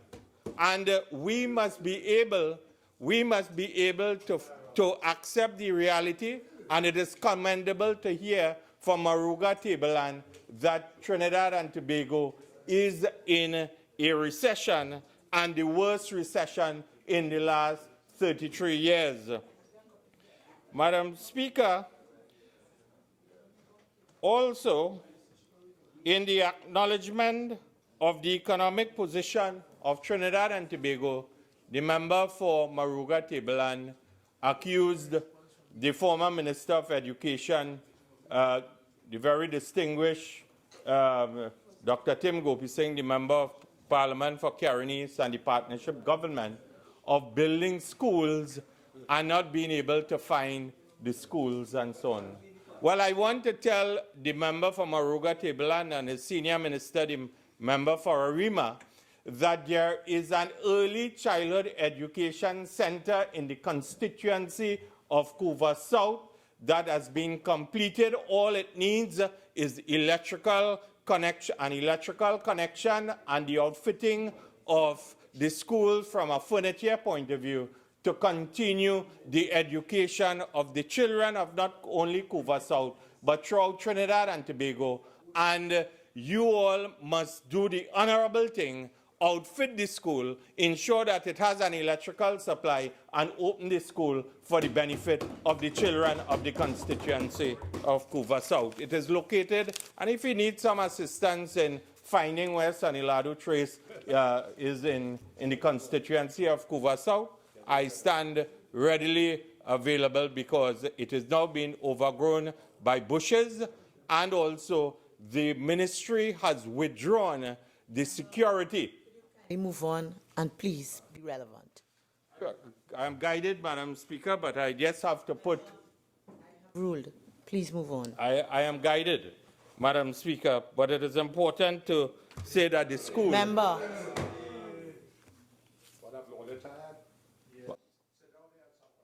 Member, for Caroni East, I'm on my legs. Member for Couva South, you're entitled to go on. I've already ruled. Please go on to your next point. Yes, Madam Speaker.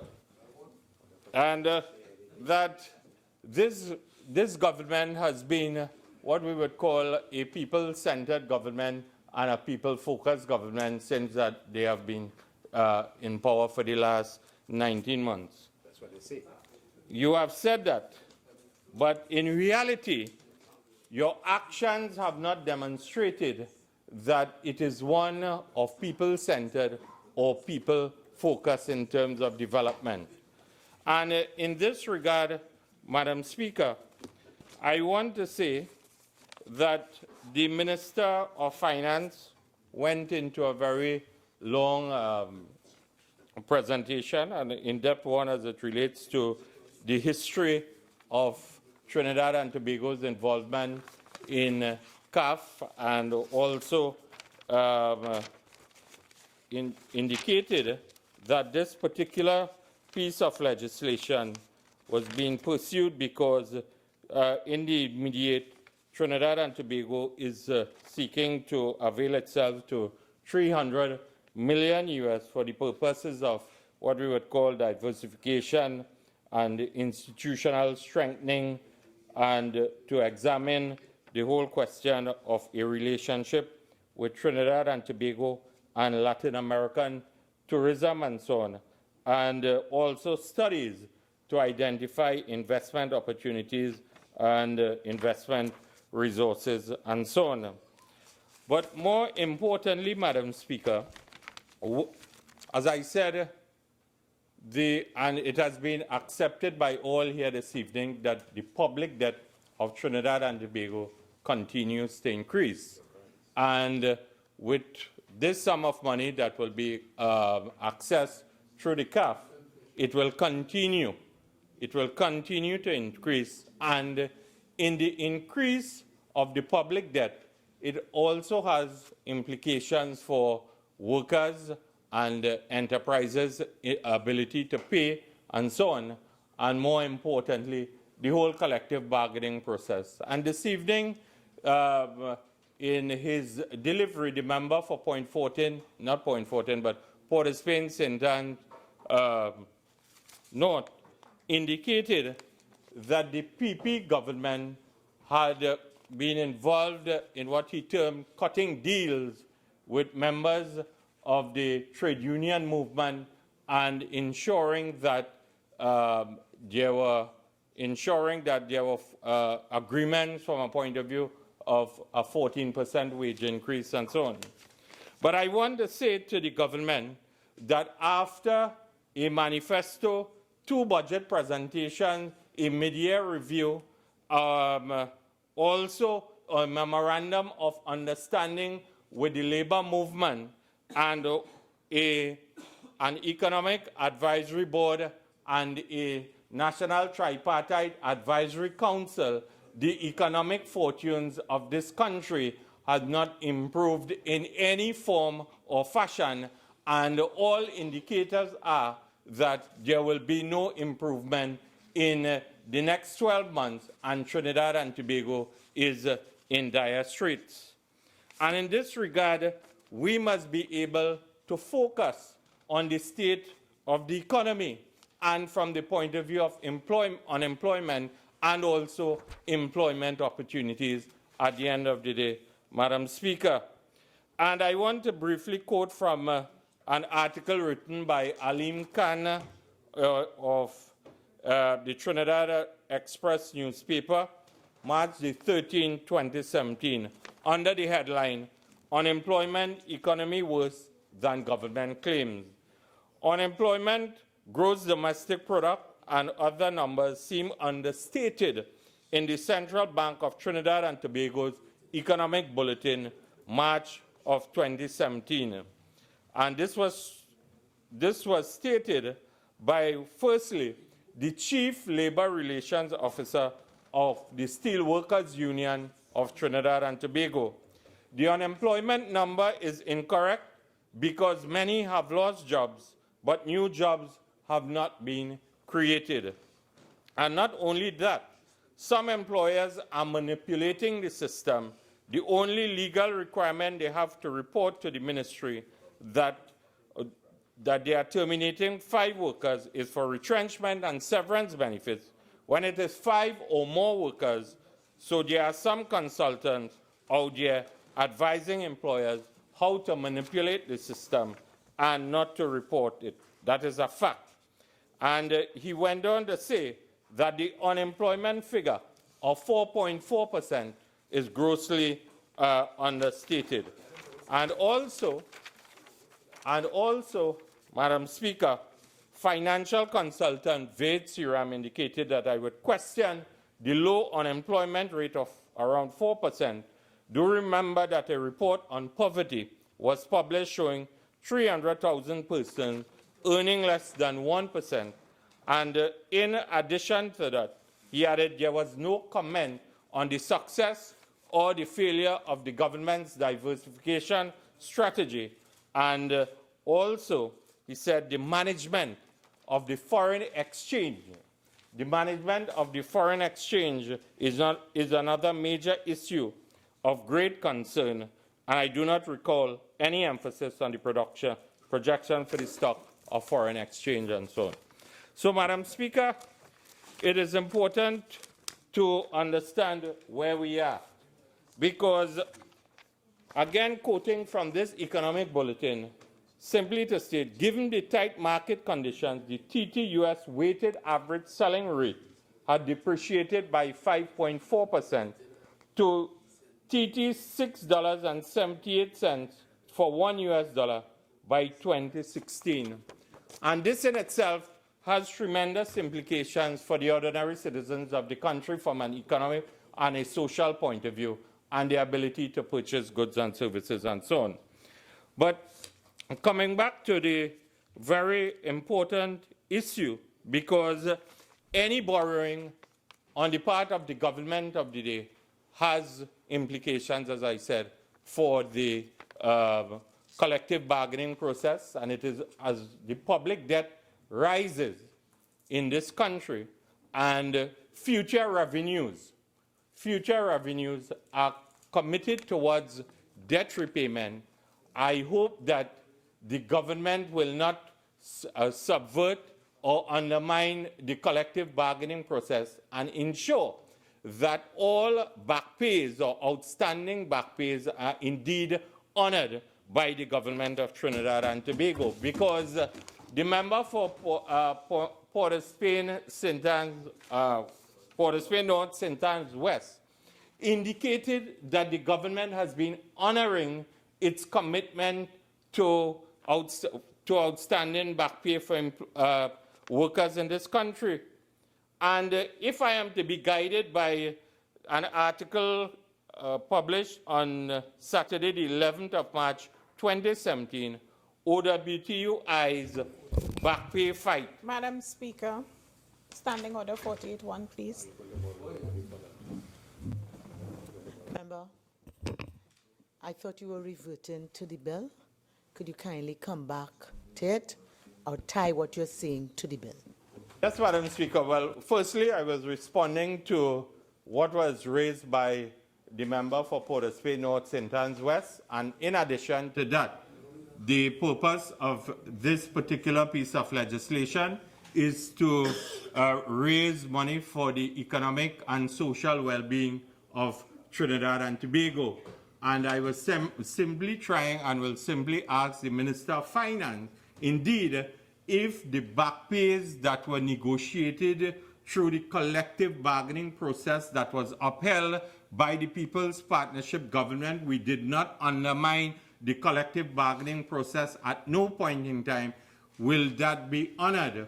And not only to the public servants, because, as I said, I am quoting directly from an article written on Saturday, the 11th of March, 2017, Madam Speaker, under the bold headline of OWTUI's back pay fight. Madam Speaker, Standing Order 48-1, please. So, Member, could you move on, please? And in addition to TNTech, whether other areas from the point of view of borrowing the money. When I ask move on, I mean to the next point. When I made that interjection, it's to the next point. So, Madam Speaker, as I said, that in this regard, the state of play from the point of view of also what was raised by the Minister of Finance as it relates to when he piloted the legislation, he indicated that the relationship with Trinidad and Tobago, and also from the point of view of deepening a tourist relationship with Latin America. And from this angle, I would want to simply ask the Minister of Finance, taking into consideration that there has been the dissolution of the Tourism Development Company Limited in the most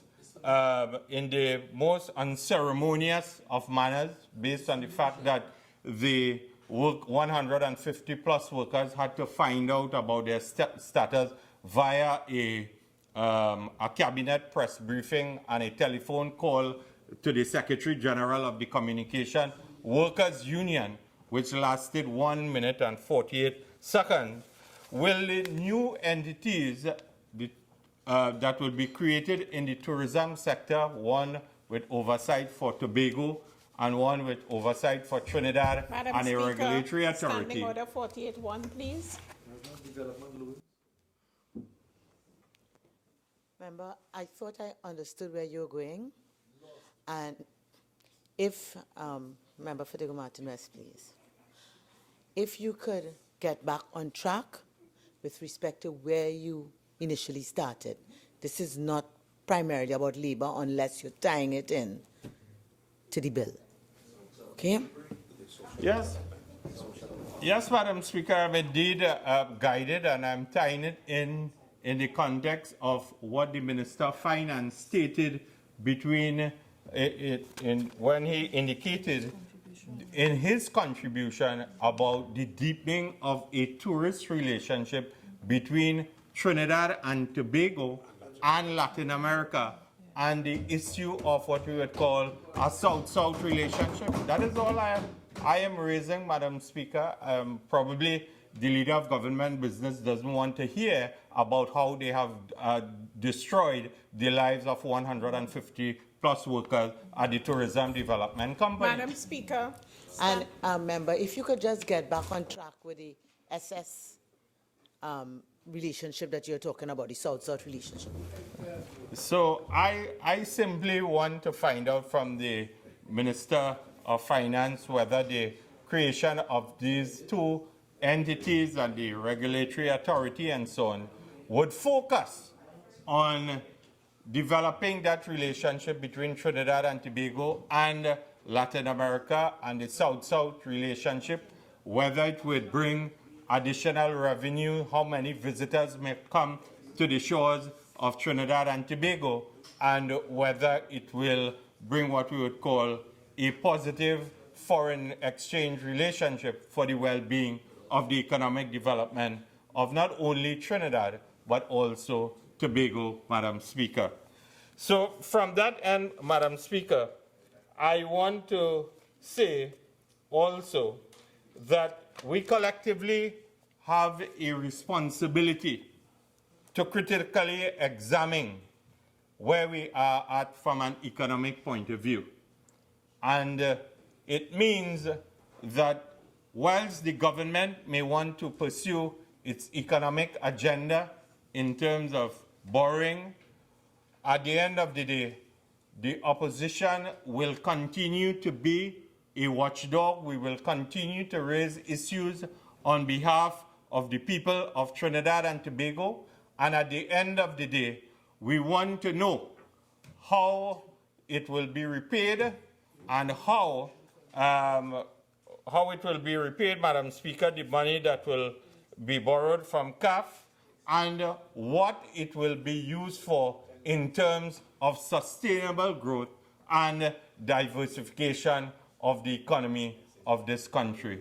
And if the government is, because the last time that there was a historic dip into the Heritage and Stabilization Fund of approximately $2.5 billion, we were told by the Minister of Finance that it was used for or used in the service of Trinidad and Tobago.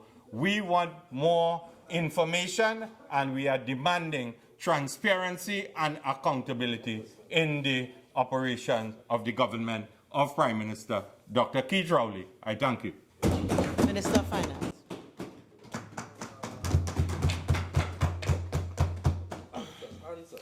Thank you very much, Madam Speaker. Madam Speaker, Since all you make me stay late, I'll talk now. The contributions of the honourable members opposite, all, illustrate to me a lot of what is wrong with Trinidad and Tobago, where people can just make wild statements, inaccurate statements, false statements, baseless, reckless, irrational, imaginary statements, anything, just talk, no connection whatever to reality. And Madam Speaker, you see it in the commentaries in the media, just wild statements, no basis, no information, no facts.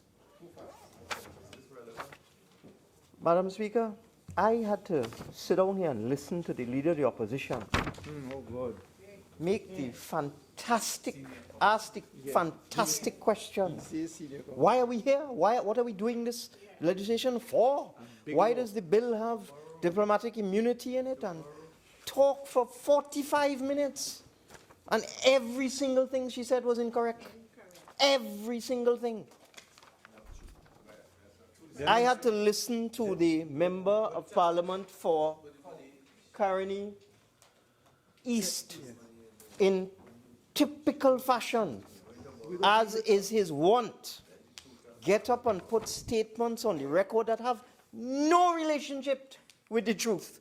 I had to listen to this, that the People's Partnership is the one who brought us into the Andean Bank, that gave us full membership in the bank, and that since 2012 we could have borrowed money from the Andean Bank, but because of the prudence and the fiscal responsibility of the former Minister of Finance and the People's Partnership, they chose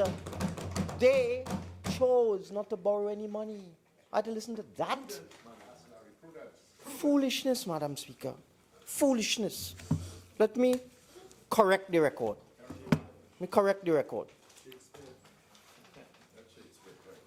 In 2012, in the Newsday of April the 14th, is a story headlined, Prime Minister signs Andean Bank deal. And it goes as follows. Prime Minister Kamla Persad Besessa last evening signed a multi-million-dollar loan agreement with the Andean Bank in Colombia, which, listen to this, and this had to be the spin doctors in the PP and the media not having the discipline to go and check the facts. Listen to this. Prime Minister Kamla Persad Besessa last evening signed a multi-million-dollar loan agreement with the Andean Bank, which would provide Trinidad and Tobago with funds for major infrastructure work, including the $7 billion Point 14 highway. What? This is an absolute fantasy, Madam Speaker. It's a fantasy. A fantasy. That is in 2012. So in 2012, well, it was in the Express, it was in the Guardian, it was based on a press release issued by the PP, which the media didn't bother to check. A complete fabrication, a fantasy. That is 2012. 2012. Madam Speaker, I have, be quiet. I have in my possession a document which I referred to in my introduction to this bill, called an instrument of adhesion. And it is associated with the agreement establishing the Andean Development Corporation. And as I go through this, I will deal with all of the imaginary, fabricated statements made by the member for Caroni East. Whereas the agreement establishing the Andean Development Corporation was executed on 7 February 1968. And listen to this. And whereas the Republic of Trinidad and Tobago became a shareholder of the Andean Development Corporation, CAF, pursuant to the agreement of subscription of common capital stock between the Republic of Trinidad and Tobago and the Andean Development Corporation in June 1994. Whoa. 1994. But I had to listen here. Yes, as the deceased Honorable Ken Valley signed that agreement. In 1994, we became shareholders of the Andean Bank. Oh, Mr. Deputy Speaker, I can't take this shouting across the floor. I ask for your protection. Members, please continue. Continue. Madam, Mr. Deputy Speaker, stop it. Mr. Deputy Speaker, they can't handle the truth. Exactly.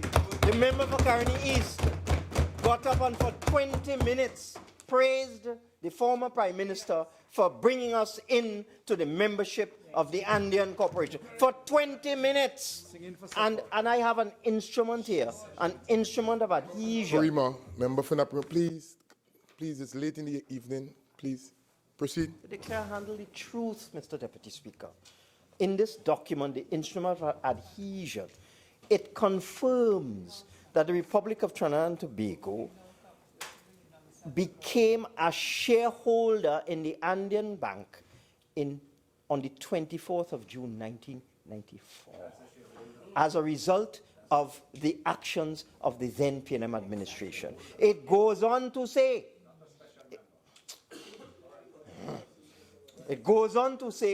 that on the 13th of April 2012, the government of the Republic of Trinidad and Tobago executed an agreement for the subscription of common capital stock. It goes on to say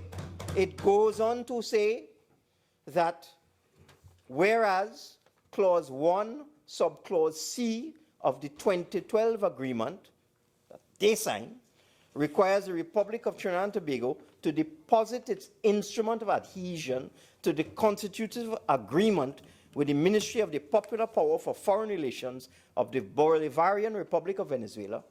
And I wonder if the member for Caroni East is getting a clue now. You couldn't borrow 1 cent from CAF until you followed a number of steps. And Mr. Deputy Speaker, can you hear that? I had to sit down here and listen to the member for Caroni East say that in 2012, when the former Prime Minister signed the multi-million-dollar loan agreement with CAF, there was a pipeline of funds available, but because they were so prudent to build the highway, the $7 billion highway, but they were so prudent that they didn't avail themselves of that pipeline of funds that became immediately available to Trinidad and Tobago in 2012. I had to listen to that. Make it up. And I have here an instrument of adhesion that indicates that the agreement requires that this instrument must be deposited. It's an adhesion to the agreement. It's the constitutive agreement forming and establishing the Andean Bank. You have to agree to adhere to the agreement. So whereas clause 1, subclause C of the 2012 agreement requires the Republic to deposit its instrument of adhesion with the Ministry of Popular Power. Now, therefore, the government of the Republic of Trinidad and Tobago, having considered and approved the constitutive agreement, this is the agreement establishing CAF, hereby accepts the agreement and undertakes to perform and carry out all the stipulations contained therein. Done at Port of Spain, this day, the 26th day of June 2015. 2015. So I had to sit down here and listen to the member for Caroni, signed by Winston Ducaran, Minister of Foreign Affairs, in June 2015. In June 2015, Madam Deputy Speaker. So that in 2012, Madam Speaker, in 2012, the then Prime Minister signed something with CAF in Colombia, but could not borrow 1 cent until Trinidad and Tobago did a number of steps, Madam Speaker. And one of the things they had to do, and they knew, because it is part of the agreement that they signed in 2012. So in April 2012, they committed to deposit an instrument of adhesion to the CAF agreement, and they didn't do anything for 3 years, Madam Speaker. For 3 years. 3 years. They sat down and twiddled their thumbs and did nothing. And you know, Madam Speaker, there are 2 things that we need to do. in order to borrow, in order for the government of the Republic of Trinidad and Tobago to borrow, it must be lawful. It must be lawful.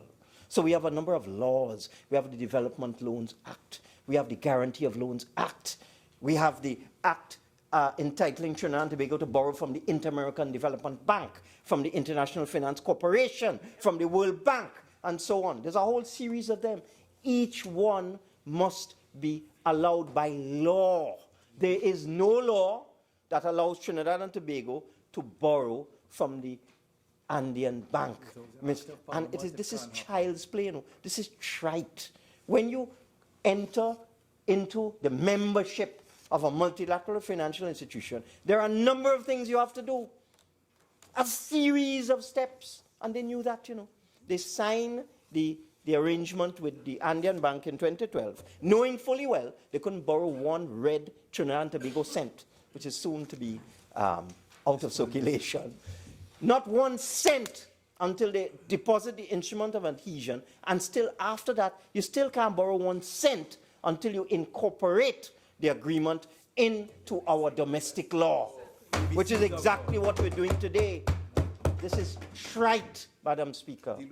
It is trite. And I am disappointed. This is why I said when I listen to what honourable members say opposite, I understand what is wrong with the things that are wrong in this country, where people just say whatever they want. The reason why the PP government did not borrow from CAF is because they did not do the necessary work, and that's typical of them. Typical of them. They couldn't borrow. They couldn't borrow. So instead of borrowing from CAF at LIBOR plus 2%, and last time I checked, LIBOR actually is 1.86%, so that's borrowing at 3.86%. Instead of doing that, they're borrowing from commercial banks at 6% and 7%. They're agreeing to all sorts of onerous terms. That's what they were doing. They're raiding money from the NGC. Instead of doing what any sensible government would do, $300 million. If it would take a day to deposit the instrument of adhesion, then why did it take 3 years and 2 months for them to occupy that day to go and deposit the instrument in Venezuela? Because they're lazy, Madam Speaker. That was a lazy government. They never completed anything. When we came into government, we met 3 hospitals. 3 hospitals. Each hospital costing in excess of $1.5 billion, Madam Speaker. When you add up the hospital financing, you get $5 billion. No loan agreement. No framework agreement. No memorandum of understanding. Nothing. In fact, we have just had to deal with the Point 14 hospital, where since 2013, the government of Austria told the government of the member for Siparia that you can't borrow any money from the government of Austria until you amend the memorandum of understanding for cooperation in the health sector to include the turnkey construction of the Point 14 hospital. Since 2013, they tell them that. And 2013 passed, 2014 passed, September 20, they did nothing. Absolutely nothing, Madam Speaker. Nothing. In fact, they were sent a draft loan agreement in January 2015, which referred to the MOU. And when the public servants looked at it, they asked the minister, the then Minister of Finance, where is the memorandum of understanding that is referred to in this loan document? We cannot authorize you as Minister of Finance to sign this loan document and avail yourself of low interest money from Austria until you go and create an MOU with the government of Austria to finance the Point 14 hospital. That is how they used to operate. That's how they used to operate. And the Pongin, what the Yes. tell them? No advice? It's incredible, Madam Speaker. 3 hospitals, 5 billion, no financing in place. OPVs? Boats from Holland, $1.3 billion. We had to take money from general revenues. When we came in 2015, between 2015 and 2016, There was no loan arrangement in place. Nothing. They didn't finalize the negotiations with the government of the Netherlands. They messed up big time. So we had to take 1.3 because the vessels reach, you know. So they took boats on credit, Madam Speaker. $1.3 billion of vessels on credit for electioneering purposes. They come here without any guns, no ammunition. They just park them up there by the Hyatt military vessel without a single gun on it. $1.3 billion in vessels, not a cent available in financing, because they did nothing. They didn't deal with the indemnities, with the insurance, with the nothing, Madam Speaker. We had to take 1.3 billion because the Austrians, having delivered the Dutch having delivered the vessels, said, well, we want your money. And the fact that the government has changed is not irrelevant. The government of Trinidad and Tobago, the government of Siparia, ordered these vessels, and we delivered them, and they signed a contract. You owe us $1.3 billion. And the interest was running on that. The interest was running on that, Madam Speaker. The interest hit $100 million because there was no loan arrangement in place, because they were lazy. And you know what we were able to do, Madam Speaker? We were able to negotiate with the Dutch government to waive that whole $100 million in interest and take general revenues and pay for the vessels. That's what we had to do. That's what we had to do, Madam Speaker. And that's not all. The former Prime Minister went to China, and when the honourable member was in China, she see a fishing boat passing. She said, I want one of that. Next thing, a vessel sailing on its way from China to Trinidad and Tobago, a multi-purpose fishing vessel, agricultural vessel, coming here. Again, no guns. And we have to pay $250 million for that vessel. No loan arrangement, no financing in place, Madam Speaker. None of that. None of that. And it's the same thing with this. I cannot believe that the People's Partnership Government, having gone to Colombia and signed an agreement to access funding from the Andean Bank, then sit down on a certain part of their anatomy for 3 years, do absolutely nothing, and then just do stage 1. They forget about stage 2. What? What are you talking about? Madam Speaker,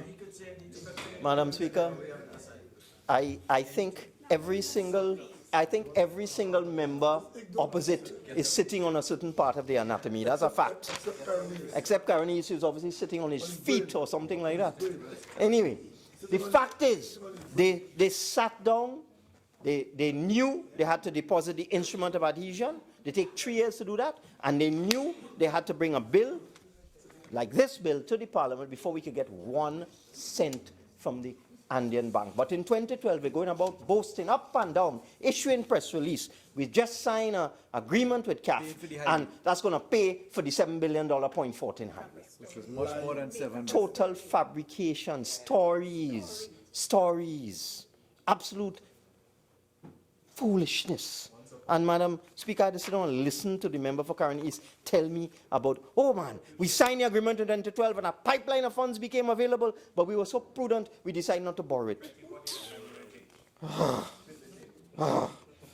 Now, let us go back, Madam Speaker. Let us go back to the utterances of the honourable member for Siparia, Madam Speaker. Oh, Lord. Imagine somebody who has been in this Parliament for at least 20 years, Madam Speaker, at least 20 years, could come and complain about the clause in the bill that speaks about privileges and immunities, when on our statute books, Madam Speaker, I don't know who writes her speeches, but they make a lot of mistakes. On our books, since 1979, they have had a law, the International Financial Organization's Inter-American Development Bank, Chapter 7002, and here we have Section 5 of the IDB Act. Same thing, international bank that you want to borrow money from. Hear what it says. The provisions of section 2 to 9, inclusive of article 11 of the agreement, just like this agreement, which relate to the status, immunities, and privileges to be accorded to the bank and set out in the schedule, shall have the force of law in Trinidad and Tobago. That has been on our statute books. I just pick one. There are endless laws like that. Exactly. Endless, same word for word. 46 of 1979. Yes, 1979. When we entered into an arrangement and we brought into our domestic law our ability to borrow from the Inter-American Development Bank, you have an identical provision indicating that the immunities and privileges afforded to officers of the IDB shall be as set out in the schedule of the agreement. And what is in our law? The same exact words, Madam Speaker. Same exact words in clause 9. We want to know which law prevails, whether the 1996 order prevails, and why we're doing this. We have a diplomatic and... So, I mean, come on, the thing is in English.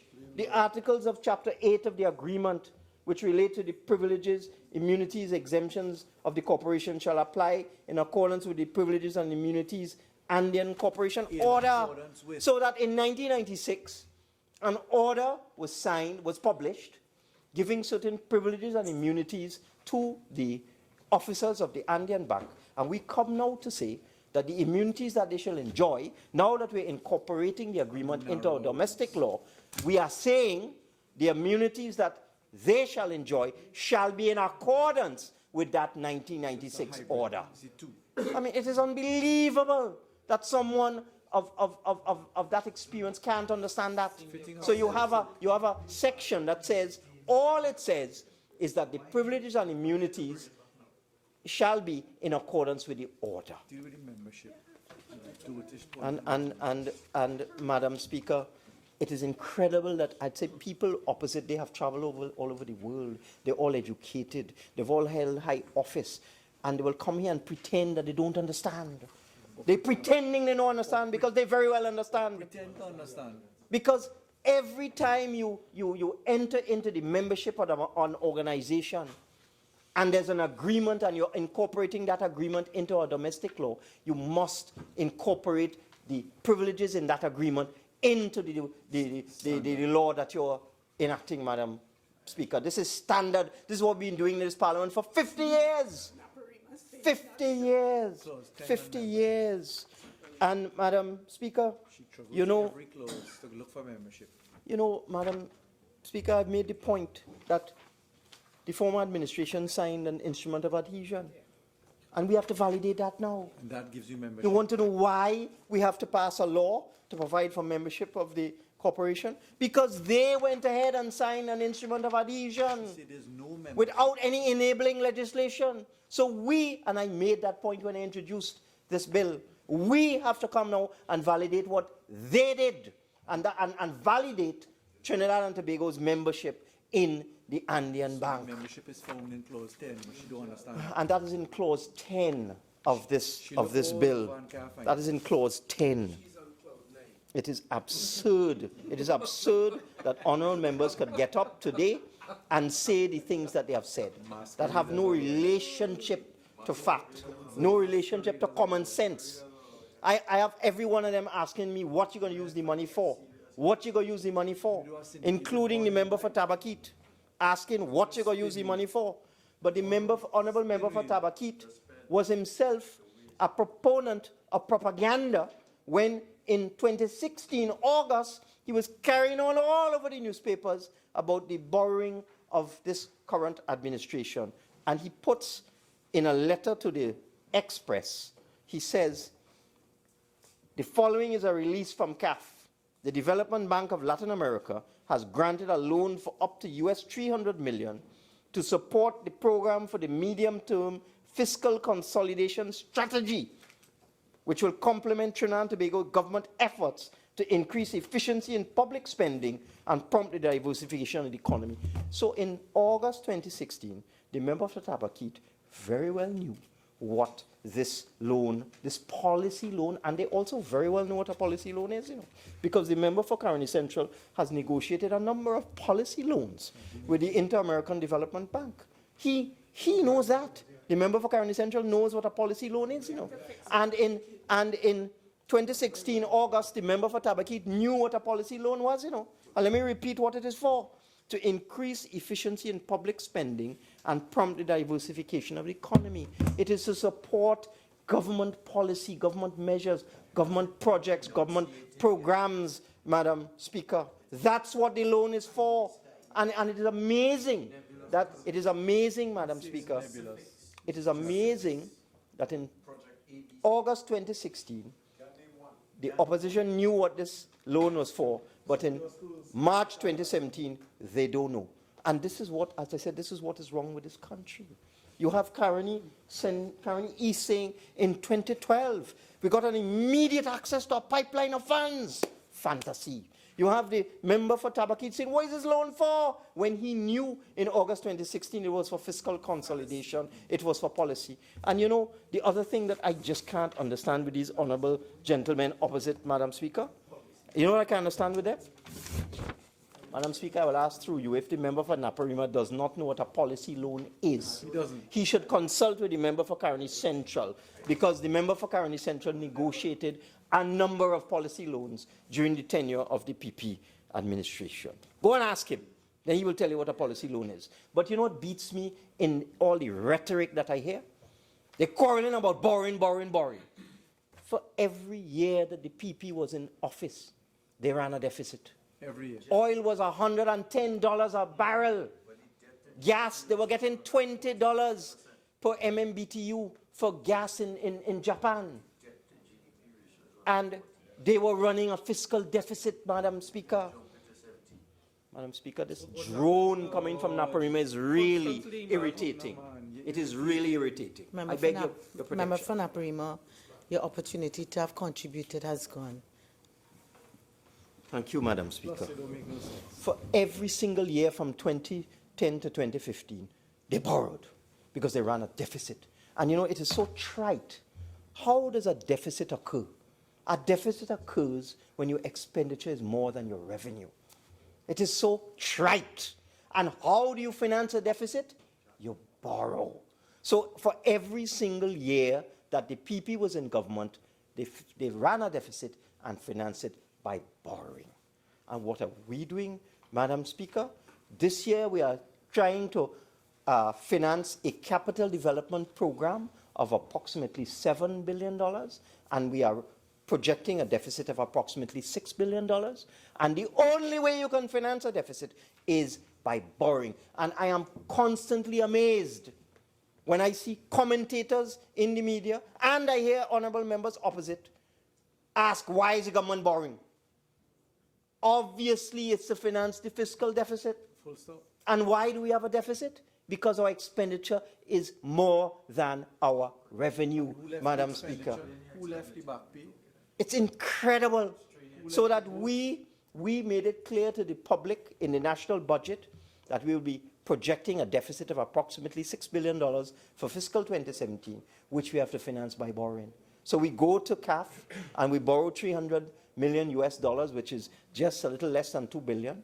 That still leaves $4 billion. And that is why we are out in the domestic market raising bonds through auctions and so on. Why we'll be using all sorts of financing strategies to raise the money to balance the budget by way of financing deficit so we can do our capital development program. What on earth do you think the money is for? There's a 2017 PSIP document that was laid in this House, prepared by the honorable member for Dabidi Omera, the Ministry of Planning, the Trinidad, Aruka Maloney, I apologize.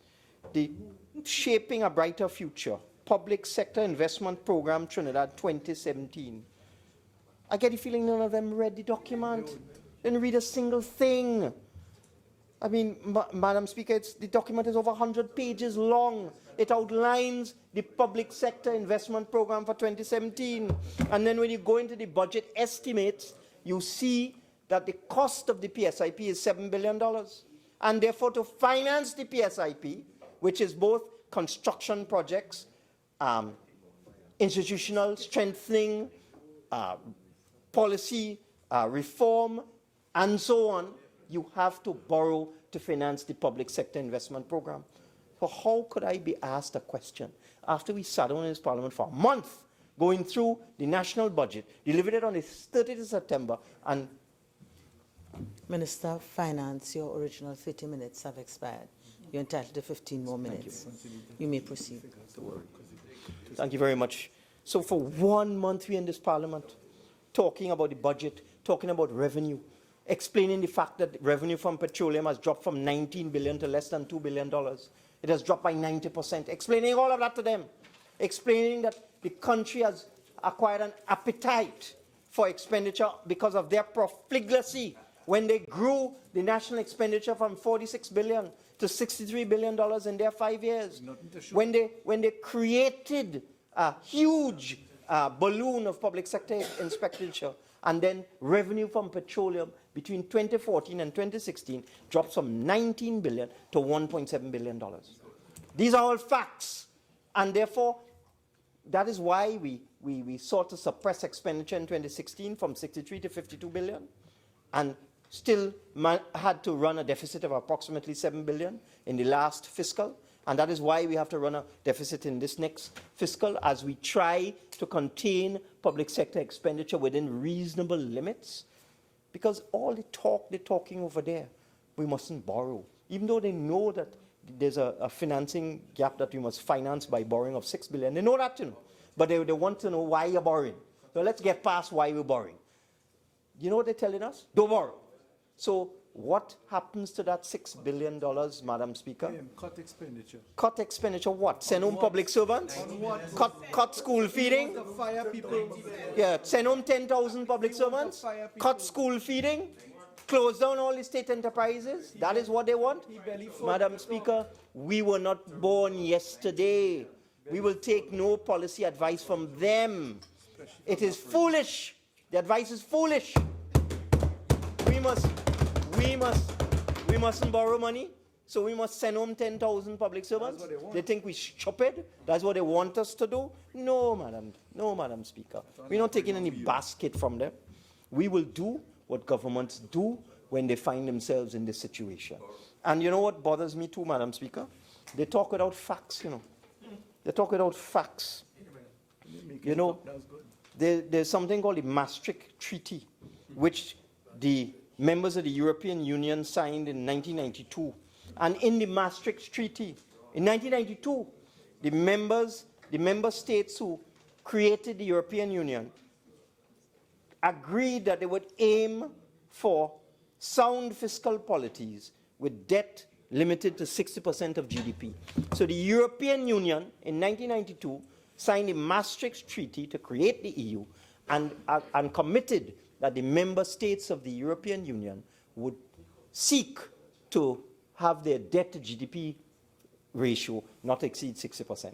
Well, let me read out what the debt to GDP ratio is in developed world, Madam Speaker. But you could just talk. The debt to GDP ratio of Japan, 229%. The debt to GDP ratio of Italy, 132. The debt to GDP ratio of the United States, 104%. The debt to GDP ratio of Spain, 99%. The debt to GDP ratio of France, 96%. The average for the euro area, 91%.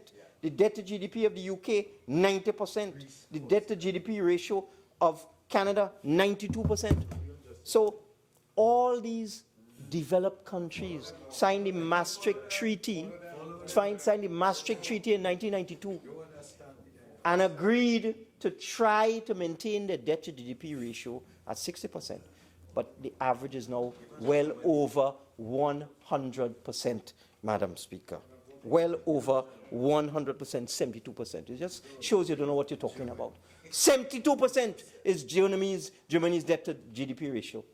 And the point is, our current debt to GDP ratio is 59%. 59%.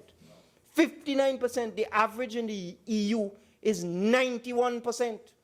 They have no understanding of economics, Madam Speaker. They don't bother to read. They don't bother to inform themselves. They have no clue as to how the world works, Madam Speaker. They just throw out numbers. They just throw it out.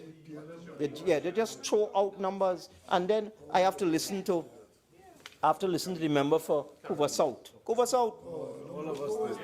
Reading some article in the Express. Next one, reading from Guyana. Imagine that. The member for Caroni is reading some newspaper article in Guyana. And using that, we must follow some newspaper article in Guyana. And the member for Coover South reading some Express article where they have a number of people, including a gentleman called Ved Siram. I must listen to Ved Siram. You know who Ved Siram is, Madam Speaker? He is one of the disgraced members of the FCB board, fired by the People's Partnership for that IPO fiasco. That is, you see, this is what is wrong with this country. That is, you say things, you have no facts, you have no truth, you have no truth, you have no facts. The FCB board was fired by the last People's Partnership government for the scandal and the alleged corruption in the FCP IPO. And this gentleman was a member of that disgraced board that was removed by the People's Partnership government. They fire him, and that was in 2014. But I have to come around and listen in 2017 that this gentleman is now a financial expert. Expert in what? In advising the government how to bungle an IPO and how to make a mess of something. Just today, I had a question coming from Caroni Central as to what is going on with the IPO. And I had to tell the member for Caroni Central that that matter is now with the Director of Public Prosecutions. But these are the people I'm supposed to listen to. These are the people I'm supposed to listen to. Madam Speaker, I am shocked. I am shocked. We came to this parliament. We came to this parliament to complete a process started by the PNM government in 1994, continued by the UNC government in 2012 and 2015, where they indicated clearly, if you go into Winston Dukaran's Hansard, when he was Minister of Finance and then Minister of Foreign Affairs, and you ask him, why are you getting into this arrangement with the Andean Bank? And he indicated that it's an alternative source of funds, the interest rates are reasonable, the approval time is much shorter, it's a regional bank, and he, the PP government, thought it was a good idea to invest $2 billion Trinidad and Tobago dollars to get membership rights in the Andean Bank.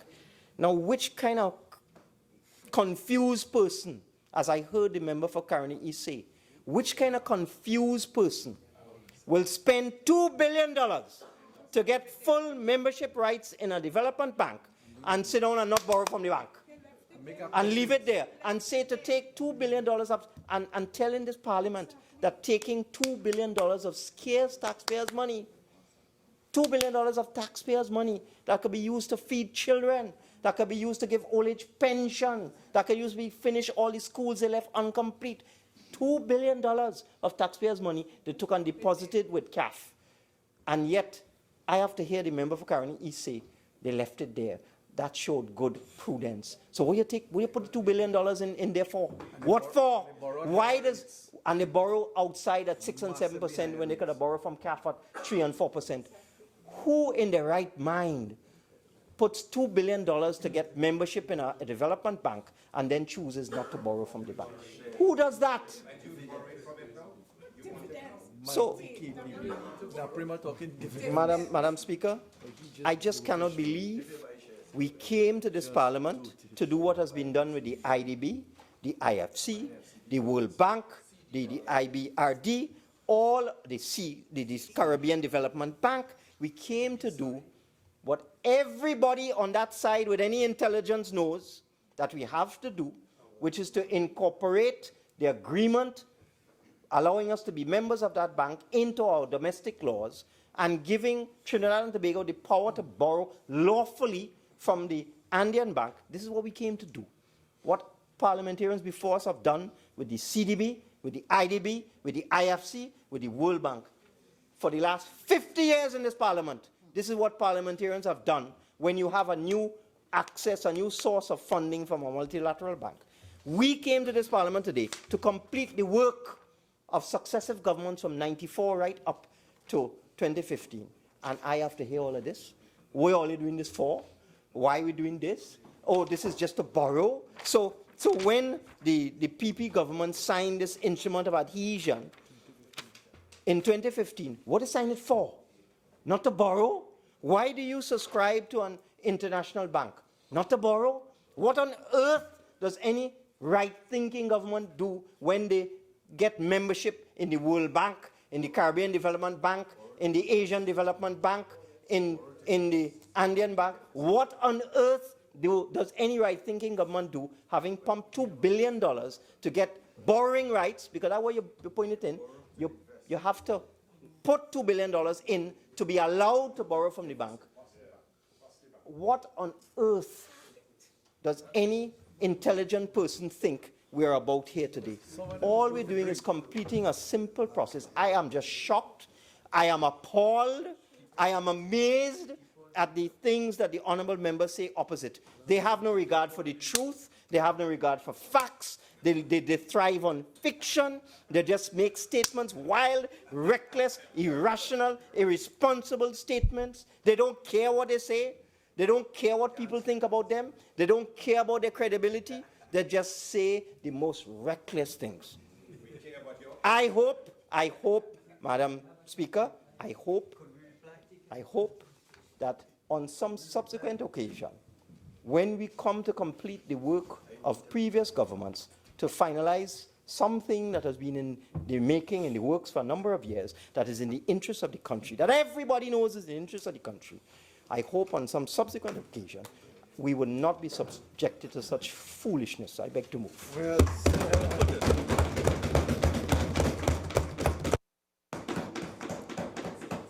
Honourable members, the question is that a bill entitled An Act to Provide for the Membership of Trinidad and Tobago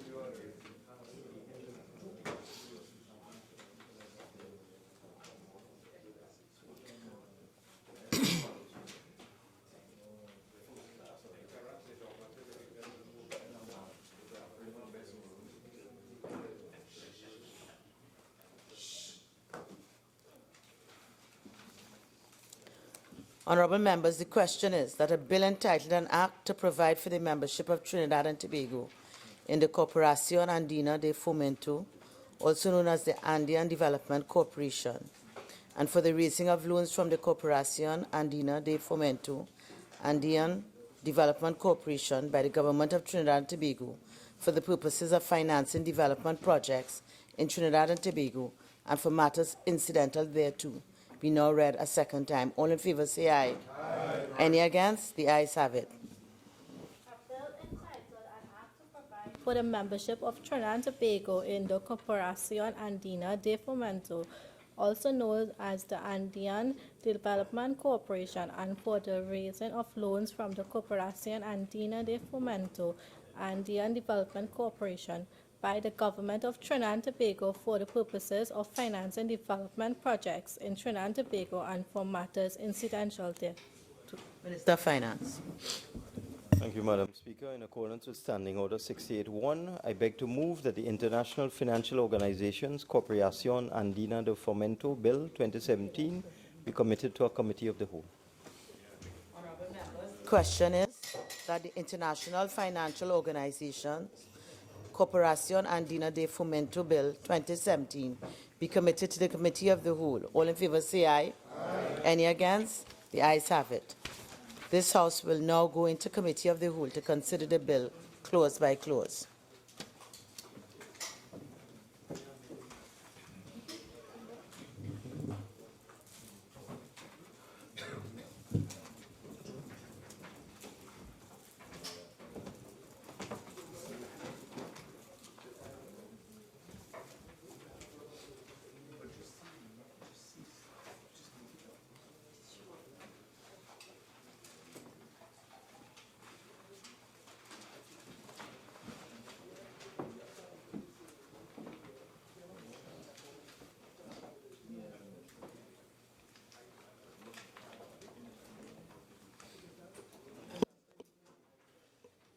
Clause 1. The question is that clause 1 stand part of the bill. The question is that clause 1 now stand part of the bill. Those in favor say aye. Those against say no. I think the ayes have it. Clause 1 now stands part of the bill. Clause 2. The question is clause 2 stand part of the bill. The question is that clause 2 now stand part of the bill. Those in favor say aye. Those against say no. I think the ayes have it. Clause 2 now stands part of the bill. Clause 3. The question is that clause 3 stand part of the bill. The question is that clause 3 now stand part of the bill. Those in favor say aye. Those against say no. I think the ayes have it. Clause 3 now stands part of the bill. Clause 4. The question is that clause 4 stand part of the bill. The question is that clause 4 now stand part of the bill. Those in favor say aye. Those against say no. I think the ayes have it. Clause 4 now stands part of the bill. Clause 5. The question is that clause 5 stand part of the bill. The question is that clause 5 now stand part of the bill.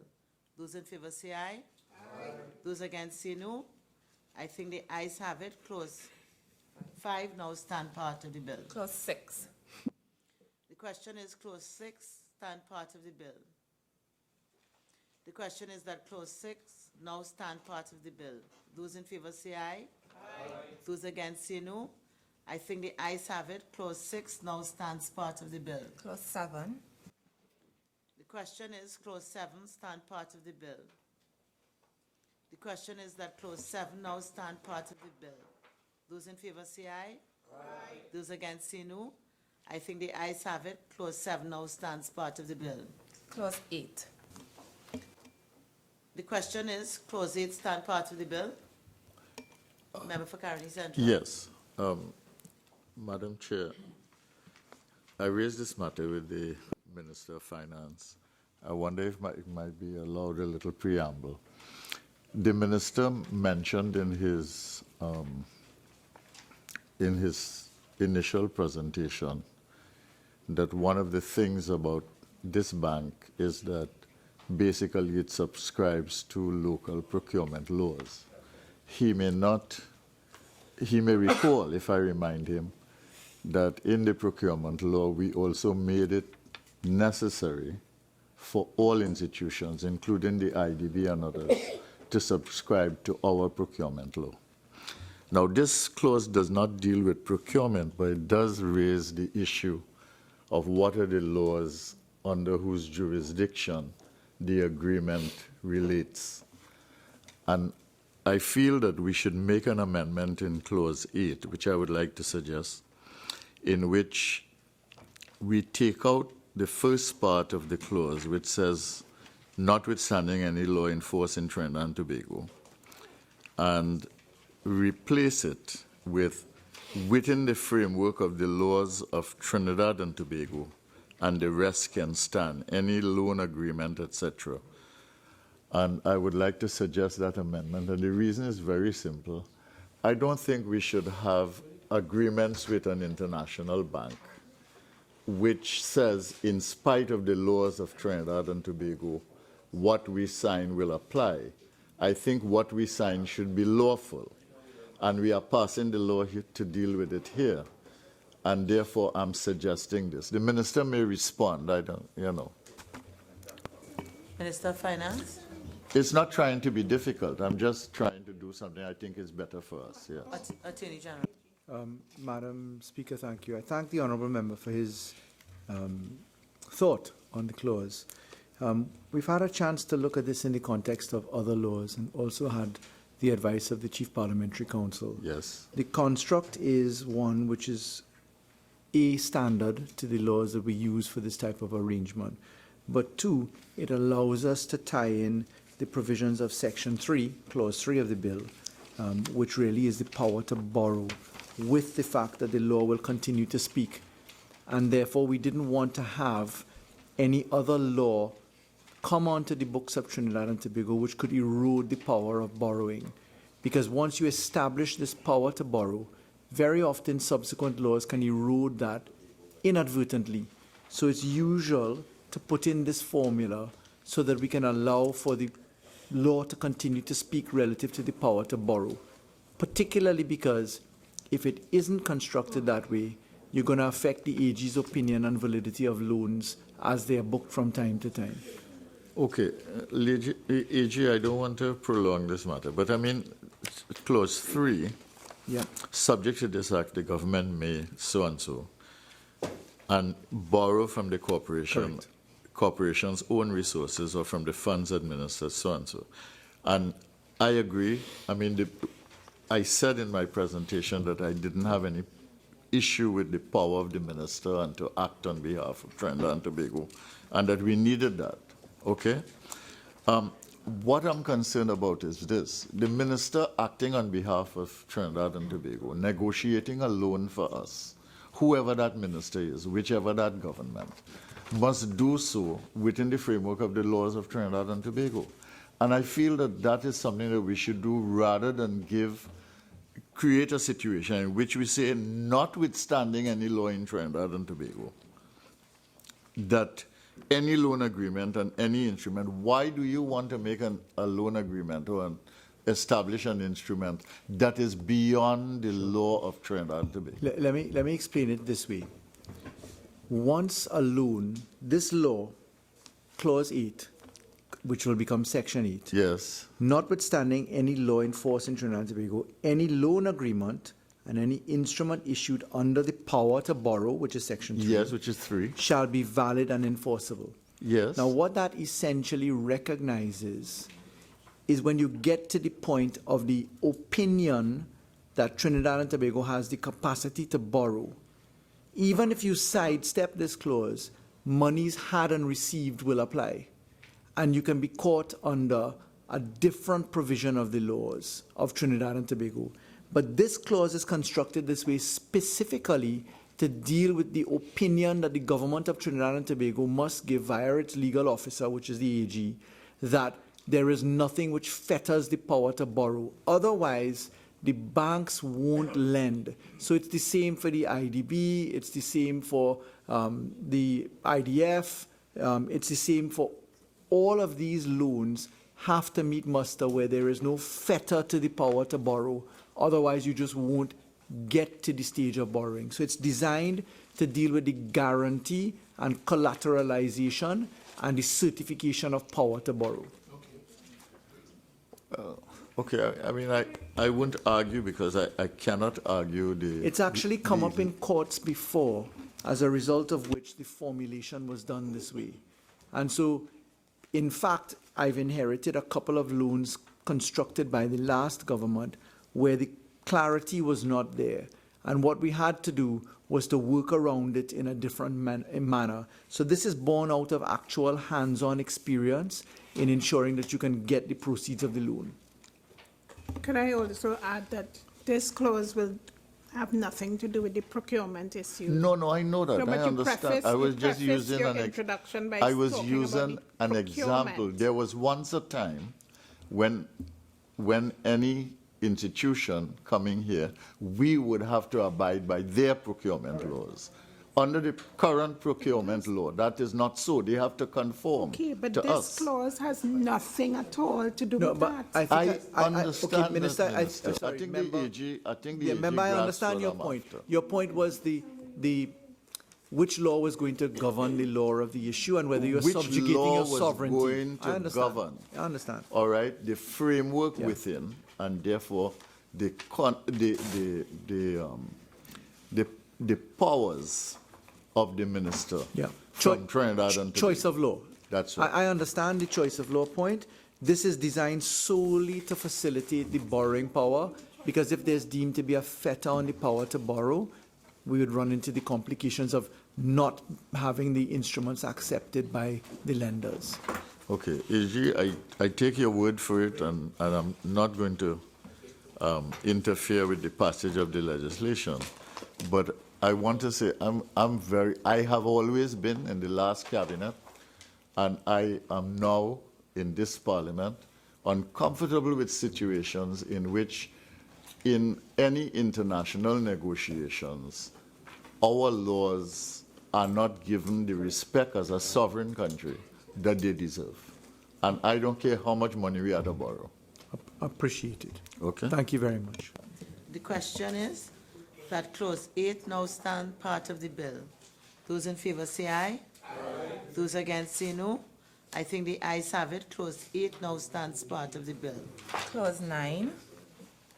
The question is, clause 9 stand part of the bill. The question is that clause 9 now stand part of the bill. Those in favor say aye. Those against say no. I think the ayes have it. Clause 9 now stands part of the bill. Clause 10. The question is that clause 10 stand part of the bill. The question is that clause 10 now stand part of the bill. Those in favor say aye. Those against say no. I think the ayes have it. Clause 10 now stands part of the bill. Schedule. The question is that the schedule stand part of the bill. The question is that the schedule now stand part of the bill. Those in favor say aye. Those against say no. I think the ayes have it. The schedule now stands part of the bill. Honorable members, the question is that the bill be now reported to the House. Those in favor say aye. Those against say no. I think the ayes have it.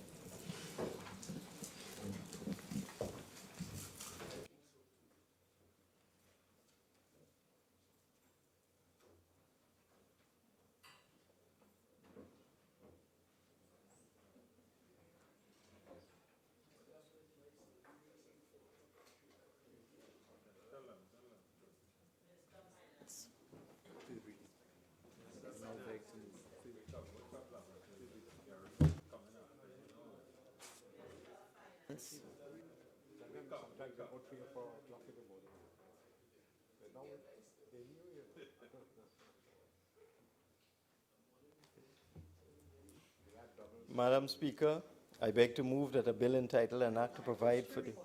Oh, sorry. Give me the wrong thing.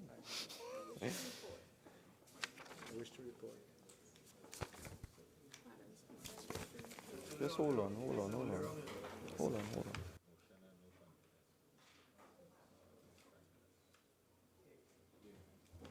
Madam Speaker, I wish to report that the International Financial Organizations Corporación Andina de Fomento Bill 2017 was considered in Committee of the Whole and approved without amendments.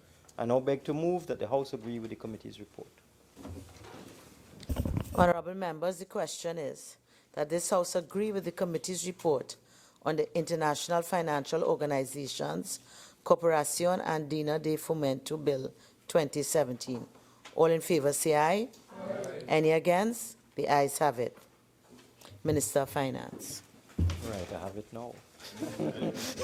Madam Speaker, I beg to move that a bill entitled an act to provide for the membership of Trinidad and Tobago in the Corporación Andina de Fomento, also known as the Andean Development Corporation, and for the raising of loans, for those who didn't know, from the Corporation Andina de Fomento, Andean Development Corporation, by the Government of Trinidad and Tobago for the purpose of financing development projects in Trinidad and Tobago and for matters incidental thereto, be forthwith read a third time and passed.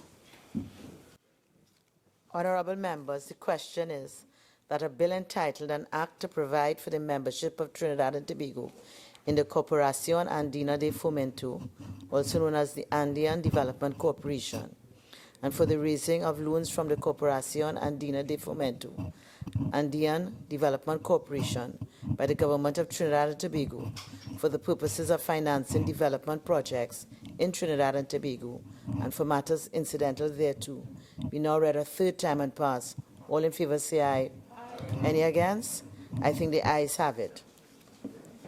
A bill entitled an act to provide for the membership of Trinidad and Tobago in the Corporación Andina de Fomento, also known as the Andean Development Corporation, and for the raising of loans from the Corporación Andina de Fomento, Andean Development Corporation, by the Government of Trinidad and Tobago for the purposes of financing development projects in Trinidad and Tobago and for matters incidental thereto.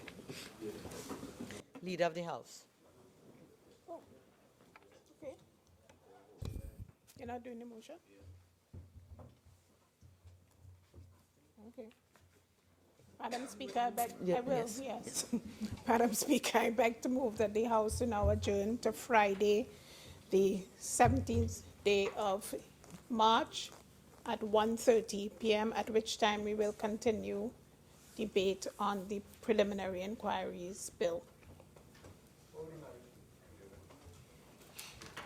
Honorable members, there's one matter that qualifies to be raised on the motion for the adjournment of the House, filed by the member for Caroni East. I now call upon the member for Caroni East. Thank you, Madam Speaker. Recently, the country was thrown into some panic after a swim called the Solid Waste Management Company Limited, in a meeting with the Public Accounts Enterprises Committee in Parliament, indicated that heavy metals, heavy lead from the Guanapo dump was a danger to human life.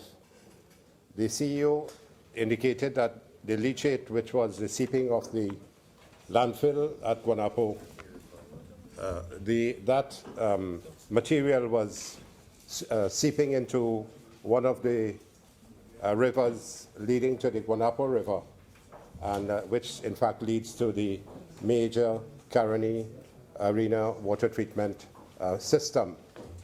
And that caused a degree of panic in the country, and rightly so, because people felt that having the statement made by the CEO of Solid Waste on a number of occasions during the meeting,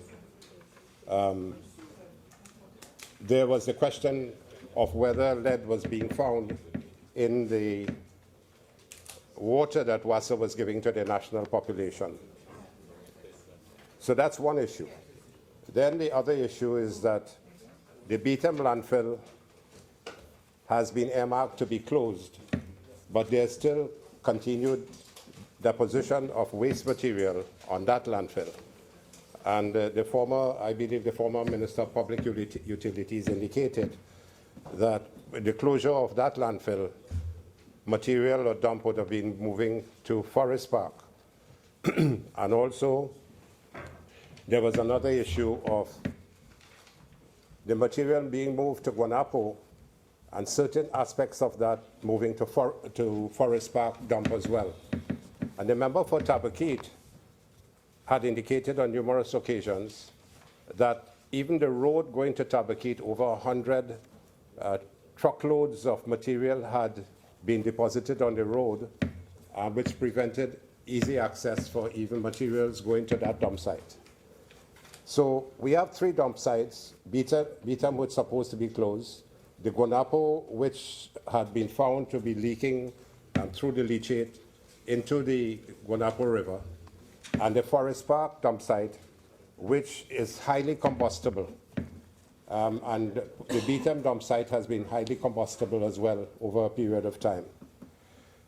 We had sought, the People's Partnership Government had sought to work assiduously to bring about a conclusive aspect to this issue of regular fires on the dump site, at particularly the Beetham and Forest Park. The Beetham dump site causes panic in Port of Spain when it is on fire, and the air pollution that comes out of this burning debris, from our understanding, releases, Madam Speaker, contaminants like lead, mercury, chromium, arsenic, and copper into the atmosphere. And these are, as we know, highly toxic. So when the breeze blows in a westerly direction, the entire of Port of Spain and even citizens west of Port of Spain go into panic. And during the day when school children are in schools and workers are in offices, sometimes they have to leave because of the dense smoke that emanates from the Beetham landfill. And the same thing happens in Forest Park. In addition, the Forest Park dump site, when it is on fire, the children of the school, Springvale Hindu, have to be out of classes. And really, it is a nightmare for the citizens and the inhabitants around that area. In fact, it affects people in Couva South, in Tabaquite, in Pointe-a-Pierre, and a wide cross-section of the area down there. And we all know that the release, when these things burn, they release some real toxic fumes. And that is one of the reasons why the aluminum smelter, one of the reasons even why the aluminum smelter was not put into Trinidad and Tobago. So, beside that, there has been found to be a high incidence of cancer in and around the area in Forest Park. And of course, a high incidence of pulmonary disease in the young children and even the inhabitants in the Forest Park. Yes. Now, WASA gave an undertaking that the water that they are distributing to the national population is free of lead. But, Madam Speaker, I don't think the national population has been convinced, because WASA has not been able to produce, well, as far as I understand, and many people, the evidence, the scientific evidence for the analysis of the water to show that it is free of lead contamination. And they said that the water is tested. The country does not know what type of testing is done with the water, how often it is tested. And before I went to do medicine for 3 years, I worked to save some money and so on.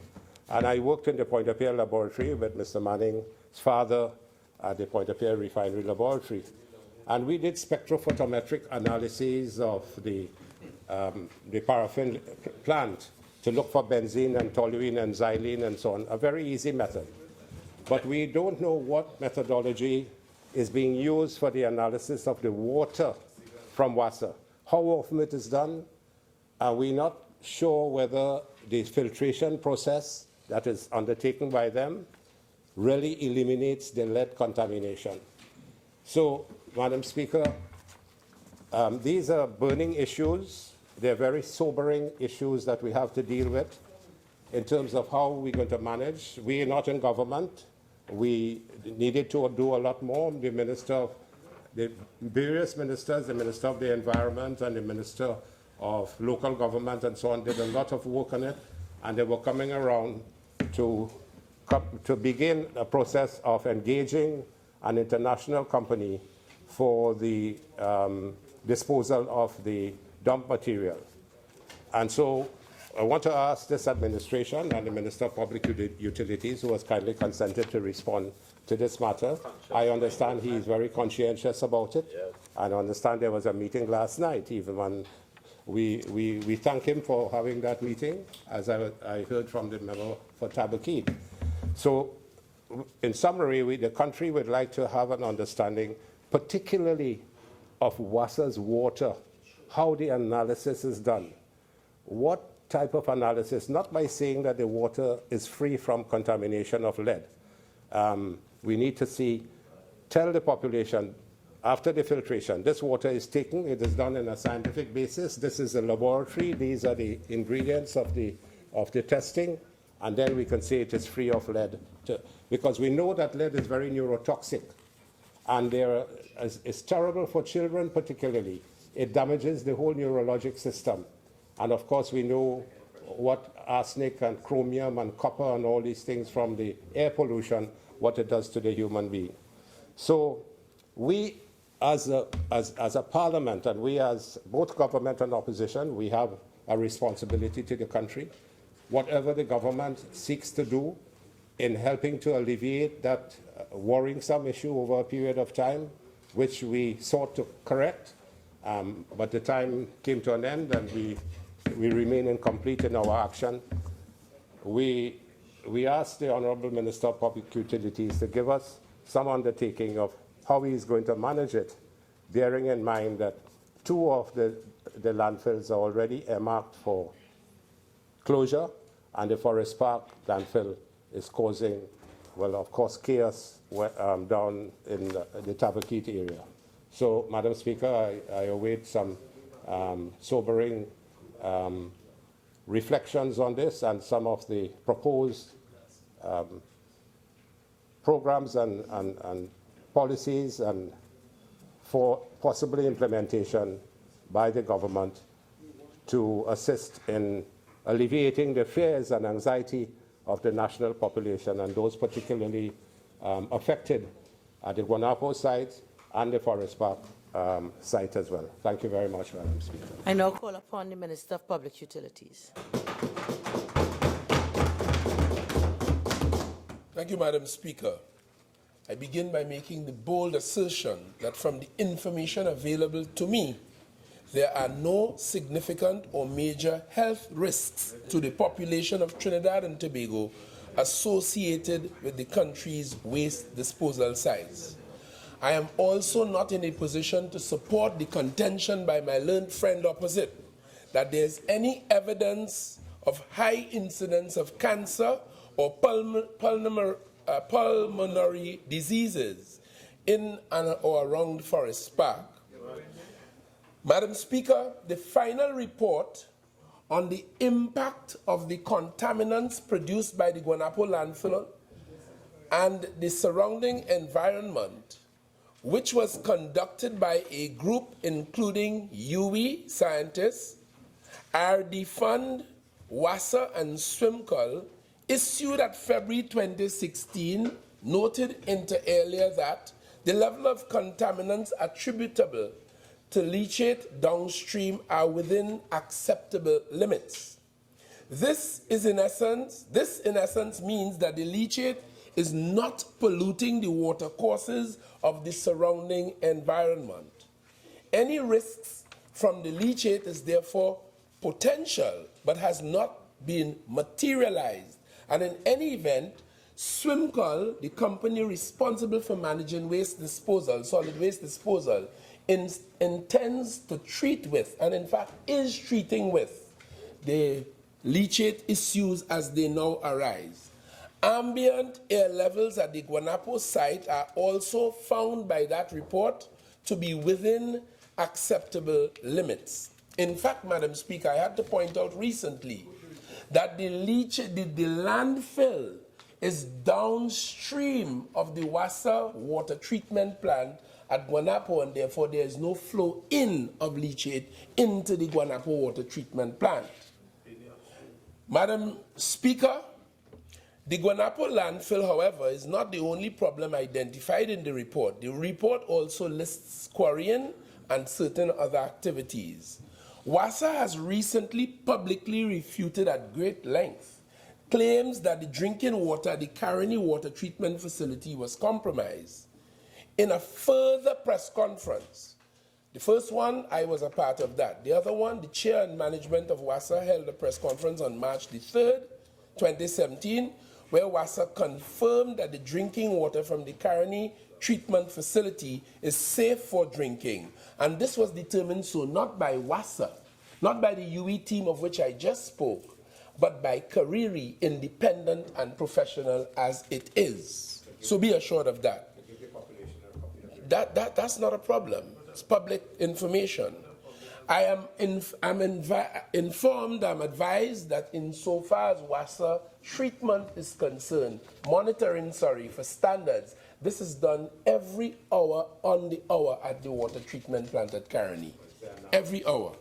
I am not in a position to tell you now about the techniques for analysis. I rely on what I am told, as I have just shared with you, and that I could find out and present to you at a later stage. SWIMCOL is constantly employing innovative mechanisms to improve its operations in all the 3 landfill sites, as described by my friend. SWIMCOL has in place, and I had reason to say this in answer to a question here recently, so let me review it again. SWIMCOL has in place an existing fire management plan which dictates its response to fires at the landfill sites under its purview. In addition to the fire management plan, SWIMCOL has changed the location of the tipping area where waste is received and located within a more accessible area, closer to the center of the site. This allows them to cover the waste on a more regular basis, to cover it over, and have a smaller, more controlled tipping area. This strategy significantly reduces the risk of fires. Secondly, SWIMCOL has also increased its stockpile of cover material on the site to be used in the event of a fire. And once that is affected, all the problems as you have identified, once they control these fires. A third fire prevention mitigation strategy adopted by SWIMCOL is the creation of an emergency access on the Cedar Hill Road that will allow trucks and firefighting appliances to more quickly serve the landfill area should there be a fire. This will reduce the response time in the event of the fire. During May 2010, I must say so, I'm a politician, and the facts must be told. During May 2010 and September 2015, the then cabinet failed to implement any meaningful policies in the area of solid waste management. For an example, Madam Speaker, Cabinet in 2012, again in 2013, and twice in 2014, agreed to major measures to advance the our stock on wastewater and sanitation, the National Integration Solid Waste Management and Strategic Plan. Nothing other than those agreements ensued, not a thing between those years. The record further reveals that the last cabinet, the then cabinet, completely disregarded the recommendations of the 9th report of the appropriate Joint Select Committee, which dealt with this question of fires, which dealt with this question of pollutants in the water courses. Madam Speaker, let me emphasize that while the cabinet of that time agreed to these measures, none were implemented. Okay? And I don't want to belabor that. The question is we must look forward, and what we are doing is now critical. The cabinet of the day did not face the economic constraints that we are now facing. Some of it was alluded to in a previous debate here today. And yet, it failed to adequately finance SWIMCOL's requests for money under the development program to address these issues. More specifically, in 2014, SWIMCOL requested $248 million to facilitate some of this work. They got nothing, and I can list the others, but no point doing that. We need to look forward. So I wouldn't stress on those matters. In another mode, in another time, I will elucidate, but not today. The Ministry of Planning and Development and the Ministry of Public Utilities are currently finalizing the work left unfinished by my friends on the other side. The completion of the National Solid Waste Management Strategic Plan, this was facilitated through the Technical Cooperation IDB-funded project, in which the government has now engaged the services of a consultant to assist with its formulation. The government, through SWIMCOL, has engaged a consultant to develop conceptual designs for an engineered sanitary landfill site at Forest Park, which, once approved and the funding is allocated for same, will facilitate the rehabilitation of Beetham and Guanapo as well. The government is also seeking to develop protocols for the operations of the landfill sites that ensures the protection of the environment and safeguard public health. And I can tell you, this week, had it not been for the heavy rains, I would have gone to inaugurate a pilot project devised by UE after they issued that report, along with SWIMCOL, to put in place an environmentally friendly measure for dealing with the leachate, small as it is, coming from the Guanapo side. That is a pilot project. It has now been put in place. It is ready for its launch. It is expected to last for about a year. In the meantime, I will be approaching the notice being drafted now, the cabinet, to see whether I can get approval for funding to do a modern leachate treatment plant for Trinidad and Tobago. Because leachate is a natural and necessary byproduct, or downstream, if you call it that, of waste collection, for some of the reasons you have explained. Madam Speaker, that pilot project of which I just spoke cost this country $1 million. Allocation was done for it, and it will be done. Madam Speaker, these are just some of the approaches that we propose to take to ensure the proper management of our solid waste disposal, the landfill sites on which this disposal takes place, and the management of same. I hope that these, for the time being, adequately addresses the issues raised by my friend, brings my colleagues opposite, but most importantly, the citizens of Trinidad and Tobago, the comfort to know, as I said loftily at the beginning, there is no discernible or detected significant or major health risks to the population as posited by my friend in the motion that he filed here today. I thank you. Honourable members, the question is that this House do now adjourn to Friday, 17 March 2017 at 1:30 p.m. All in favour say aye. Aye. Any against? The ayes have it. This House now stands adjourned to Friday, 17 March 2017 at 1:30 p.m.